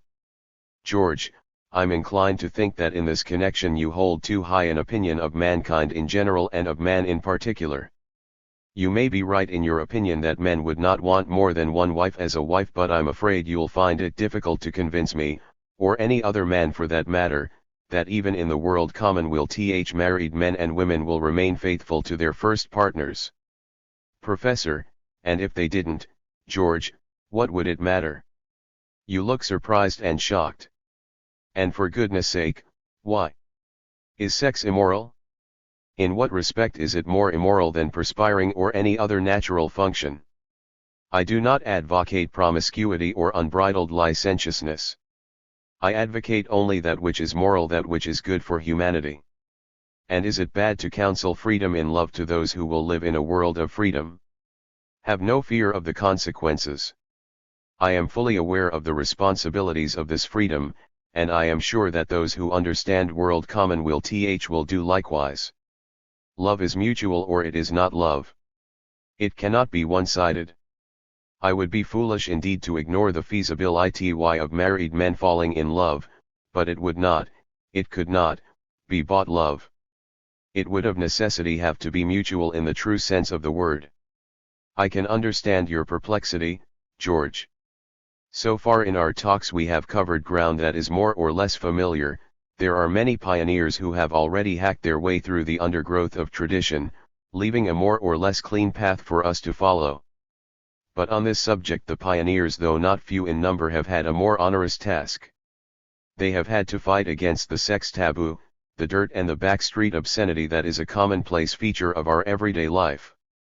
I believe that side by side with the rapid development of the world common idea will develop a cleaner and more wholesome outlook towards sex and all its implications. With that belief I can confidently leave the marriage problems of the world common to take care of themselves. George, you talk of sex and its implications, Professor. The implications are, I think, greater than you imagine. You have already referred to the approximate equality in the number of the sexes. That may be so as far as the world as a whole is concerned, though we know it is not so in this country. Would you suggest emigration would solve the problem for those girls who cannot hope to find a husband here? And what of the possibilities of intermarriage? Professor, emigration would solve many problems, including this one. I am sure many would emigrate now were it possible. What holds them back? Did you say money, George? No, lack of it. And insecurity, since there is the possibility of their not finding a husband. At home, there are friends and relations, and it is home. But out there, strangers and loneliness. How different in the world common This planet is your home, Blue Eyes. There is food and comfort for you everywhere. How friendly everyone is. So lift up those pretty ankles, Blue Eyes. Take ship to fresh pastures. There is a light in your eyes, a song in your throat and an urge in your blood. You will find him somewhere. Go. Seek. George, very pretty, Professor, but I did mention the possibilities of intermarriage. The colored races and so on. Professor, colored. Well, George, aren't we all? Or would you call our anemic pink no color? There is the possibility of Blue Eyes and a Negro falling in love. What of it? All human beings on this earth will have equal rights, equal liberties. How then can we make exception? Too long have we looked at this question of color from our side of the fence. We will in the world commonwealth not neglect the other side. Would it not be absurd to imagine that every Negro, Chinaman, Indian, and so on will be particularly anxious to marry a white girl? And what possible harm if some do? They will be able to live happily, and they need have no regrets in a world of intelligent and understanding human beings. There will be no color bar, George, that should be obvious. Only ignorance and the desire for cheap labor sustains such a ridiculous illusion. Never has it been demonstrated that colored people are of inferior stock or of lower intelligence and capabilities than their uncolored or discolored brethren. Given freedom, real freedom, they will prove our equals in some respects, and probably our superiors in others. George, nicely put, Professor, and I agree wholeheartedly. And now another line of thought before I forget it. Do you think there would be a tendency towards early marriage? With no need for the customary saving up for a trousseau and a home, youngsters might settle down to wedded bliss at a very early age. Professor, looked at superficially, I admit that does seem likely, but it would not be safe to generalize. There are probably many factors apart from money that deter young men and women from early marriage. As evidence of this, the daughters of the wealthy quite often defer marriage to the late 20s. No doubt with a greater variety of means of enjoyment, marriage age would, in the world common be as often deferred to about that age as it would take place at earlier ages. Or am I being cynical? George, I believe you are, though I am of the opinion that personally you favor early marriage.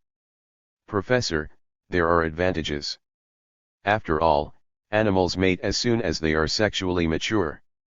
And parents are more in sympathy with the ideas of their children if there is not too wide a gap in age between them.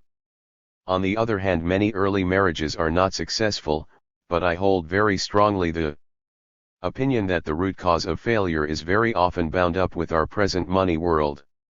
Bad early home environment, ungenial work, lack of stimulating recreation, and so on often lead to early marriage. Couple with this the low wages usually paid to the average young man of 20 or so, and we need no longer wonder at the frequent failures. On a subject such as this, it is difficult to foresee possibilities, but I have a feeling that under world commonwealth conditions early marriages would be far more successful than they are today. George, and if they were not, divorce would be easy, I suppose. Professor, and why shouldn't divorce be easy, George? There has been more ridiculous nonsense written and spoken on this subject than it really merits. Why on earth two people, mutually agreed that their marriage has been a mistake, should be virtually forced to continue living together, is to me a profound mystery. Is there any reason, common sense, or logic in a system that permits such a state of affairs? I doubt it. But I am certain of this: that until people understand world commonwealth and the potentialities of a life of freedom within it, they will be swayed by silly sentiment on the one hand, and outworn religious ideas on the other. While marriage is a property relationship, there will be lawyers who must needs earn a living, and politicians who cannot afford to lose votes. In our present-day money world, divorce procedure may be simplified in some respects, but I doubt whether it will ever be brought to its logical conclusion, the mere registration of dissolution. George, but, Professor, don't you think that making divorce as simple as that will tend to make marriage less stable and permanent? Why, there are times when a quarrel between husband and wife would lead to divorce, whereas owing to present-day impediments, they now quickly patch up their differences, and it's soon forgotten. Professor, it is important to bear in mind that a very large proportion of the quarrels of family life are, nowadays, due directly or indirectly to money or its lack. Those that do not come within this category have their origin in conditions that would probably not be evident in the world commonwealth. Of course, I am not suggesting that family disagreements will not occur, but I am sure you will agree they will be less frequent and less intense than they are now. So you see, George, divorce, when it occurs, will be due to causes more intimate and more fundamental to married life than just superficial squabbles. Wouldn't you agree that in those circumstances easy divorce is an advantage? George, quite true, Professor, but there are other factors to be considered. If men were by nature constant in their affections, I would have nothing more to say, but to what extent is this so? In the minority of cases, I am sure. I will admit, though, that usually there's nothing really serious in these illicit encounters, since divorce is difficult and costly, and the consequences to the children, if any, have to be considered. Have you ignored the possibility of such affairs becoming more serious with easy divorce coupled with world commonwealth conditions? Don't you think that increased leisure alone would tend to encourage promiscuous lovemaking, thoughtless marriages, frequent divorces, and spoiled children? Professor, in short, George, you have certain opinions, average opinions if I may say so, on the subject of immorality. You live in a world in which poverty is the normal condition for the majority, in which food is destroyed to maintain prices, in which human beings kill or maim one another at the behest of governments, in which unemployment exists as a problem which cannot be solved except by war. A world in which all these and other evils exist is accepted by the majority of people as something which always has been and therefore always will be. They would dismiss as inapt the word immoral applied to these abominations of our so-called civilization, and that in spite of the fact that vast numbers are affected. It is these things that are immoral, George, horribly immoral, if I understand the word correctly. But what immorality is there in the exercise of a perfectly natural function, by two adults of opposite sex who wish to enjoy the pleasures of that function without the preliminaries of prayers or priest, or the license of a registrar. What harm to themselves or to humanity? You say people are not constant in their affections. I agree. But to what extent this is due to our present mode of life remains to be seen by a change to world common will life. If such inconstancy still exists, mankind will evolve a moral code in accordance with the ideas prevailing, but you may be sure such moral code will be based on freedom and not on restraint. Public opinion and an innate sense of decency provide a sufficient safeguard against indecent behavior properly so called. I am firmly convinced that man is born open-minded, neither good nor bad, but is corrupted by the money world in which we now live. The influences of a world common will a moral world, cannot help but shape man to a moral life. Increased leisure, under such conditions, could not possibly make man immoral. It may give him more time for making love, but would you deny him that? George, it seems to me, Professor, that you almost condone prostitution. Professor, I advocate only that which is moral, that which is good for humanity. I advocate world commonwealth, a moral world, since it provides the greatest good for the greatest number. We live now in an immoral world in which the greatest good is for the few. In this, our present immoral world, things are made to be sold and bought. To deny woman's right to sell her body in a world of buying and selling is to deny that which is fundamental to a money world. Very few women become prostitutes by choice, they are driven to it by necessity. Few are sexual perverts, most are undersexed. I do not condone prostitution. Prostitution is immoral, but it is one way of getting money, without which one cannot live in a money world. In the world common will there would not be prostitutes because there could not. There would be neither the street woman selling herself to all and sundry, at piece rates, nor her more dignified sister selling herself to a fortune, by license. The one is no more immoral than the other. The man and woman who wish to live together, whether for short time or a lifetime, will do so by reason of mutual attraction and for no other. Prostitution could not possibly exist. In a world of artificial stimulants and excitements, of highly spiced foods, novels, and cocktails fostered by highly spiced advertising, of bridge and brandy on the one hand, and beer at the local on the other, we have lost the zest for natural living. The wealthy, by virtue of an education which fosters voice and poise but little brain, become bored as one fashionable excitement follows its predecessor. The not so wealthy feebly attempt to ape the betters, don evening wear for opera, frequent the best hotels, and succeed as apes. When other stimulants and excitements pall, and madam becomes insipid through overindulgence in drink, dress, and dance, milord takes himself a new madam for a change. And he can afford to buy the best. The poor, living a restricted and monotonous life, have as great a need for interests and excitements as the wealthy, but apart from the licensed wife do not usually buy their sexual pleasures. With them, extramarital experiences are usually more or less accidental, just an incident, quickly over, and as quickly forgotten. But you see, George, they have not so much time for one thing, not so much money, for another, and not so much chance of getting bored with the few other excitements available. Whether one finds pleasurable excitement in the solving of abstruse mathematical problems, or in the more mundane game of skittles, there is superadded in almost all human beings the response to the pleasures of sex. With good mental and physical health the norm, with couples well mated, physiologically, and sexual education taught in its proper place, the schoolroom, I see little cause for worry in the sexual health of the people of the world commonwealth. George, well, Professor, it has been a long discussion, and why? Interesting one. You have covered a very wide field, and needless to say the subject requires much greater study than I am prepared to give it. I should imagine too there are many controversial points that you have glossed over. Nevertheless, you have given me something to think about. One thing is certainly dear. Women have as much and perhaps even more to gain by the change to world common wealth as we menfolk. Your comments on free love were, I must admit, rather startling to my mid-Victorian ears, and though I am prepared to agree that such freedom would be possible in the world commonwealth, I find it difficult to conceive our neighbor-conscious womenfolk thinking along such lines. In spite of precautions, there would still be illegitimate children.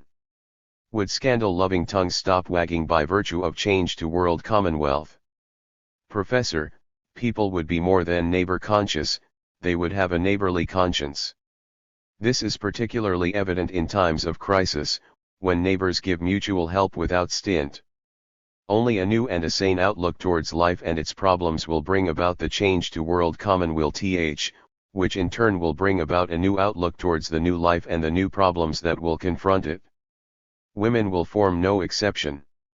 They may even lose their scandal-loving tongues, since with equal educational facilities, they will have so much more interesting things to talk about. There will be no illegitimate children, only children. Chapter 15. They also serve George, talking of women. Professor, what, the fair sex again, George? What's on your mind today? George, not the fair sex in general, but the generals of the fair sex. The servants, the charwomen, and all those others who assist the housewife in her domestic duties. Professor, not forgetting, of course, the parlor maid, the chambermaid, the cook, the butler, and the chauffeur. It certainly looks a formidable problem. George, formidable or not, it's a bread and butter problem. If things are going to be made nice and easy for us menfolk, it would not be fair to overlook woman's part in the picture. Do you think you could fit household chores into your 1,000-hour year? Professor, you call it a bread and butter problem, George, whereas I should be more inclined to call it a cake and coffee one. It is a problem which in the main affects the wealthier people and their more or less highly paid satellites. They form a comparatively small proportion of the population in most countries of the world. The majority, the working class, have many problems, the principal one being the problem of living, but the servant problem worries them little unless they are servants. People who, on an average, get only sufficient in wages to maintain life, and provide for elementary comforts including a coffin, cannot afford to pay for domestic help, even if, as often happens, they are really in need of such help. I'm sorry, George, I don't see the point of your so-called problem. George, perhaps I have not made myself clear. What I want to know is this. As the standard of living of the majority of the world's population is to be raised, and that, I take it, is an obvious deduction people will quite naturally expect, and on the whole will get, many of the extra comforts and conveniences now the prerogative of people who now enjoy that higher standard of living. Am I presuming too much in including amongst these extras, the services of the weekly charwoman, and so on? Professor, your question, George, seems to have a familiar flavor. Isn't it a variation on your old theme, who's going to do the dirty work? George, not quite, Professor, there's a distinct difference. Those people who take up, say, coal mining, as a means of livelihood do so in spite of the fact that they could if they wished, and in fact some do take up other employment. This does not apply in the instance under consideration. Most domestics and charwomen usually take up such employment as a last resort. Being work that requires little or no skill, it can be adopted as a means of livelihood by women who have had for some reason or other, no opportunity for acquiring skill in any other calling. Or, of course, by spinsters and widows who have become too old for the work which sustained them in their youth. It is for this reason that young girls from poor homes are more inclined to enter domestic service, and middle-aged and elderly women become charwomen. Now, Professor, I can hammer home my point. I claim that these people won't want to do this work whether you call it duty or anything else. Professor, here. George, I agree. They won't want to do the work, and they won't. And Mrs. Smith and Mrs. Smythe won't want to do the work, and they won't. So the work won't be done even if, as you suggest, I call it duty. Still, I'm glad you didn't suggest a raise in salary as an inducement. Suppose then we do a spot of work ourselves, and begin by climbing a ladder. No, not the window cleaner's ladder, George, but the ladder of society. The ladder that begins in the rabbit warrens of the working class districts, often very accurately called dwellings. They are not homes and ends in the palatial mansions and luxury flats of the captains of industry. We may miss a few rungs here and there, but then we are both agile. Like Samuel Smiles, we start at the bottom, and we find here a great mass of the population, the lower paid working class, who, as I have already stated, do not as a rule employ domestic help of any kind. Skip a rung or two and we come to the next group of importance, the so-called lower middle class, consisting in the main of the moderately paid workers, and the smaller shopkeepers. Domestic help is here occasionally found, but seldom consists of more than the services of the weekly char and the casual window cleaner. Still higher we go, George, and now in the regions of the higher paid workers, and the more prosperous shopkeepers we find a sprinkling of those who live in and seldom get out. Steady, George, we approach the rungs of soft carpets, and lace curtains, of full-figure fashions, and four-figure incomes. And observe, George, 2 maids. Only here and there, 'tis true, but not infrequently a nursemaid and a personal maid to madam make an uncompromising appearance. And so rung by rung into the regions of wealth, the realm of affluence, where madam toils little and spins less, where housemaids, nursemaids, parlour-maids, chambermaids, chauffeurs and butlers quite often outnumber the family for whose needs they cater. What do they do, George? All these wallahs of the wealthy do they also serve, who only stand and wait at table. We have seen sufficient to convince us that, as in all things extremes are unhealthy. Let us then consider on our way down the ladder, something approaching a healthy mean. Ah, here it is, George.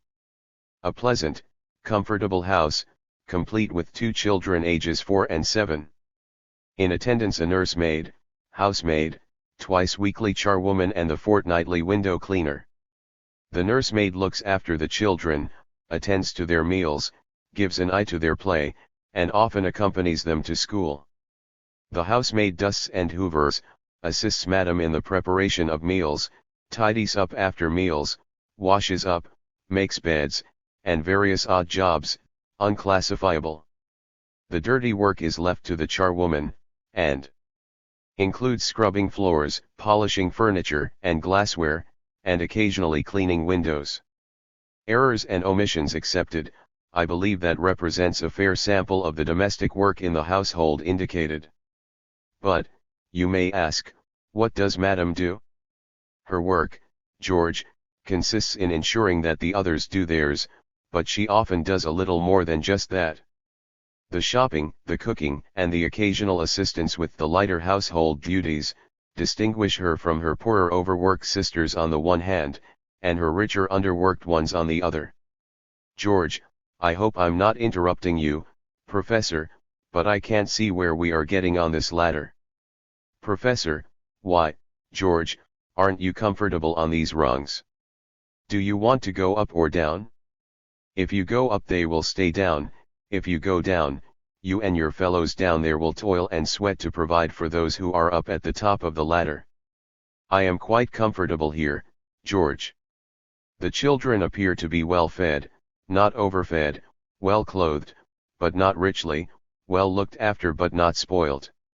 Madam looks well and happy, though at times a little anxious, wondering perhaps if it will last. Business has been bad before. She has had to go without lots of those little things that conduce to home comfort and family well-being. It may happen again. There, George, is your golden mean.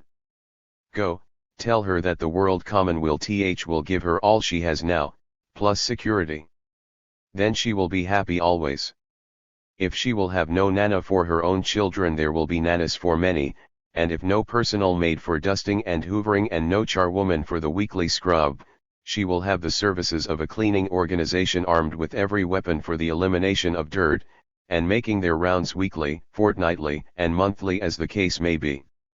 George, and so, Professor, like the conjurer, you put into the hat the servants and charwomen, and take out a cleaning organization, which I expect you hope I will accept as something different. It won't work, Professor. You can't evade the issue by playing conjuring tricks on ladders. I contend that women won't do this work. Professor, and have I indicated that women will? Is it not possible that many men might prefer this form of duty if performed with such mechanical and electrical appliances as have already practically eliminated such work as road sweeping? George, sweeping roads is one thing, but scrubbing floors is quite another. I can't imagine any man taking up such a duty unless compelled to. It's too lowering and degrading. Professor, we now approach the crux of the matter.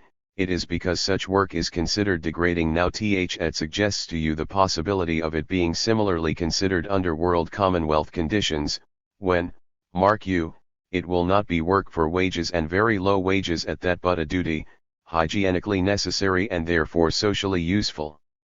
It is strange, George, that you readily gave way to my argument on this dirty work problem when it involved coal miners, dustmen, and so on, but fight to the last ditch on behalf of our domestic friend.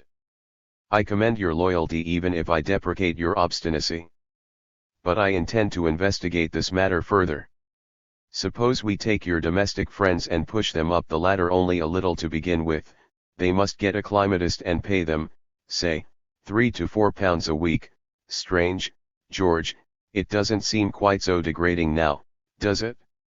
Up a little higher, now say 400 a year. Gracious. People are flocking for the job. Yes, George, just a shade higher, say, 600 a year. What's this, a profession? Complete with royal charter. And certainly not lowering to one's dignity. Now let us put the ladder on one side and get down to fundamentals. In one of our earlier talks, I made the assertion that people are as varied in their makeup as they are in their handwriting, that for this reason they feel inclined towards one type of job rather than another.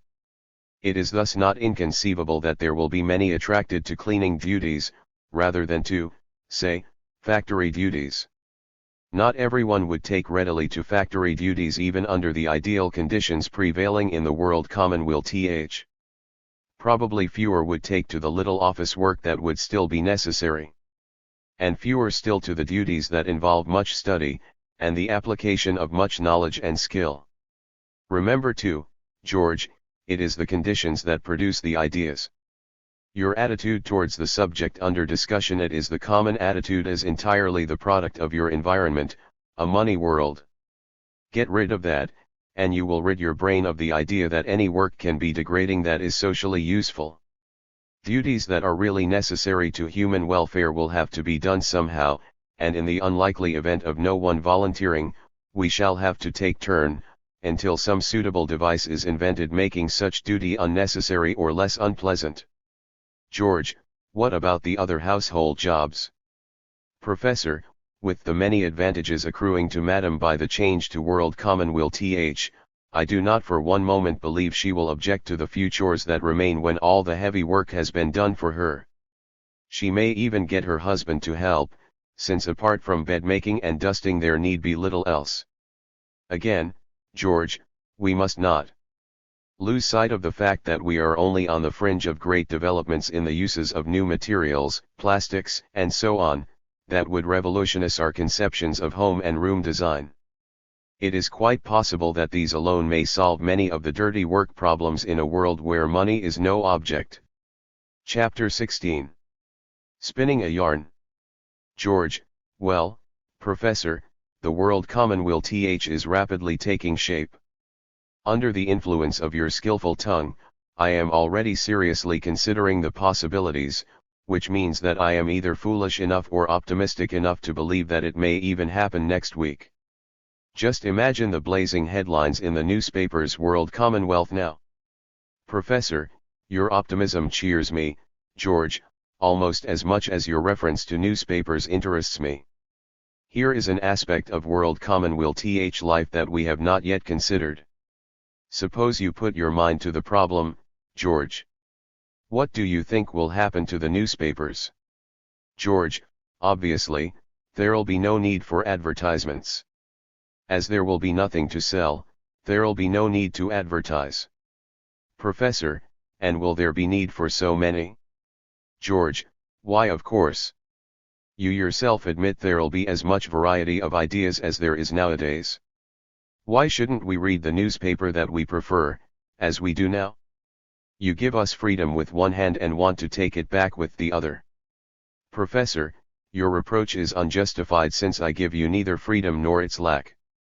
It is you and your fellows that will get freedom and everything else when you so desire. But do not overrate the significance of this word, freedom, as it has different meanings from different lips. It is a word I have used on several occasions, so it would be as well at this point to consider its meaning.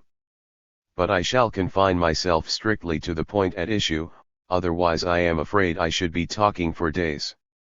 In the sense, then, that there is no restraint on your choice of newspaper, I agree that you are free even today. In much the same way you are free to drink champagne at the local instead of beer. But you will not deny, George, that there are conditions attached to your choice. Although free to drink the one or the other, you choose beer. Apart from the question of cost, not a minor consideration, you prefer beer. In the same way you prefer and therefore choose the Daily Scream to the Daily Scribe. What force then directs your choice? Is there not something in your makeup that compels you towards one rather than the other? Have not the circumstances of your life, your home influences, friends, and so on all determined your outlook towards newspapers in general, and one in particular? In short, George, haven't we reached a familiar? George, I've got it, Professor, the conditions produce the ideas. What it boils down to in this case is that I'm no more responsible for my choice of newspaper than I am for the color of my eyes.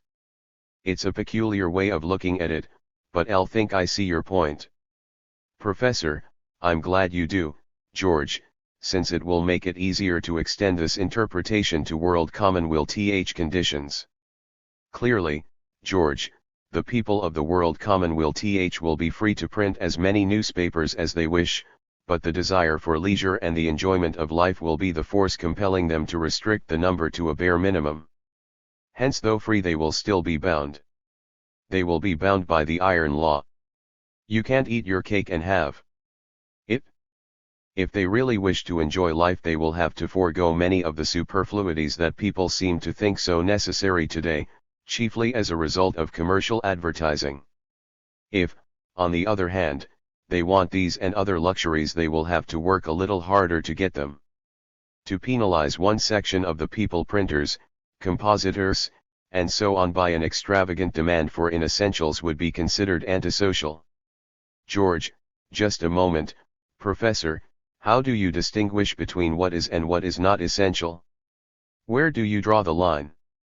Professor, well, George, as we're on the subject, suppose we apply ourselves to this newspaper problem, and consider what demands would be likely in the world commonwealth.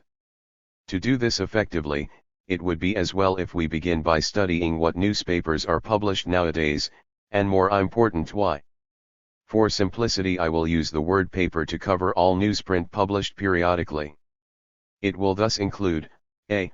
Newspapers proper, day, evening and weekly, b. Weeklies catering for various hobbies, interests, etc., c. Monthlies somewhat similar to those under, b. d. Quarterlies catering mainly for scientific interests, e. Biannuals and annuals, interests many and various. If you are a stickler for accuracy, you may find many flaws in this analysis, but it will answer our purpose. Now, you will no doubt agree that with very few exceptions new papers are published with a profit motive. In this respect they are no different from any other commodities produced at the present time, and like them, they must, to be marketable, have features distinctive from contemporaries. This distinction may take the form of a new policy, often political, an appeal to enthusiasts of a hobby or other recreational interest, or an appeal to a new tendency in the ideas of the people.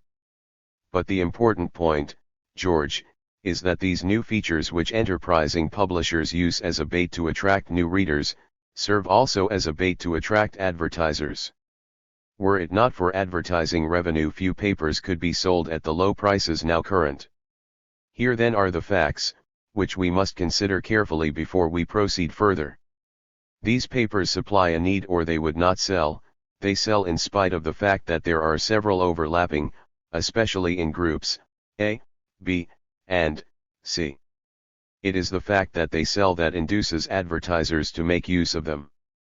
Advertisements, being a profitable source of revenue, tend to encourage the publication of new papers, since there is the prospect of inducing advertisers to spend still more. And so a circle, but not necessarily a vicious one, since almost as fast as new papers appear, group A, particularly old ones, die. George, the death of a newspaper is a comparatively rare occurrence, Professor. Professor, the fact that such demises are rare is proof that there are certain ideas that change very slowly. We shall soon see what these ideas are. But you must remember that a newspaper group, A, can only live while it has the support of a sufficiently large number of people whose ideas fit in with it. Now, what are these ideas expressed by these newspapers that rouses in its readers a response, sufficient to cause them to purchase that same paper day after day, often for many years without a break? George, if it's a riddle, Professor, I give it up. Oh, I see. You mean it's politics? Professor, exactly, George, politics. Fashion editors may come and go, cartoonists become more or less pungent, leading articles more or less animated, but the politics of a newspaper are as fixed and inflexible as the stars in their courses. These then are the ideas, the slowly changing ideas, the political ideas, that maintains a newspaper's circulation. There are probably many factors that determine a person's political ideas, but in the main, the newspaper he chooses and reads regularly is the one that is in accord with those ideas. The newspaper then molds those ideas, and educates them along the lines determined by the proprietors. We thus deduce, it is not an extravagant deduction, that there exists an affinity between the newspapers and political ideas prevailing. And, arising out of this, the further deduction that in the world common will th a world organization, in which there would be no need for politics, newspapers will have lost one of their main functions, the dissemination of news and ideas biased in the interests of the financial groups that control them. George, what? No politics? Professor, why, oh, you look surprised, George, which means that I must digress for a moment. Tell me, George, have you ever considered what causes a new party to enter the political arena? George, I've never given it a thought. Professor, I will put it simply and very briefly. When a large number of people have a grievance which for its amelioration requires parliamentary authority, they have some few ways in which they can voice that grievance. By forming a group or association, they can approach sympathetic members of Parliament, in the hope that by thus stating their case, some action will be taken. Or by meetings, outdoor and indoor, and vigorous speeches on the part of its sponsors, they can attract the interest and enthusiasm in their cause, sufficient to form such an association. A political party arises out of such a group or association when it has a cause, which it considers will arouse a sympathetic response, in a mass of people, sufficient in number to justify direct representation in the House. The important point, however, is that the cause must be one which affects the vital interests of that group and the people it represents. In a money world there is nothing more vital than money. Hence, though it may be possible for a person with unorthodox views on, say, religion or vaccination to occupy a seat in Parliament, it is his political views that get him these. So, George, no money, no politics.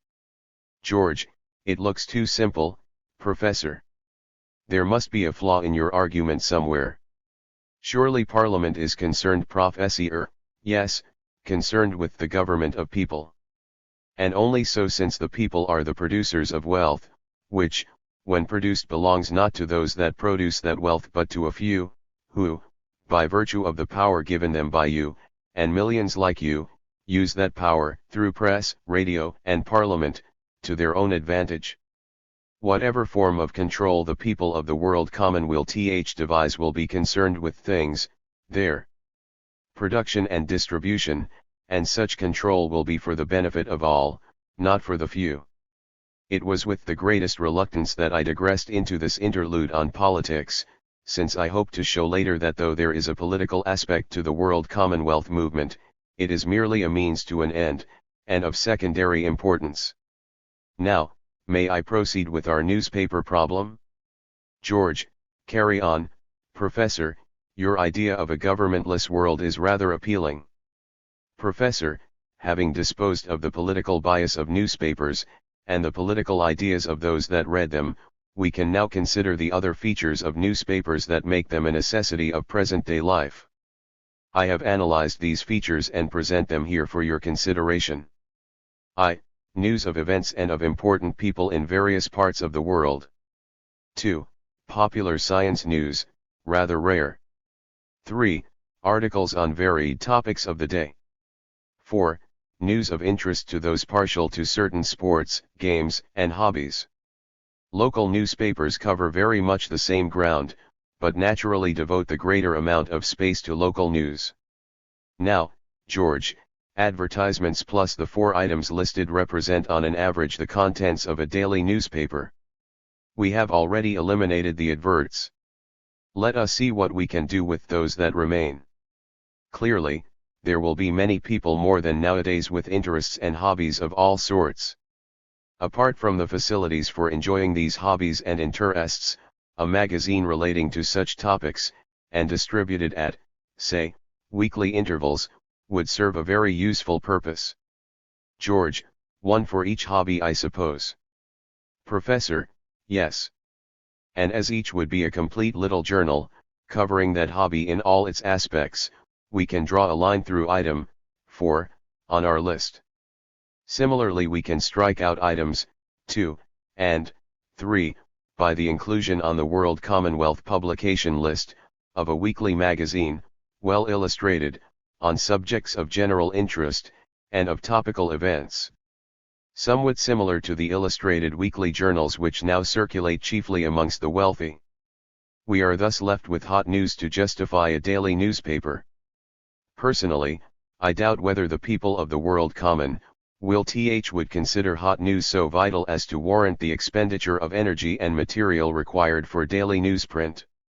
Especially, as the radio and cinema have become so well adapted to that purpose. But if the demand should be there, you may be sure it will be satisfied.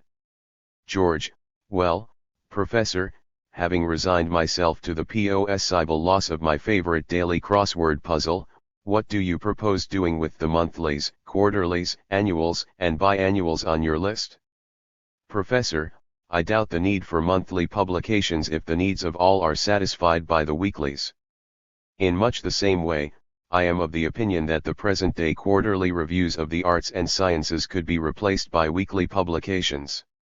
But in matters such as this it is difficult to prophesy. Such a large quantity of the printed matter published today is sheer unadulterated trash, that there would be little lost by its absence. George, that suggests that the present-day cheap-jack novelist would come under the axe. Or would they be permitted to carry on their novel writing as a duty? Professor, it's not so much a question of permission as of admission. If at any age, there developed a desire for writing and aptitude were shown, popular acclaim would possibly suggest that the person concerned, should, like his brothers in the instrumental and vocal arts, be free to devote his time to such recreational duties. If he were not so good, there would be plenty of free time for him to indulge in his interest as an amateur. Needless to say he would be one of very many. There would probably still exist a demand for the thrillers, the romances, and the other ephemeral literature that lumbers the bookstalls at the present time, but whether the people of the world common would be prepared to regard them as products of duty is another matter. It would be interesting and amusing to debate the question. At any rate, George, I hope I have convinced you that so far as newspapers are concerned, it is not so difficult to decide what would be considered inessential in the world commonwealth. George, suppose a comparatively small group of people have some ideas and opinions for the expression of which they required a journal of their own. Professor, they could have it. Though I see no reason why to begin with such ideas and opinions could not be aired in one of the regular weeklies. With increasing demand for such opinions, more space could be allocated, until eventually a new publication was deemed necessary. The editor and his staff would of course be free from other duties. George, I was just wondering whether you would regard radio entertainment as essential. Like the conjurer, you seem to have no difficulty in eliminating things out of existence. Why not try your hand with radio? Professor, I assume you are not being facetious, George. Where I have been uncertain of the utility of any present-day institutions or ideas in the World Commonwealth organization, I have not hesitated to indicate my doubt. I do not think it would be too difficult to argue out of existence, to use your words, our old friends of radio. As a source of lowbrow entertainment, it does not compare with the average music hall. For more highbrow entertainment it fails lamentably. But why should we deny ourselves this and other pleasures if the means and the instruments are already in existence for their provision? Would it not be more wasteful and extravagant to destroy such apparatus? George, don't forget, Professor, it's also used for the broadcasting of news, lectures, and so on. And there are special instructional broadcasts to schools. Professor, so much the better. It would thus take over the one remaining function of the newspaper in the broadcasting of hot news. The educational possibilities are still barely out of the experimental stage, so I am loath to forecast what developments would be likely under the new conditions. One thing is, however, certain. Those lecturers who broadcast, whether to schools, or to the general public, would not do so from a blue-penciled script. They would be free to speak freely and fearlessly, unimpeded by the indignity of the ridiculous censorship now imposed. Chapter 17. Law and Religion. George, Professor, I must compliment you on your versatility. You have in these talks covered a very wide field, with a very persuasive tongue. Professor, and I must thank you, George, for an undeserved compliment.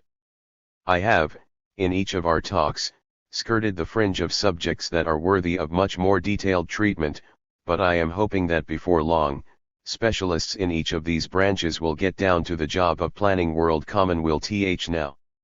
I need hardly add they will have an enjoyable task. Planning for a world in which money is no object, they may at times need to curb their enthusiasm lest imagination run riot. George, my imagination was running riot last night, but in a different direction. I was racking my brain, trying to think of some aspect of present-day life on which you had not yet touched. I could find only 119. Professor, I am impressed by the small number, though not flattered by the implication. I would be vain indeed to believe that in the short time at our disposal we have covered every aspect of our present money world and its horrors. Still, George, whatever my shortcomings in this respect, I shall be perfectly content if my persuasive tongue, as you call it, has persuaded you of the necessity, the desirability, and the practicability of World Commonwealth now. What are your two leftovers anyway? George, strangely enough they are both professions. I believe they are called the learned professions, though, since both are awe-inspiring to the layman, I feel inclined to call them the awful professions. The law and the church. Professor, they have more than that in common, George. Both are non-productive, and the adoption of either as a career involves much hard study at university, followed by examinations of no mean difficulty. In court, as in church, voice, poise, and gesture are valuable and cultivated assets. To compare the judge or magistrate with the Almighty is, I hope, not blasphemous, but both sit on high, both are appealed to for justice, and both ensure that lawbreakers get it hot. To add to temperature a touch of color, I will add that one is black coat and the other black cloth, which though distinctive, are not distinctions. I feel sure that, to the student, law is an interesting study, but even more interesting would be a comparative study of the legal systems of the world, of their origins and their development. The fact that I have made no such study, does not deter me from stating this generalization. That in all countries where there is one, the legal system is based on the need for safeguarding property interests. Whether it be birth or death, marriage or divorce, whether it be petty fine for petty crime, or hard labor for grand larceny, practically all laws are made and remade because money or property is, or may be involved. George, so with very much pleasure and with few regrets, you announce that the world common will being a moneyless world will have no laws. But that's only half the problem, Professor. There will still be property, there will be food, clothing, and other goods in the warehouses, there will be the warehouses and the shops, the houses and flats, roads and railways, mines and ships. Oh! Of course, there will be no selling since it will belong. Why? Professor, who will control all these things? The state? Professor, no, George, not that abstraction we call the state, because there wouldn't be one. George, what? No state? Professor, surely George, there would be no need for one. George, why not, Professor? Professor, for this reason. Our present money-based world is, as I have shown you, a world in which there are two kinds of people. Firstly, there is a small group, the rich, who, between them own nearly everything. Secondly, there is that very large group, the poor, who own little more than nothing. The rich, being top dogs, need a means of keeping the poor the bottom dogs in their place as the need arises. For this reason a state becomes a necessity, since there are laws to be made, taxes to be raised for the purpose of maintaining an army, navy, air force, police force, and civil service, all of which are used to enforce and administer these laws in the interests of the wealthy few. Hence, in our present competitive profit-making system, based on the existence of rich and poor, there is an inducement for those who have little or nothing to obtain a little extra wealth from those who have, or in other ways do things which are against the interest of those who possess. Laws are made by a government or state to protect the rights of those who have money or property. They are essentially orders to be obeyed by the people. Disobeying or breaking the law is called crime. Since in the moneyless world common will there would no longer exist the division into top dogs and bottom dogs, and since the good of each would be the good of all, there would be no need for any such weapon. It is nothing more than that as a state. People would cooperate freely and willingly in producing and distributing the needs of humanity. Neither force nor violence would be used to compel people to do anything, since they would fully understand what they were doing, and would be doing it for their own benefit. Civil servants to direct them to their work would to them seem as stupid as the calling in of a policeman to demonstrate the eating of a meal.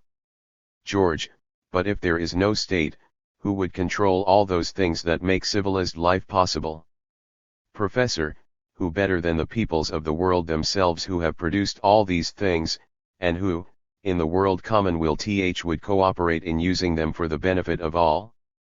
George, all the same, Professor, there will need to be laws of some kind, otherwise chaos would result.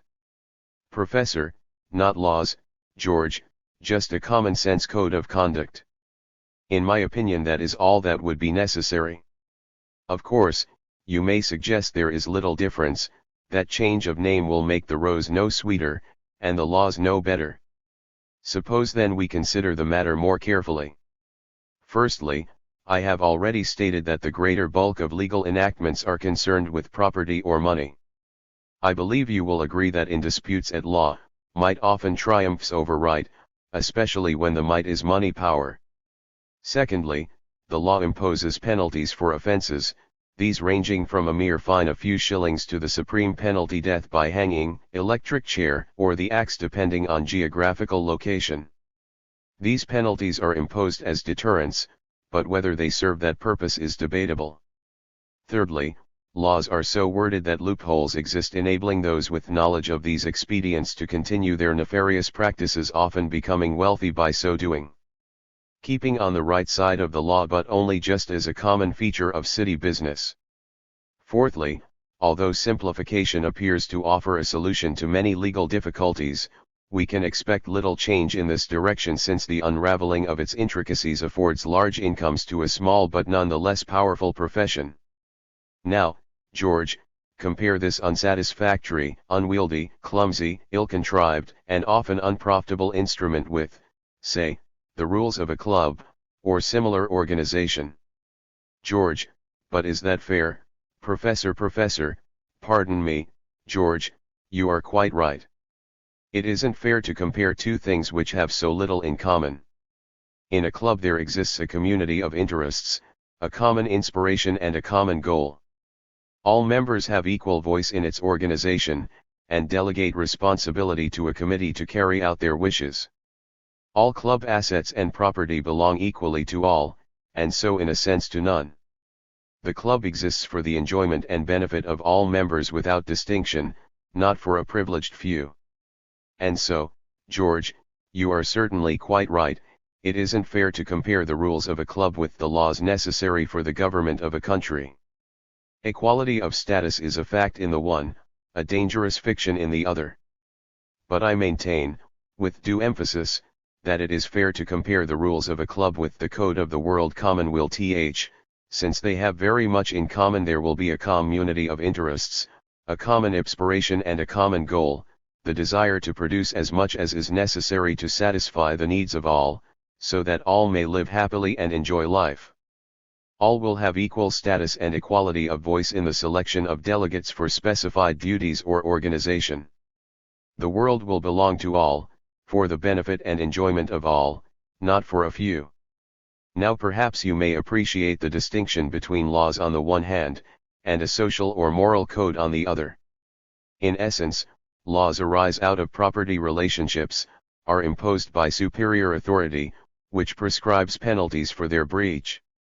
A code has its origin in social relationships, it arises out of man's natural desire to live in community rather than in isolation, in harmony with his neighbors rather than in discord. It is not imposed by authority but arises out of social opinion.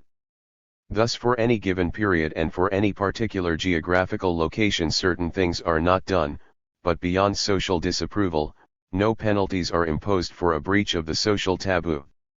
George, I don't quite understand, Professor.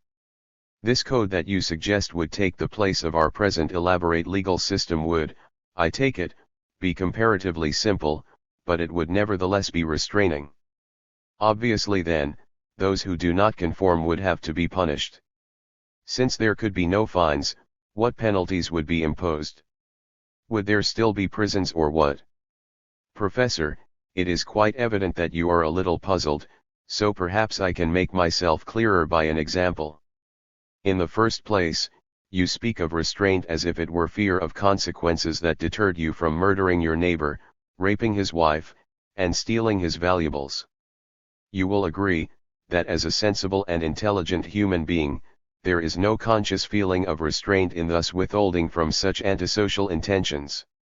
If I am not being presumptuous by suggesting that the people of the world commonweal will be as sensible and as intelligent as you, we can take it that in the main they would not feel irksome the few simple and common sense rules drawn up by common agreement amongst themselves.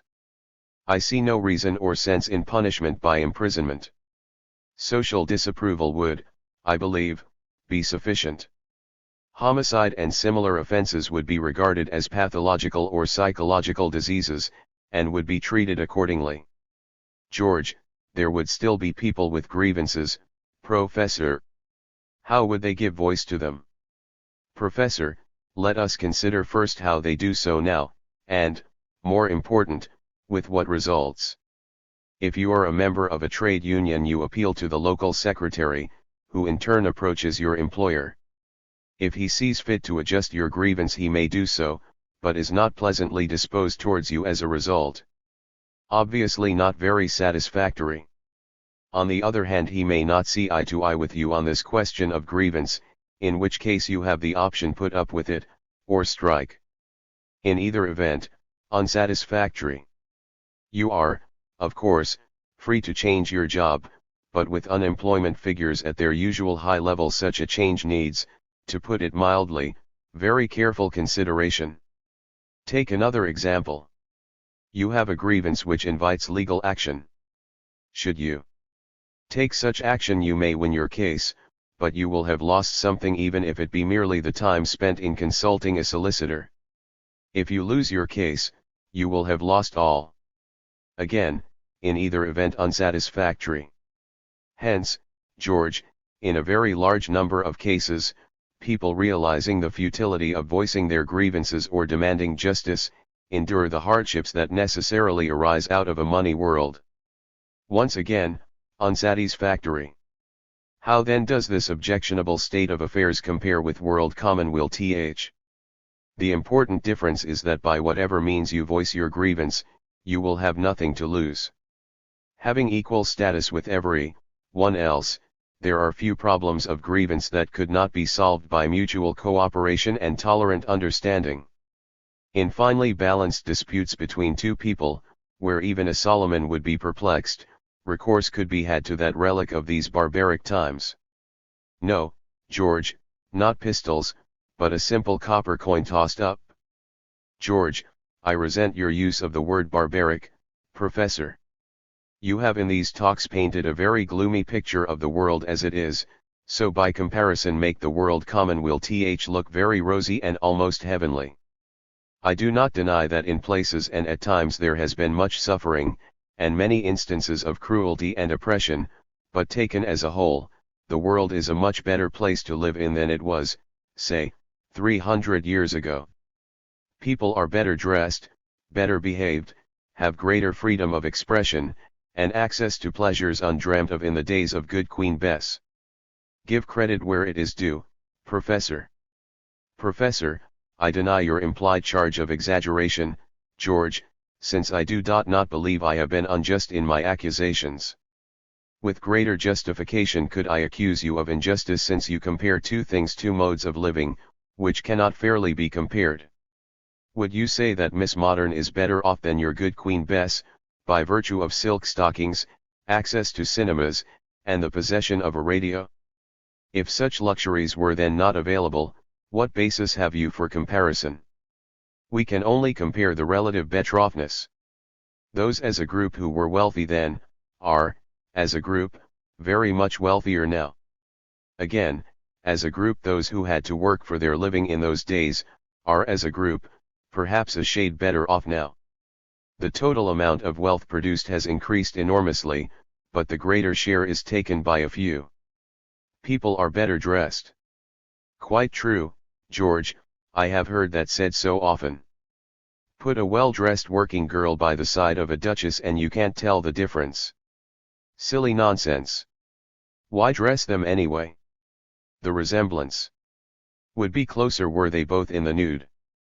As if all the camouflage in the world could disguise the actual fact that the one, to live, has to work for her living. The other may work, if she is so inclined, but the necessity is not forced on her. And people are better behaved, you say? Yes. And more moral. I agree. But was it the imposition of laws, and still more laws, that made them so? I refute such a ridiculous suggestion. Morality is as much a part of the evolutionary process as is man himself. If it is not fashionable to watch the sufferings of a cat with tin can appended, it is because ideas have changed and are ever changing. There is no other reason. And freedom. Yes, George, freedom of expression of opinion. But it has been fought for bitterly, and against the most vicious, shameful, immoral, and iniquitous opposition, the opposition of both state and church. George, the church? Professor, you seem surprised, George, and I can understand it. Such facts seldom get the publicity of a film star's divorce. And towards the close of the last century, when hostilities were at their peak, it required fearless courage to brave the forces, mental and physical, arrayed against those who stood for freedom of speech and of the press. Overwhelming fines and imprisonment were common, but the war went on. The part played by the churches in this vindictive offensive is an everlasting indictment against those who, perhaps with tongue in cheek, profess the brotherhood of men. George, it is evident, Professor, you don't like the churches. Professor, of course, I could go back further, to the Christian Europe of the Middle Ages, when the professing of unbelief was to invite disaster. When the mere expression of an opinion inimical to gospel teaching was to court inquiry from the inquisitorial staff. But I will not dwell on these horrors. You suggest I do not like the churches. Let me put to you this perfectly simple and straightforward question. What good have the churches in particular and religion in general rendered man that could not have been as well rendered without them? George, well, Professor, I will spare you the effort of reply. I will even go so far as to forgive them, one and all, their errors of the past. I will overlook the barbarities of the Roman Church. I will forget that there ever existed a man Calvin, who pleaded for tolerance, but who when in power had burned at the stake one Servetus who differed from him in opinion. I will excuse but truly with difficulty the indignities and worse suffered by such men as Henry Hetherington, Richard Carlile, Thomas Paine, Charles Bradlaugh, and their gallant confreres who fought with such courage and valor against the contemptible and cowardly state and church that could not break their indomitable spirit. I will make allowance for the church's condonation of slavery, for its neglect of and even apathy towards urgent social problems, for its bloodlust in time of war. I will even accept, with reservations, that they might have contributed a moiety towards man's progress through the ages. But the question I have already asked still remains to be answered. Moreover, and more to the point, there is the extension of that question to be considered. What do the churches do now that could not be done as well and perhaps better without their aid? We no longer expect rain by praying for it, nor do we grovel in the dust before some local mumbo-jumbo in an endeavor to increase our harvests. We apply science to our problems, with results that make possible a world of plenty. Even if religion has served some purpose in the past, there appears to be little demand for it now, and every indication of its rapid decay in the future. George, does that mean the abolition of the churches, Professor? Professor, that, George, would be both stupid and unnecessary. Stupid, since, to acquire freedom with one hand and deprive others of that freedom with the other would not be in accordance with world commonwealth principles. Unnecessary, since the churches are in any case losing their hold on an increasingly growing proportion of the population. People requiring religious service will not be deprived of it, but I am of the opinion that the majority of people would disapprove of the ministering to spiritual needs being classed as a duty. It would need to be a spare time occupation. George, that doesn't seem fair, Professor. Why discriminate between the spiritual need supplied by a minister and that supplied by musicians and other artists? Professor, you must remember, George, that only the greatest of artists will practice their art as a duty. All others will regard such in the light of hobby or recreation. George, and who will be judge as to qualification for greatness? Professor, what more obvious than popular acclaim? George, and if such acclaim demands ministerial duties? Professor, if. That's the point, George. It is a very doubtful if. Regular churchgoers are becoming fewer and fewer, whereas interest in the arts is increasing, and would in the world commonwealth increase even more rapidly. The acquiring and maintaining of great skill in the arts requires much study, patience, and continual practice. A 1,000-hour year would hardly suffice for the demands that would no doubt be made on our greatest artists. The arts supply a need that is, generally speaking, felt by all. Cinemas, theaters, opera houses, amateur theatricals, and so on are becoming more and more popular almost as fast as interest in religion is becoming less and less. Take all these facts into consideration and ask yourself the question whether it would be just to impose on society a group of people who, productive of neither goods nor useful services, could if they so desired use their leisure for the purpose of satisfying the spiritual needs of their respective flocks. With the coming of world commonwealth will go the money power of the church, will go, too, the stranglehold that religion still has on present-day education, and in a straight fight between the forces of superstition and the power of knowledge, there can be only one outcome. Out of man's ignorance, religion was born, out of fear has it been maintained. The world commonweal will be the product of man's intelligence and understanding, of his desire for joy and happiness in this, the only world we know. That world will soon be a new world, a world without money, and in which goods are produced for use and for free distribution. Then, and only then, will belief in the supernatural give place to understanding of the natural, and ignorance and fear give way to knowledge and confidence. Chapter 18. How, why, and when? George: well, Professor, I have sent my luggage to the station. All that now remains is to say goodbye, and to thank you for a holiday that has been particularly pleasant, and in one respect unique. Professor: your pleasure and your company have been sufficient recompense for your stay, but for its uniqueness I can rightfully claim no credit. These talks on World Commonweal and I assume this is the unique feature to which you refer have been as much inspired by you as they have been the result of my efforts to sidetrack present-day worries and problems. Still, it is a fine day, George. Suppose I walk to the station with you? George: that's a fine idea, Professor. The walk will do you good. And it will give me the opportunity of asking for an explanation of your so-called sidetracking of present-day problems. Do you, ostrich-like, bury your head in the sand? How can you hold yourself aloof from such matters? Professor: it's quite simple, George. I just think of more pleasant things, world commonwealth for example.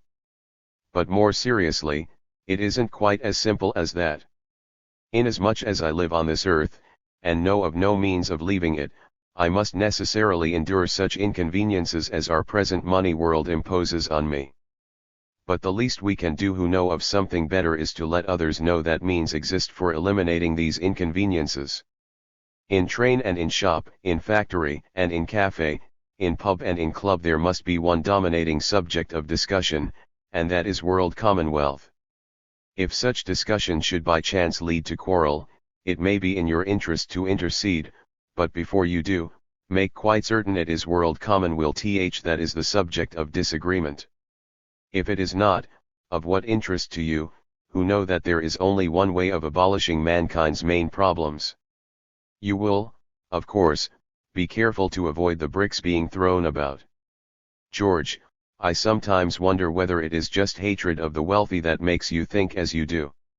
Or perhaps envy. Professor: let me make it quite clear, George, that my interest in world commonweal is conditioned by no such useless passions. Rather is it the product of pure, unalloyed selfishness. As far as I am concerned, I am convinced that such a world organization would suit me. But, you may ask, am I equally convinced that it would suit others? And why shouldn't it? If I were the exception rather than the general rule, if I were a perfect specimen of physical, moral, and intellectual manhood, free from the general run of human failings, you could reasonably accuse me of being unreasonably selfish, of wanting to change the world to suit my own vain ego. But if I know myself as well as I believe I do, if I am aware of my imperfections, as I believe I am, I can conceive of no advantage accruing to myself that could not be enjoyed by every human being on this earth.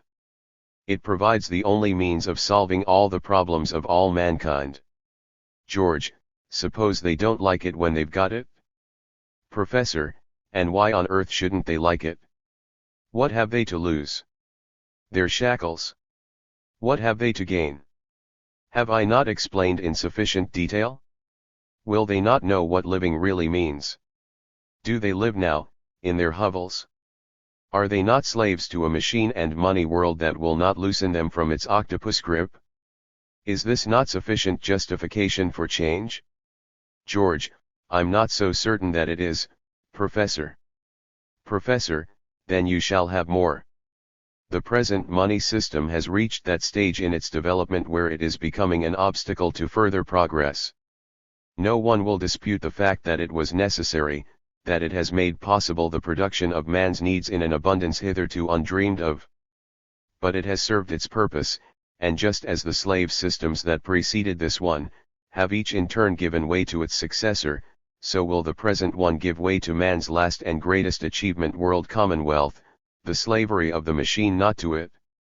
It will be more than a better world, George, it will be the best possible, since it will permit of man's free and unrestricted development. What achievements would ultimately be possible in such a world my poor brain cannot foresee. I prefer to leave that to the imagination of the novelists. George, you should write a book yourself, Professor. Professor, that is your task, George, mine. Professor, don't be alarmed, George, you will one day. But don't hurry. There'll come a day, when you'll just have to sit down and write that book, or burst, and when you do, that book will be worth reading. George, and those readers who agree with the idea will, I suppose, form the nucleus of a moneyless world commonwealth movement. Don't you think it's rather an unwieldy name, Professor? Professor, don't worry about the name, George, it's what the name means that matters. A snappier word could always be applied later on should it be thought necessary. For the time being, moneyless world commonwealth serves the purpose quite well, probably as well as or better than any coined name, because it so accurately describes the kind of world we aim at. As for a world commonwealth movement, well, it is no secret that there are throughout the world quite a number of people who are working for just such a change. The book that I hope you will write should give a fillip to their efforts, since you should by now be able to portray in unmistakable manner the possibilities of the social organization that they desire. Such a work is long overdue in order to clear away the welter of confusion engendered by the numerous reformers of the present money-based profit system. It would, too, provide a ray of hope to those who can see no alternative, together with those who have become apathetic through their desperate struggle to solve their insoluble problem, the problem of poverty.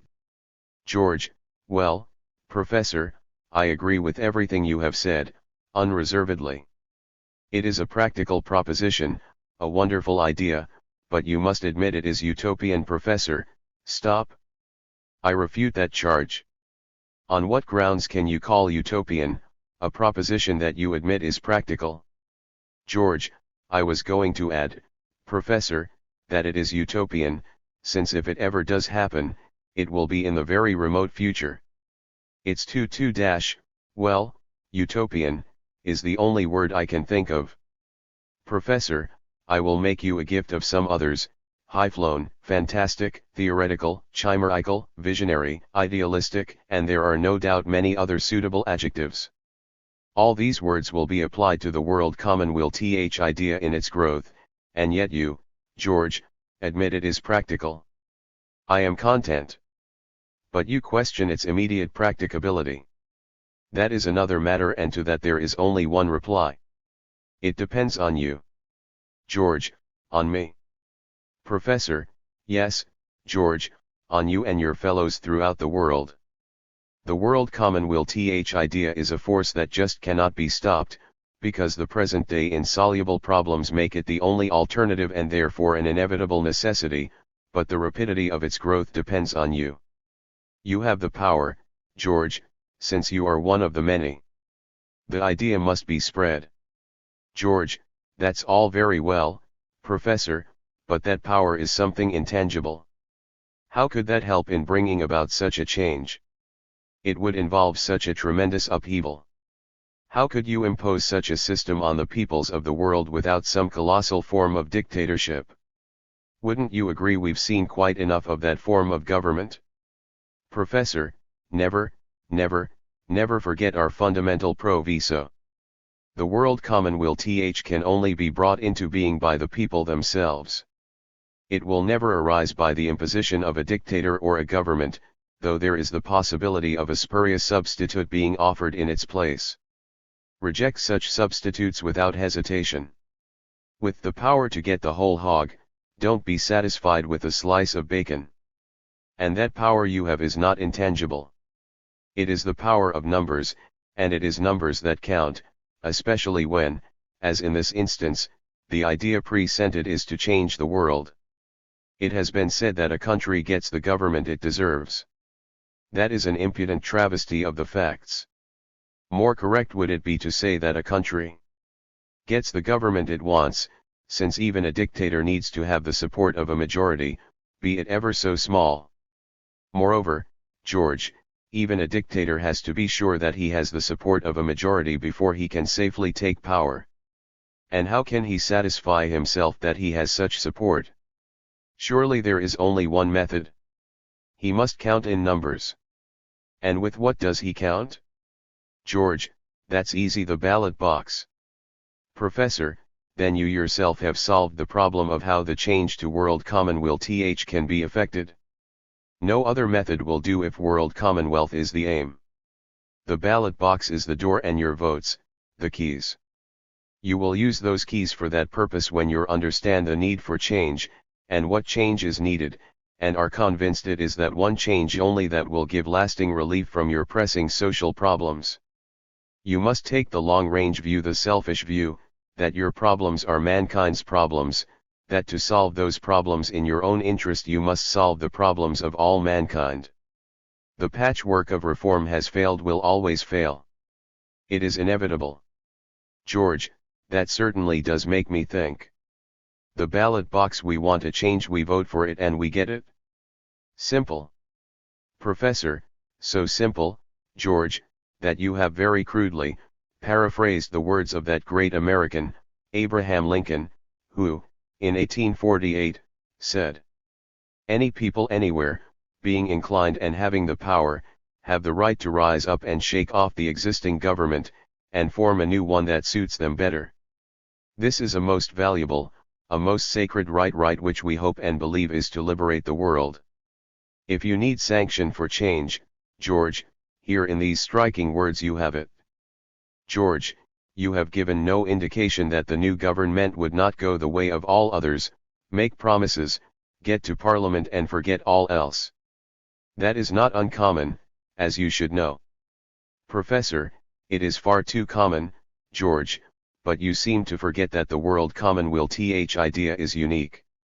That in itself should be sufficient to distinguish between voting for world commonwealth and voting for Bill Brown, who is such a nice man or a very genuine fellow as the case may be.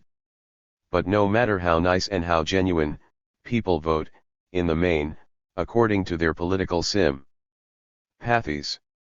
In effect, therefore, they vote for certain principles or ideas held by their political party. George, and isn't that just what world commonwealth enthusiasts would do? There's no difference here, surely. Professor, there is a difference, George, and a very important one. It can be expressed in one word: aim. And one word: reforms will suffice to sum up the aims of all political parties up to now claiming your vote. For is it more than reforms that they so assiduously promise? Do they not constantly and invariably play on variations of those old themes: better housing, lower rents, higher wages, lower taxes, and so on?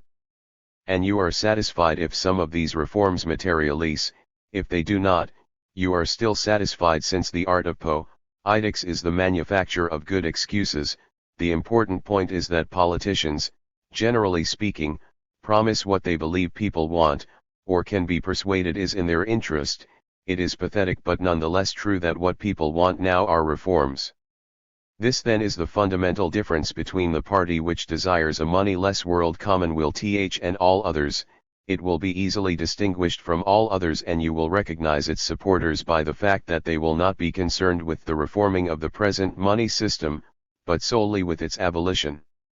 Their aim will be worldwide, not limited to any one geographical region.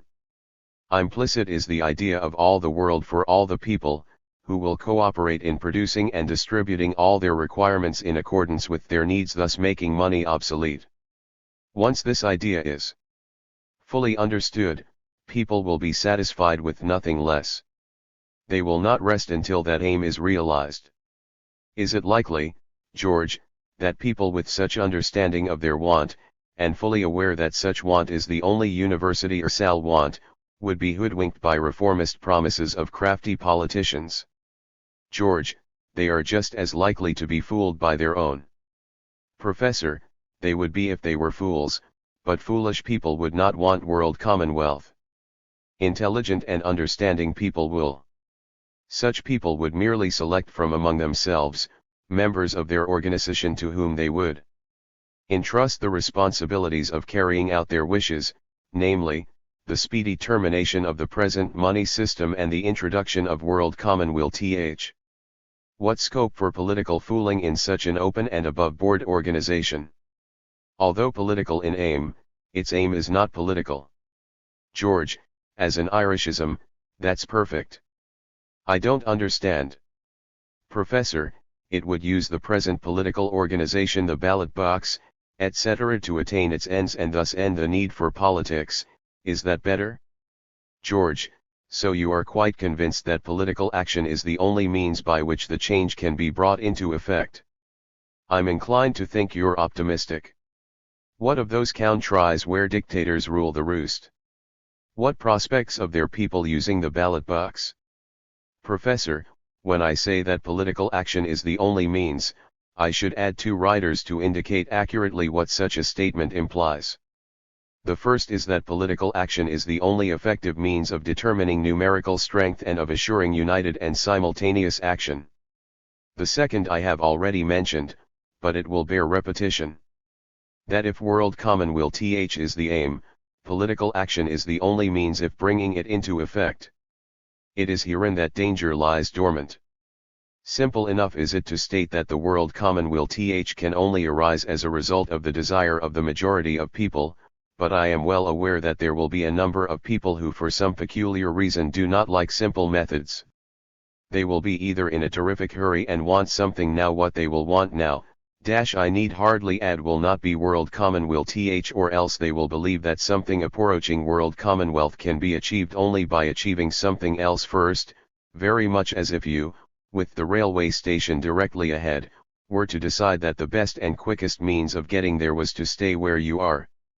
Make no mistake, George, there is only one world commonwealth, and that is a world without money, and in which goods are produced for use and for free distribution. All else is counterfeit. Whatever is got now by the rush methods of the few, will ultimately turn out to be for the benefit of the few. Whatever immediate aims are proposed as a step towards world commonwealth will sooner or later, result only, in benefit to its few sponsors. The road to world commonwealth is a straight one with only one obstacle: the lack of understanding of the idea by the majority of people. Beyond the annihilation of mankind, there is no force on earth that can frustrate its realization. Dictators will come and go, will storm and threaten, will educate and eliminate, will torture and murder, but to the spread of ideas they can do nothing. Dictators try to satisfy the need of those who want something now. But they are powerless in the grip of circumstances, a money world and its insoluble problems. These problems cannot be solved, they must be abolished.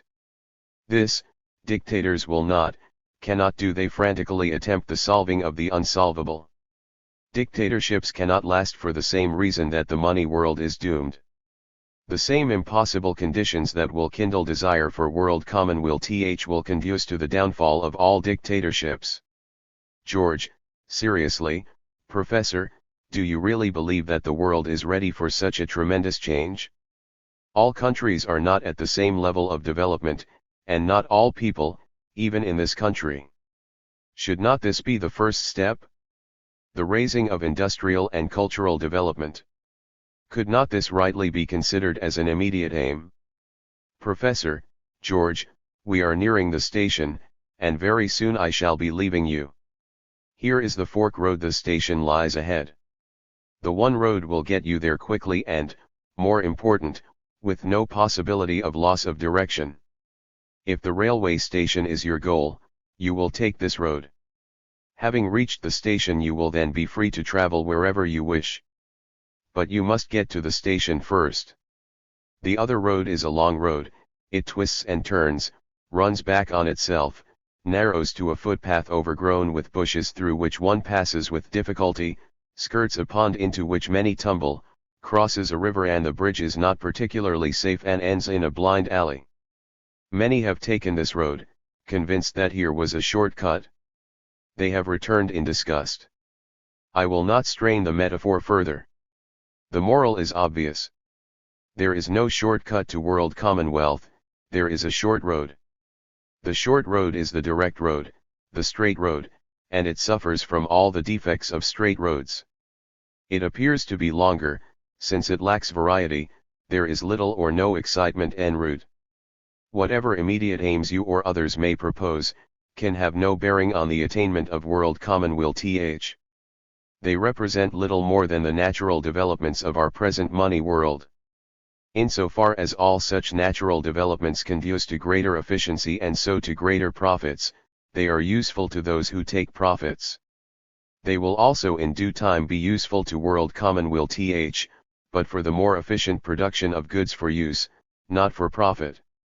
The backward countries are rapidly coming forward in spite of the lack of world commonwealth stimulus. If there are some still backward at the time of change, they will be assisted with all the means available. All the industrial development that has taken place during the past 200 years has resulted in little benefit to those whose blood and sweat has effected the improvements. The greater benefit has been to the few at whose behest these developments have been inaugurated. The cultural and educational level has advanced for the same reason.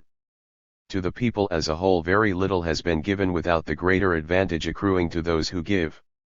The people in this country, the people in practically every country are no less ready for world commonwealth through their lack of higher education, or scantiness of culture. These are no obstacles, lack of understanding is. What they lack now, in education, in culture and in everything else they need, they will in the world commonwealth have opportunity of acquiring. Do not deprecate those who through lack of desire and more often of opportunity, have little or no interest in highbrow pursuits. Rather give credit to those who in spite of adverse conditions have developed such interest. The understanding and appreciation of the simplicity of life in the world commonwealth needs neither high education nor highbrow culture, merely understanding, and arising therefrom, desire. This understanding you must give them. Being to their advantage they will listen, and being to their advantage it is to yours. George, you have said quite a lot, Professor, and I will admit it's rather inspiring. But your last sentence raises a difficult question. The world commonwealth will be to the advantage of many, I agree, but what of the few, the wealthy? Will they not virtually be robbed of their wealth? Professor, robbed? George. And of their wealth? By what moral law is it theirs? Have they built the bridges, the roads, the houses, the palaces? Have they produced the food that sustains us, and the materials that clothe us? That ship cost £1 million, they proudly exclaim. Is not this utter nonsense? Could an infinite number of millions of pounds build a ship? Is it not human energy, applied to the bounty of Mother Nature, that has built it? Could anything other than human energy build anything, make anything? Could all the money in the world do what a child with a hammer can do? Knock a nail into a piece of wood? Money has never made a single pin, and we are told it can build a palace. What could we take from those whom you describe as the wealthy? Their stock and share certificates? They could keep them as souvenirs.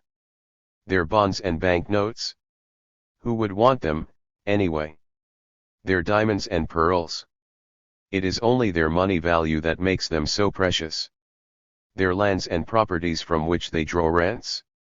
Of what use to them, with no rents forthcoming? Their factories and warehouses, ships and mines and railways? What? With no profits to be drawn? The wealthy, as you call them, are so only by virtue of the power you give them. You, George, and your fellows produce everything and then give it away for the few, the wealthy, to redistribute, and who by means of the money trick, ensure that they get the lion's share. What is this power you give them, this magic influence? It is nothing more than the right to own everything you produce. Make no mistake, George, it is as simple as that. You and your fellows give them that right, and you give it freely and willingly every time you drop your vote into the magic box, the ballot box. And too, it is you that give them that right, of what do you rob them, if you take away that right? Moreover, if it is you that give them that right, what cause for complaint if they use that right to their advantage? And if it is by virtue of the ballot box you give them that right, what other logical means of withdrawing that right? George, very simple, Professor. And you also must be very simple, if you'll pardon my rudeness. Do you seriously believe that these wealthy people will just look on while their wealth, together with their privileged position, disappears into the maw of the world commonweal? Do you imagine such a gigantic change can be wrought without bloodshed, without civil war? Professor, let me tell you a story, George, a true story. It is a story of a civil war, a truly civil war, since it is taking place between civilians and in civilian dress. It is a strange war indeed. There are no firearms, no shells, no bombs. True, there are casualties, but only on one side. This war is ever raging, there can be no truce. There are no heroes, no villains, no distinctions, little glory. The warriors seldom meet, but when they do, there is exchange of little more than words. It is a most unusual war, George. If weight of numbers alone decided the issue, it should have been over long ago. The one side has an overwhelming preponderance, yet it has not won. And why? The answer is simple and amazing. It doesn't know there's a war on. And who are the combatants in this curious conflict? Listen patiently, George, and I will tell you. The bone of contention is the juiciest, the most succulent the world has ever known. It is the wealth, the goods produced by the application of your energy, and that of your fellows to nature-given materials. It is strange, isn't it, George? You produce all this wealth, you give it away, you fight to get back a little more of the produce, and yet you remain blissfully unaware of the fact that you are fighting. And whom do you fight? The answer is so silly, so stupid, it makes me laugh and cry. You fight against those to whom you willingly and freely give up this succulent bone. How incredibly insane, and yet, how clever the conjurers who use the money trick as the trump card. Translate the word wealth into money and the trick becomes apparent. Your share of the wealth or money is wages, their share is rent, interest, dividends, profits. Get this firmly fixed in your mind. This war, or perhaps more accurately this struggle, is nothing more than a conflict between two dogs for the same bone. You and your fellows are the big dog, you produce the bone, but you give the little dog the power to decide how much or how little you shall have as your share. The little dog, being a conjurer, produces the money trick, and is able to convince you, and satisfy you that you are entitled to no more than he chooses to give you. Let us leave these strained and mixed metaphors and look at some facts. The first fact is an important one.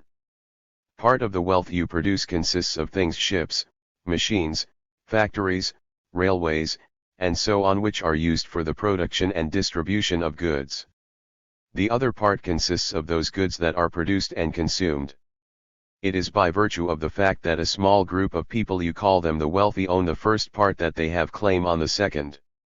But don't forget, George, you and your fellows have produced both.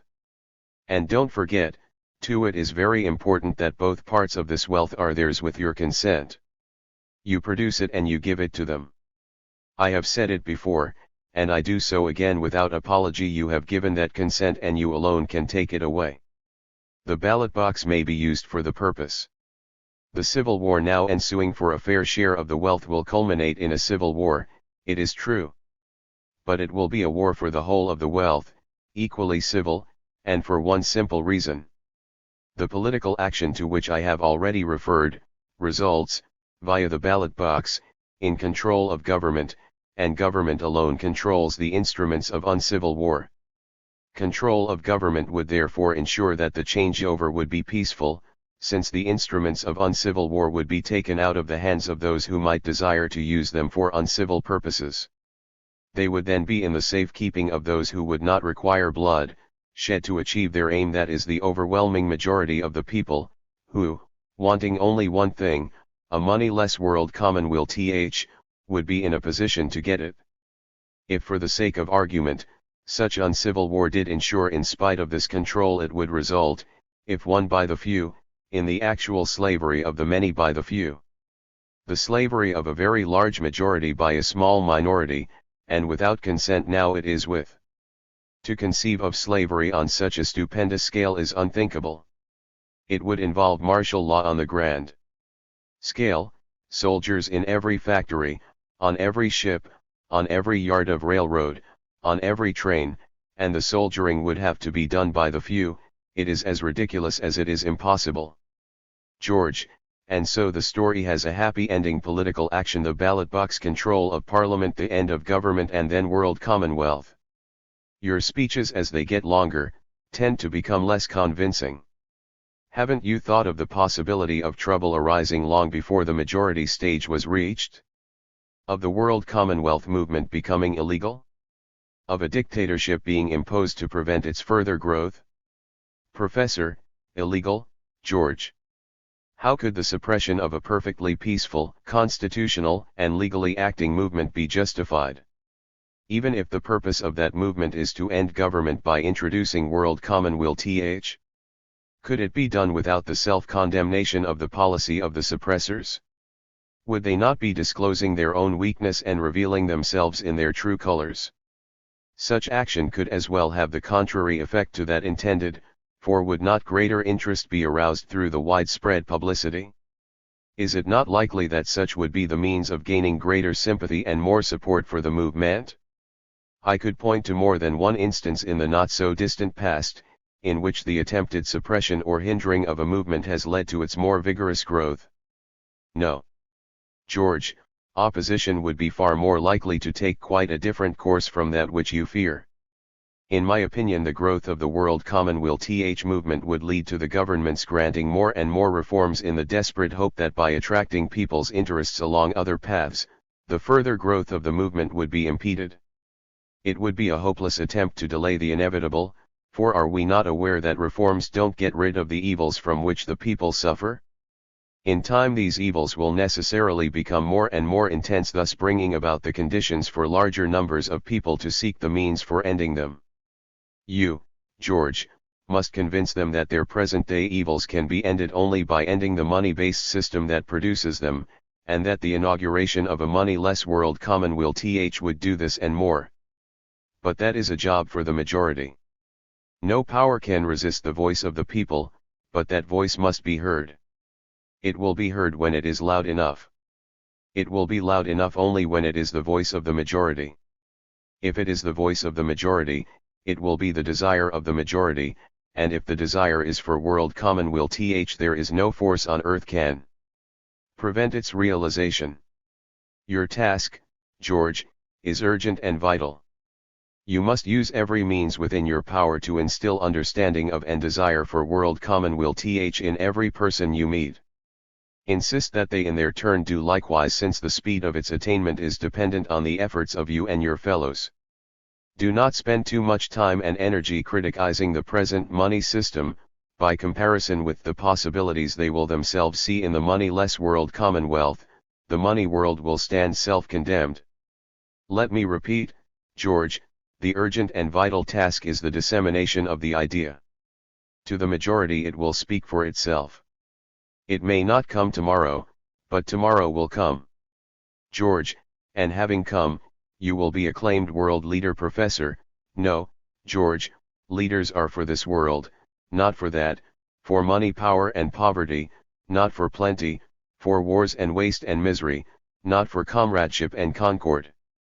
Leaders thrive where men are sheep, not where men are human, where men are slaves and sycophants, not where all are comrades. So, George, though I am deeply grateful for the honor you are so anxious to bestow upon me, I can only reply with that well-worn phrase, I am not worthy of it. There is no man on earth worthy of this honor, since there is no such honor due. It is you and your fellows throughout the world who will bring the new world into being. It is you and your efforts that will make it possible for all of you to enjoy the full fruits of your labors. I cannot do this for you, nor can any man. So take then this honor with my grateful thanks, divide it into thousands of millions of pieces and share it amongst you as you will tomorrow share this good earth that you have been endowed with by nature. The new social system must be worldwide. It must be a world commonwealth. The world must be regarded as one country and humanity as one people. All the people will cooperate to produce and distribute all the goods and services which are needed by mankind, each person, willingly and freely, taking part in the way he feels he can do best. All goods and services will be produced for use only, and having been produced, will be distributed, free, directly to the people so that each person's needs are fully satisfied. The land, factories, machines, mines, roads, railways, ships, and all those things which mankind needs to carry on producing the means of life, will belong to the whole of the people.